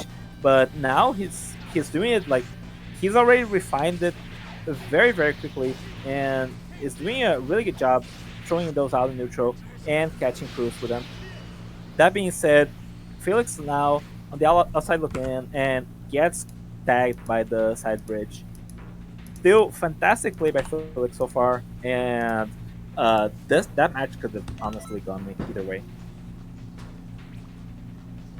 Now we'll probably see both B tiers clash in Ranger 17 versus Captain Ginyu, and I'm very excited for this match because Felix definitely is the one that's putting up the toughest fight for Cruz in this tournament so far.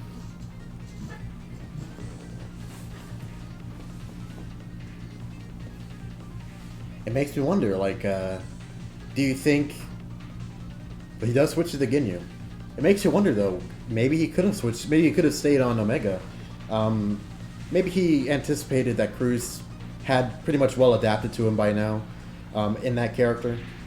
And for sure, this is probably a better bet, considering, you know, like, all the burst damage options that Ginyu has access to. Yeah, Captain Ginyu is definitely a very strong character, and I don't think Felix has done made a mistake in choosing him over Omega Sharon in this matchup. That's all, the thing to keep in mind.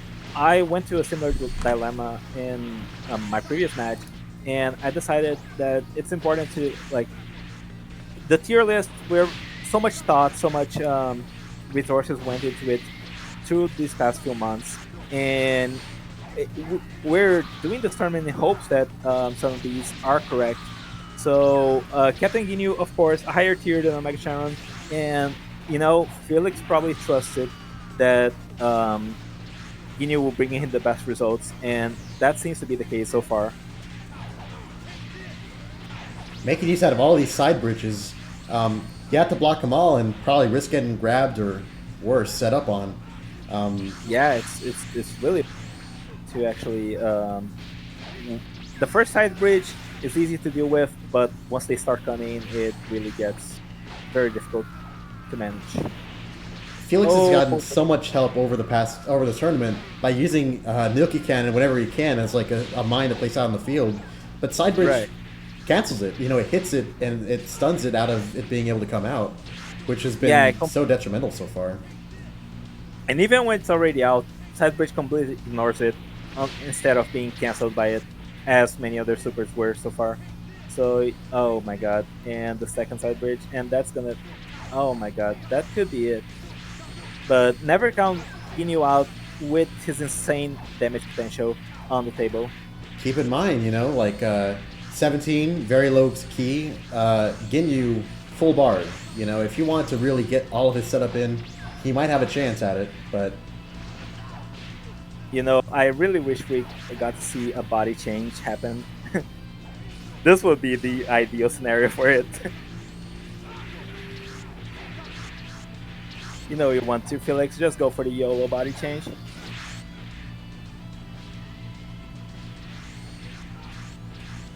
Man, that was risky.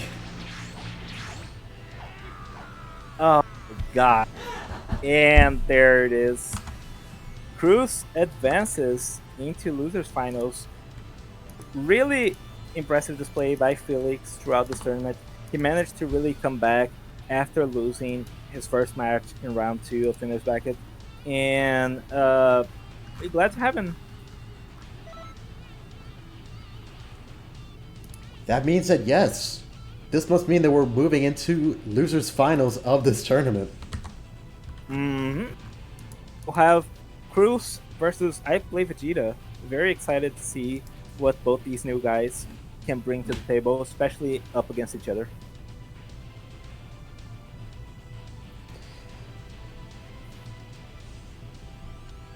It's so hard to play this on PC. Pseudonyms, like, no, it's not. I remember Kid Buu, man. I guess not. I guess not when you play it. I play Vegeta. Come on in.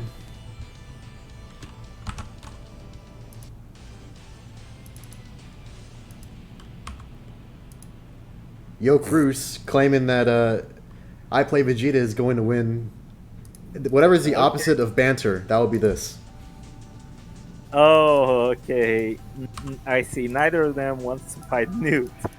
That's an interesting dynamic to go up again.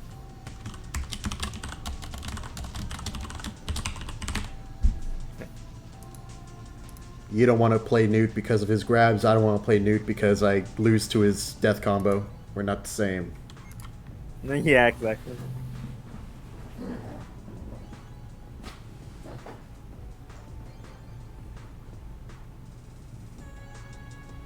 Alright, gents, we can get this underway. And Android 18 versus Janemba. Very, not the characters we'd expect to see here in Losers Finals, truthfully. With so many characters in the C tier being picked twice. Tenshin Han, Yamcha, and of course Imperfect Cell being picked 3 whole times. But somehow here we have Android 18 versus Janemba, and right out of the gate, I Play Vegeta gets hit by the full endless shoot there, and not looking great for him in the health department. However, of course, still has that natural stamina lead just from having all those bars already. Man, it's so easy to confuse that combo string of Janemba's for Raksha Claw. But, like, Yeah, the combo is so much better because it lets you, like, dashing H afterward. It lets you, like, you know, extend the combo and whatnot. I think what he actually did was use a single hit of Rakasa Claw to get the extension going there. But yeah, it's still a very, very good combo there to extend, especially when, like, that combo does not deal a lot of damage, so your opponent gets comfortable, you know, and just, okay, I'm gonna eat this combo rather than spend the stamina evading, and it ends up being their undoing because you can extend it into so much other shit. Wow, that might be the first rolling bullet I've seen this entire time. Another He's been using them, but yeah. Another thing that's good about Android 18, the 2-bar evasive. Yeah, true. And it's a 2-bar evasive that has a decent chance to actually punish a limit burst, which is not a lot of 2-bar evasives actually are able to do it. And the stamina break there will seal the deal. Fantastic match between these two contestants so far. Cruz goes up 1-0.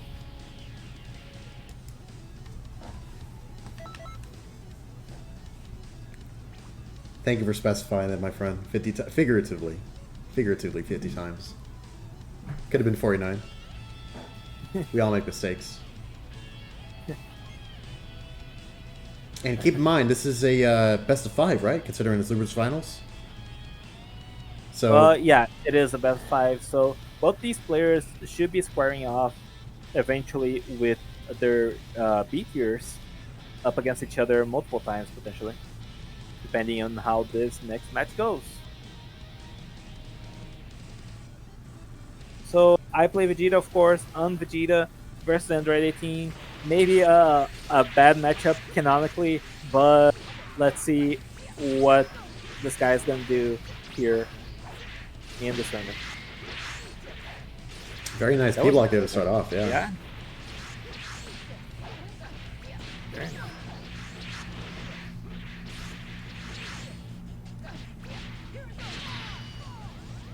And already an endless shoot on the board, dealing so much damage. Almost a full bar of health lead over I Play Vegeta. Now even more than that. I Play Vegeta on his last bar of health, and it's not looking great for him. here versus Yoku's, but he managed to get that combo extension, and now he's hitting him from the back, which limits his possibilities of a perfect block. And that was, wow, he's already on his last bar of health. That was so much damage all at once, and Cruz now on the back foot here, potentially versus Aiku Vegeta. Manages to stop him before that endless shoot could come out. Very thankfully. Yeah, very important. It's pretty much like having an easy breakless ultimate just in your pocket whenever you want. Exactly. But those two blazing attacks back to back, the nerf notwithstanding, and just managed to steal it off with a dashing heavy immediately after the knockback. Very good play by Vegeta, and now Cruz is able to actually go into range of 17. So very excited to see how both of these players will match up with. I didn't even know there were others. It's kind of like the anime gods. Yeah, exactly. But yeah, I'm very excited to see how this match goes, especially since Vegeta can do so much damage, potentially breakless versus 17, which has that Super Soul restricting him for the beginning portion of the match.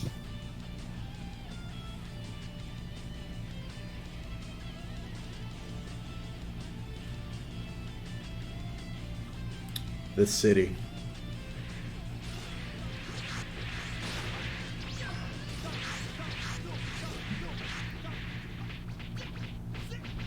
In comparison to Ranger 17, how would you rank the safety of, Super Saiyan God Vegeta's combos? Because I mean, with Ranger 17, it's like a snap. It's so quickly how fast he can, cancel his combos if he needed to. Oh yeah, I'd say Ranger 17 is almost twice as safe as Vegeta, even though Vegeta is like not that terribly unsafe. At least in this kind of tier of play, definitely not a character you want to be picking versus A tiers or such that have a much more easier time punishing you. But Ranger 17 is potentially the safest character in the entirety of B tier, and it shows here. And I play Vegeta just can't get anything going. Yokrus still has his soul active, and now he's finally gonna be able to use evasives, use super attacks, but he's already dealt so much damage to Vegeta. But it's true, I guess you can't really count out, God Vegeta's ability to delete bars if he needs to. Yeah, definitely a comeback character almost. And Yokrus now, with no stamina to speak of, I play Vegeta, of course, able to evade there and go for a perfect block. And both these players, the next interaction should be deciding the match very shortly. And I play Vegeta with the combo there, but Cruz still had his limit burst, and now it's not looking good for I play Vegeta. And there's the grab. There it is. There it is.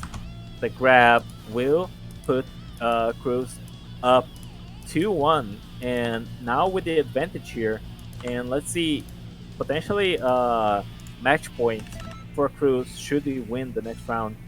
I play Vegeta back against the wall, and he has to perform in a huge way if he wants to go to grand finals.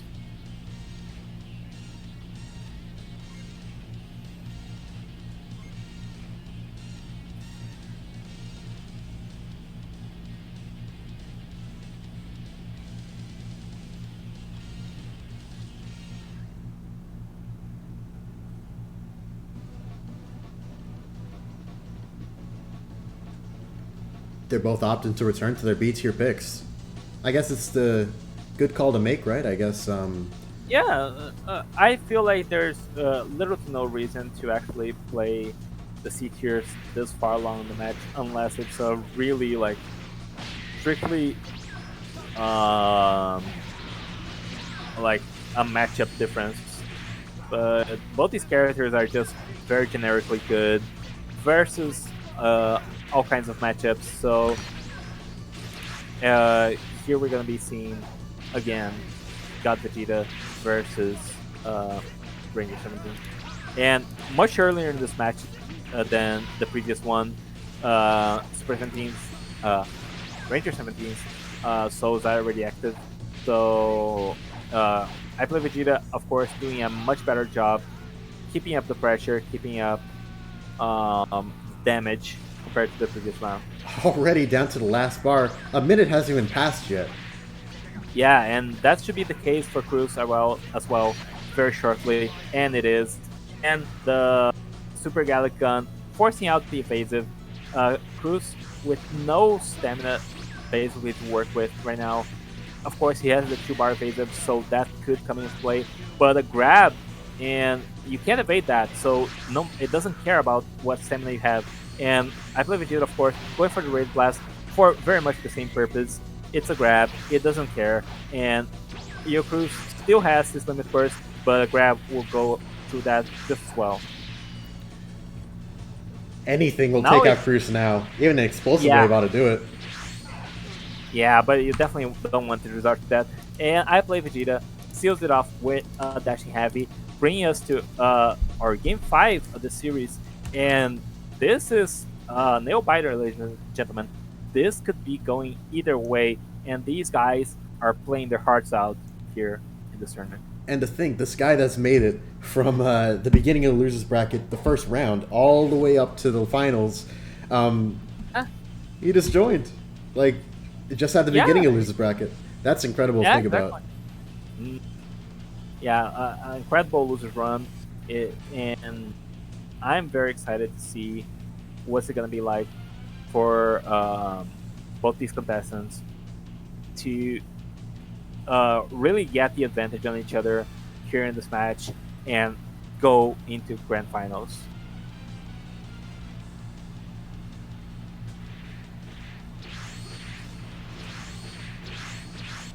Both starting out strong.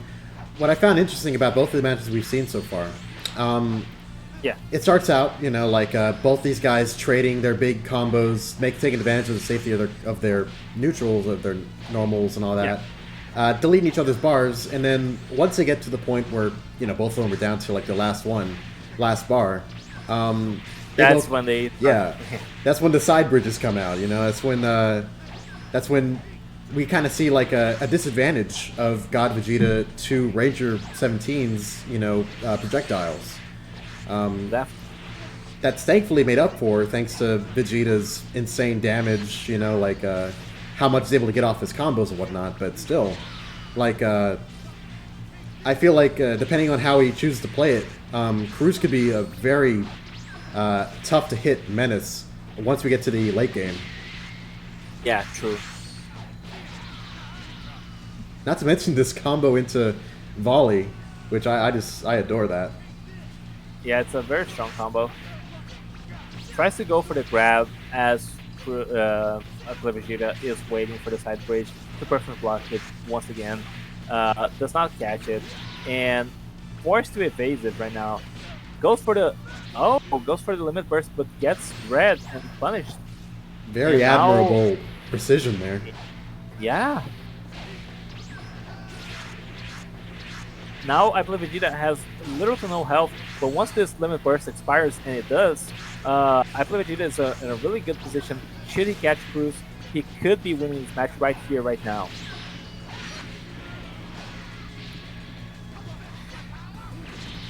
Man, you know, they let themselves get so hurt. Yeah. Oh my god. Who's gonna take it? At this point, it's anyone's game.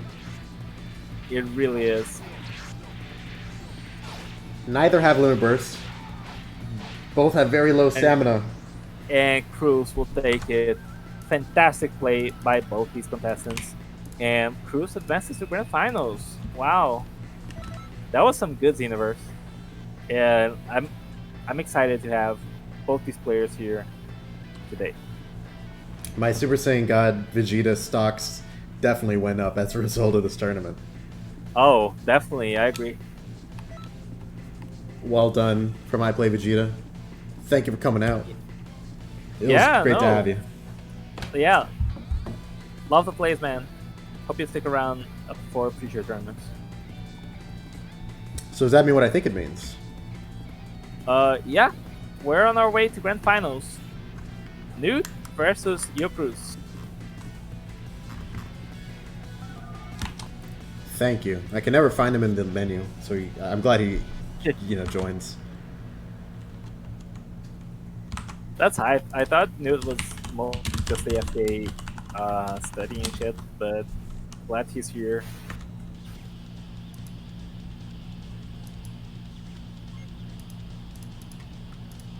And let's get right into it. For those watching now, we're finally at the tail end of this B+C tier tournament. The first of hopefully many that we aim to do, revolving around this new tier list for the Tenkaichi Budokai Discord server.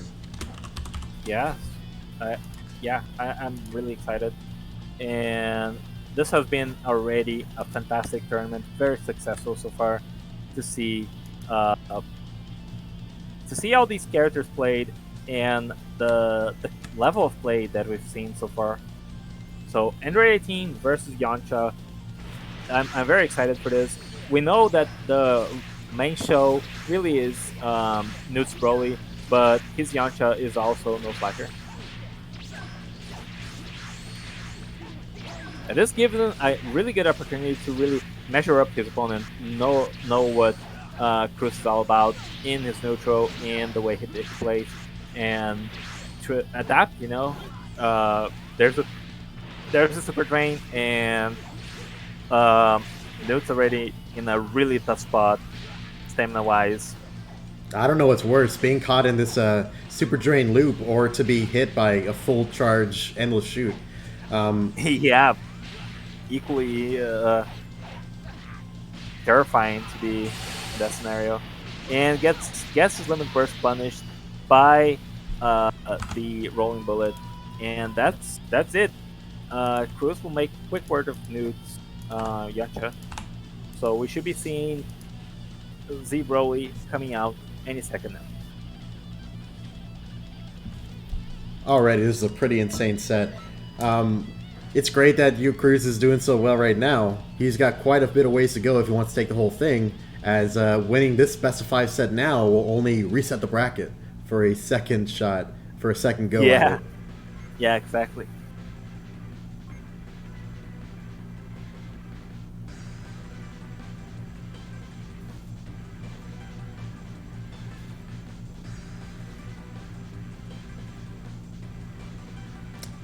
It didn't really occur to me that he has 18 and 17 as his. It's like a team. Huh. Yeah, exactly. Man's Android main, it seems. And here he comes, Newt, Z Broly. Very excited to see how Newt will perform versus this new opponent that he has no opportunity to have fought throughout the tournament yet. What I find interesting is that both of these particular characters have had something that really just tore up their respective tiers. Yokruz has done so well with Android 18, given Endless Shoot, given Deadly Dance, especially given Super Drain. That's definitely made certain matches that she's played in really aggressive or oppressive. Meanwhile, we have Broly over here, Death Combo, the Blender, and all those grabs doing such ridiculously good damage. On top of a freaking, what was it, Armor Burst or whichever it is. Yeah, Armor Burst it is, correct. So now we kind of get to see these two Titans come at it. Uh-huh. And Broly definitely cannot regain any stamina here right now, pretty much. He's confined to these last two bars. And Vanish will make that situation even worse. But he does have his Armor Limit Burst in store right now, and Cruz trying to go for those super drains, trying to punish, potentially heads up the Super Armor Limit Burst. Will manage to somewhat do so, but Newt should be getting back up very shortly and see if he can make something happen here. And those gigantic slams will deal a decent amount of damage, but sadly not enough, as Endless Shoot is unvanishable in that situation. So Cruz goes up 2-0. And this is match point, but of the potential bracket reset. So Cruz will have to keep up this performance much further in the match, while Newt gets a nice cushion, a nice time to adapt here to Cruz's Android 18.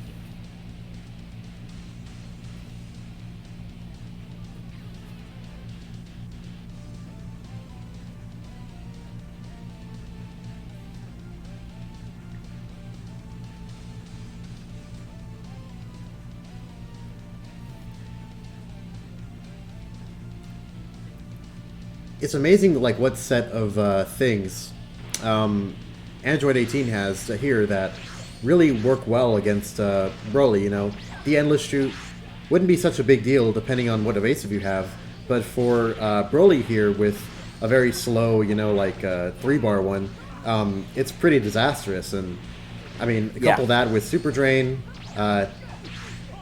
pretty much most of what Broly has left is, you know, his command grabs. Yeah, and keep in mind that Broly so limiting his stamina recovery makes Super Drain that much more devastating compared to a regular character. So he's basically permanently out of stamina, and that's really a rough spot to be in. Especially with so much breakless damage just coming out of 18 at any given moment. If I was him, I don't know what I'd do. I might stay to the ground while I have my burst up in an attempt to try and, you know, return my stamina to normal. Yeah, maybe that's the right choice. But those Gigantic Slams and the grabs and the Bomb Tree Blast managed to pepper away at Cruz's health. And those nice perfect blocks will dwindle his stamina as well. Oh, but that's probably it, I have to imagine. But it seems like it's a fast break. I think Newt might get stamina before he's able to die here. Unless... yeah, he does. And thankfully, here. no more key on Android 18's part. Yeah. Oh. Cruz really tried to go for game there, but that evasive, unfortunately, will be enough to kill Newt. Wow. And that's it. That's bracket reset. Congratulations, 3-0. man. Here we go. Newt hasn't even taken a game off of Cruz yet. Let's see if Cruz can keep this up.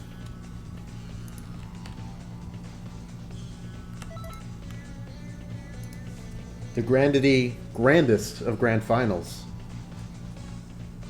Oh man, I can only imagine the amount of endurance it must have taken to get from this point.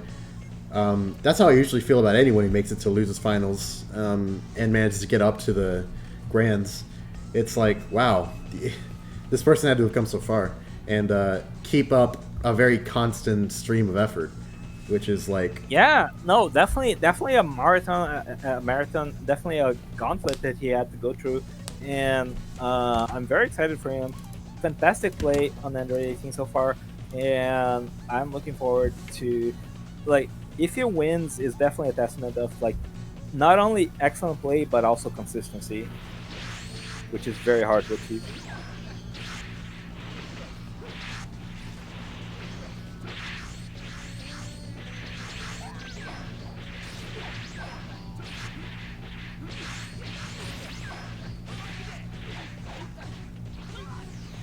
There goes the Super Drain.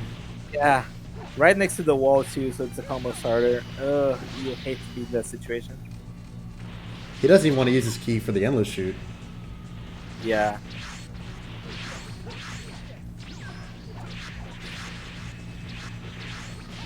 And it's tough to consider, like, what safe options does Yamcha have for, you know, getting in? I would imagine Energy Wave combo, but those have just been blocked or dodged or countered, you know, one way or the other for the entire time that he's been playing, especially against Lacroix. Yeah. And but cheekily, Cruz tries to perfect block the Energy Wave combos, gets punished for it, gets hit by it once again, gets grabbed on the P block, and Newt's about to do it. What? Oh, the second grab! Oh my goodness! The Yamcha What Dubski? a fantastic adaptation by Newt here. It took 3 games, but he has finally learned what Android 18 is about, and he's finally showing here that he is gonna clap back with his own style of play. I love that was either some really quick thinking or, like option coverage or just a really strong knowledge being put to test. He goes for the reverse burst dash. Well, he starts out seemingly going for the regular one. Then he goes for the burst dash. Then he goes for the reverse. Cruz dodges it, and seemingly knowing that he would do this, he's already immediately able to set up the energy wave combo to catch him because he can't do anything else. I love seeing that. That was great. Now, and of course, Cruz paying a little bit for his hubris there, trying to perfect block those energy wave combos, and it comes to bite him in a huge way. But now he has access to Android 17, which is a very strong pick here, and I'm very excited to see if Newt can keep up this level of performance versus 17 as opposed to Android 18. Newt's definitely back in the groove here, nailing these energy wave combos, both in neutral and in combos. Even the homie key blast makes a few moments. Oh my god, the homie key blast did connect. That's impressive. And the second, wow, Cruz can't get in. He can't make anything happen. Just struggling here, man. Oh, but Newt's now on his last bar of stamina. That clash. Do enough here. Gnarly, taking a good chunk of health. Yeah. Cruz is... Oh my goodness. And the grab sealed the deal. Newt now on match point here in grand finals. And oh my goodness, this could be a complete reverse sweep by Newt here. Chad? Oh my goodness. That's a young Chad moment right here. We apparently have Yo Cruz even considering going back to his ostensibly C tier Android 18 as opposed to continuing going forth with his 17. True. And I don't disagree with this. Android 18 is showing to be the strongest C tier, or even potentially the character most deserving to go into B tier. And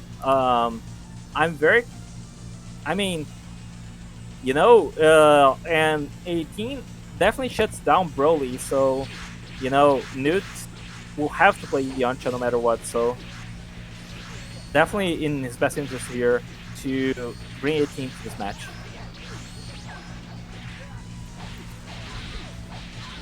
Oh my gosh.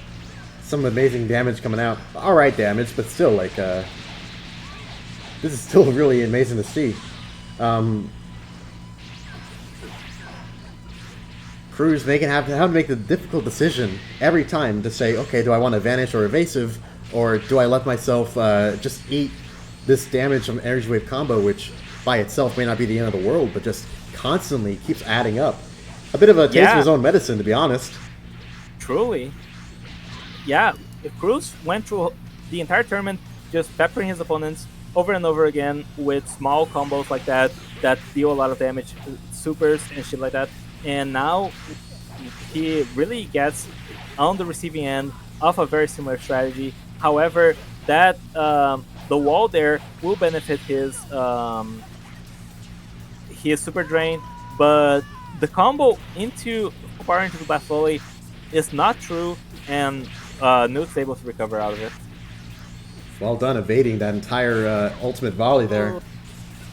Oh, and a very predictable, Cruz stood in place, holding block for a couple of seconds there, and Newt immediately sees the opening, goes for the grab, and Cruz here on the back foot in terms of health, but Newt on the back foot in terms of stamina. Neither seem to back down, neither seem to play more defensive, and Newt goes for the self-break. I respect it, but I'm not sure it's the best play possible here, and gets his energy wave combo startups stuff there, Can he recover in time? Seems like he can. Oh no, but he has to cost all of his stamina in order to get away with it. And the perfect block. And it will not be a reverse sweep. Cruz puts it on the board. One score of his own. And this bracket reset right now. The set continues. The set continues.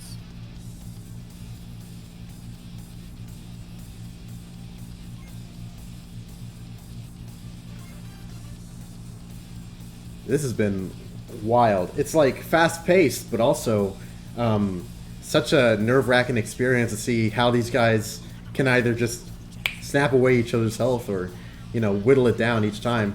Nuke going Broly this time.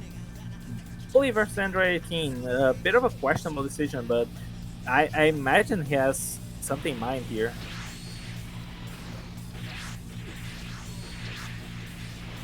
It remains to be seen.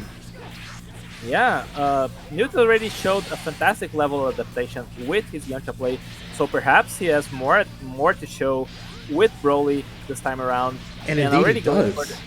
Yeah. Definitely leading Wait more for- into his combo game. Exactly. It's really not in that sort of passive zoning style. He's really playing aggressive on top of Cruz at any given time and trying to really make the most out of it, make the most out of his damage and his Oh. potential to win neutral. Very That was fortunate. Crucial advantage there. Unfortunately, it will not repeat itself. He had no stamina to work with, and he should not have more stamina to work with in the foreseeable future of the match unless he gets a self-break. It's certainly rough, but I mean, he can only get away with doing the super drain so many times, considering Broly still has quite a bit of health to go with. And wow, Endless Shoot almost has like a built-in limit burst counter. Isn't that funny? With that step backward, didn't quite pan out, but still. Yeah, Newt, of course, with that crucial defense burst, but does not manage to punish the Endless Shoot. So, what good does he do? The bomb key blast, though. The tracking on that is insane. Seriously, I don't remember it doing that. I believe it might be Broly's only, but I'm not sure. I haven't heard about this either. That's fantastic, honestly. Oh my god, it looped all the way back there. If only he tried to do the remote detonation. Here we see Newt, very low stamina, but, I mean, both of them are at very low health as well. Oh my god, that's perfect block. So crucial. Oh! Oh, but the grab gets punished, and that should be it. We're going to a game 5 of the Game bracket. 5? Oh my goodness. You gotta be kidding me. Here we go, the ultimate match point. Yeah. This match will decide the winner of the entire tournament. And honestly, I have no idea who's about to win this match. Extreme. Oh my god. This is And what did they switch to? Who would they even want? I believe we're gonna see Android 18 and potentially Broly again. Newt's confident he can do even better than he did this previous match, and Cruz is here to show that that he did well at all was just a fluke, and just not gonna be looking to let that happen whatsoever. Let's see who will have the upper hand here. Forcing Newt to use a lot of stamina early on. Newt eating. Oh my goodness! You should have just ate the combo at that point. You would at least have 2 more bars to work with. Grab, but no chance of self break. Gigantic slam. Look at it go. Oh, too far away, but doesn't manage to get the super drain. Goes for the light strain into super drain. That's not enough hit stun. That, however, will be. And Newt's now on 0 stamina, work with in the situation, and it's just gonna get looped, dude. And 18, of course, so much key, already 2 bars of key available for that endless shoot. Suddenly the range on these command grabs doesn't seem like it's enough.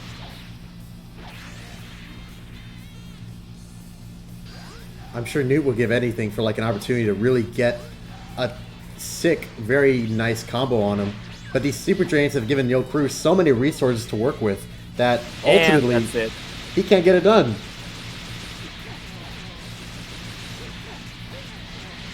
Letting out some anger there. Letting out some anger on that one. Oh, but that might turn out to be a mistake. Newt now with his last opportunity, but he will get tagged by the endless shoot, and that's it. On his last There's no sliver. coming back from that.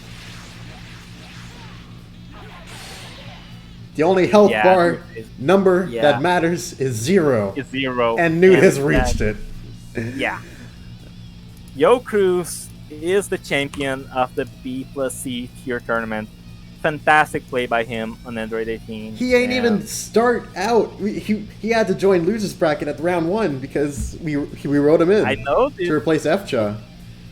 Yeah, you have to imagine what could have been if he got in right from the beginning. You know, that was crazy, honestly. Fantastic play from both contestants, and I'm really excited about this tournament. Some good Xenoverse, some competitive matches, and that's it. Thank you. I hope to see you out in the future tournaments because that was great. I want more of that. And as always, if y'all want an opportunity to join in on some of these future tournaments, we'll upload a link to the Discord in the chat. We'll have plenty more tournaments in this vein coming up pretty soon. Yeah. Hold up, my internet's uploading it. Hold on. So it's a very sizable file. Here we go, gents. And that's it. Thank you all for coming. That was crazy. Thank you all very much. Have a great evening. Have a great Super Bowl, I guess.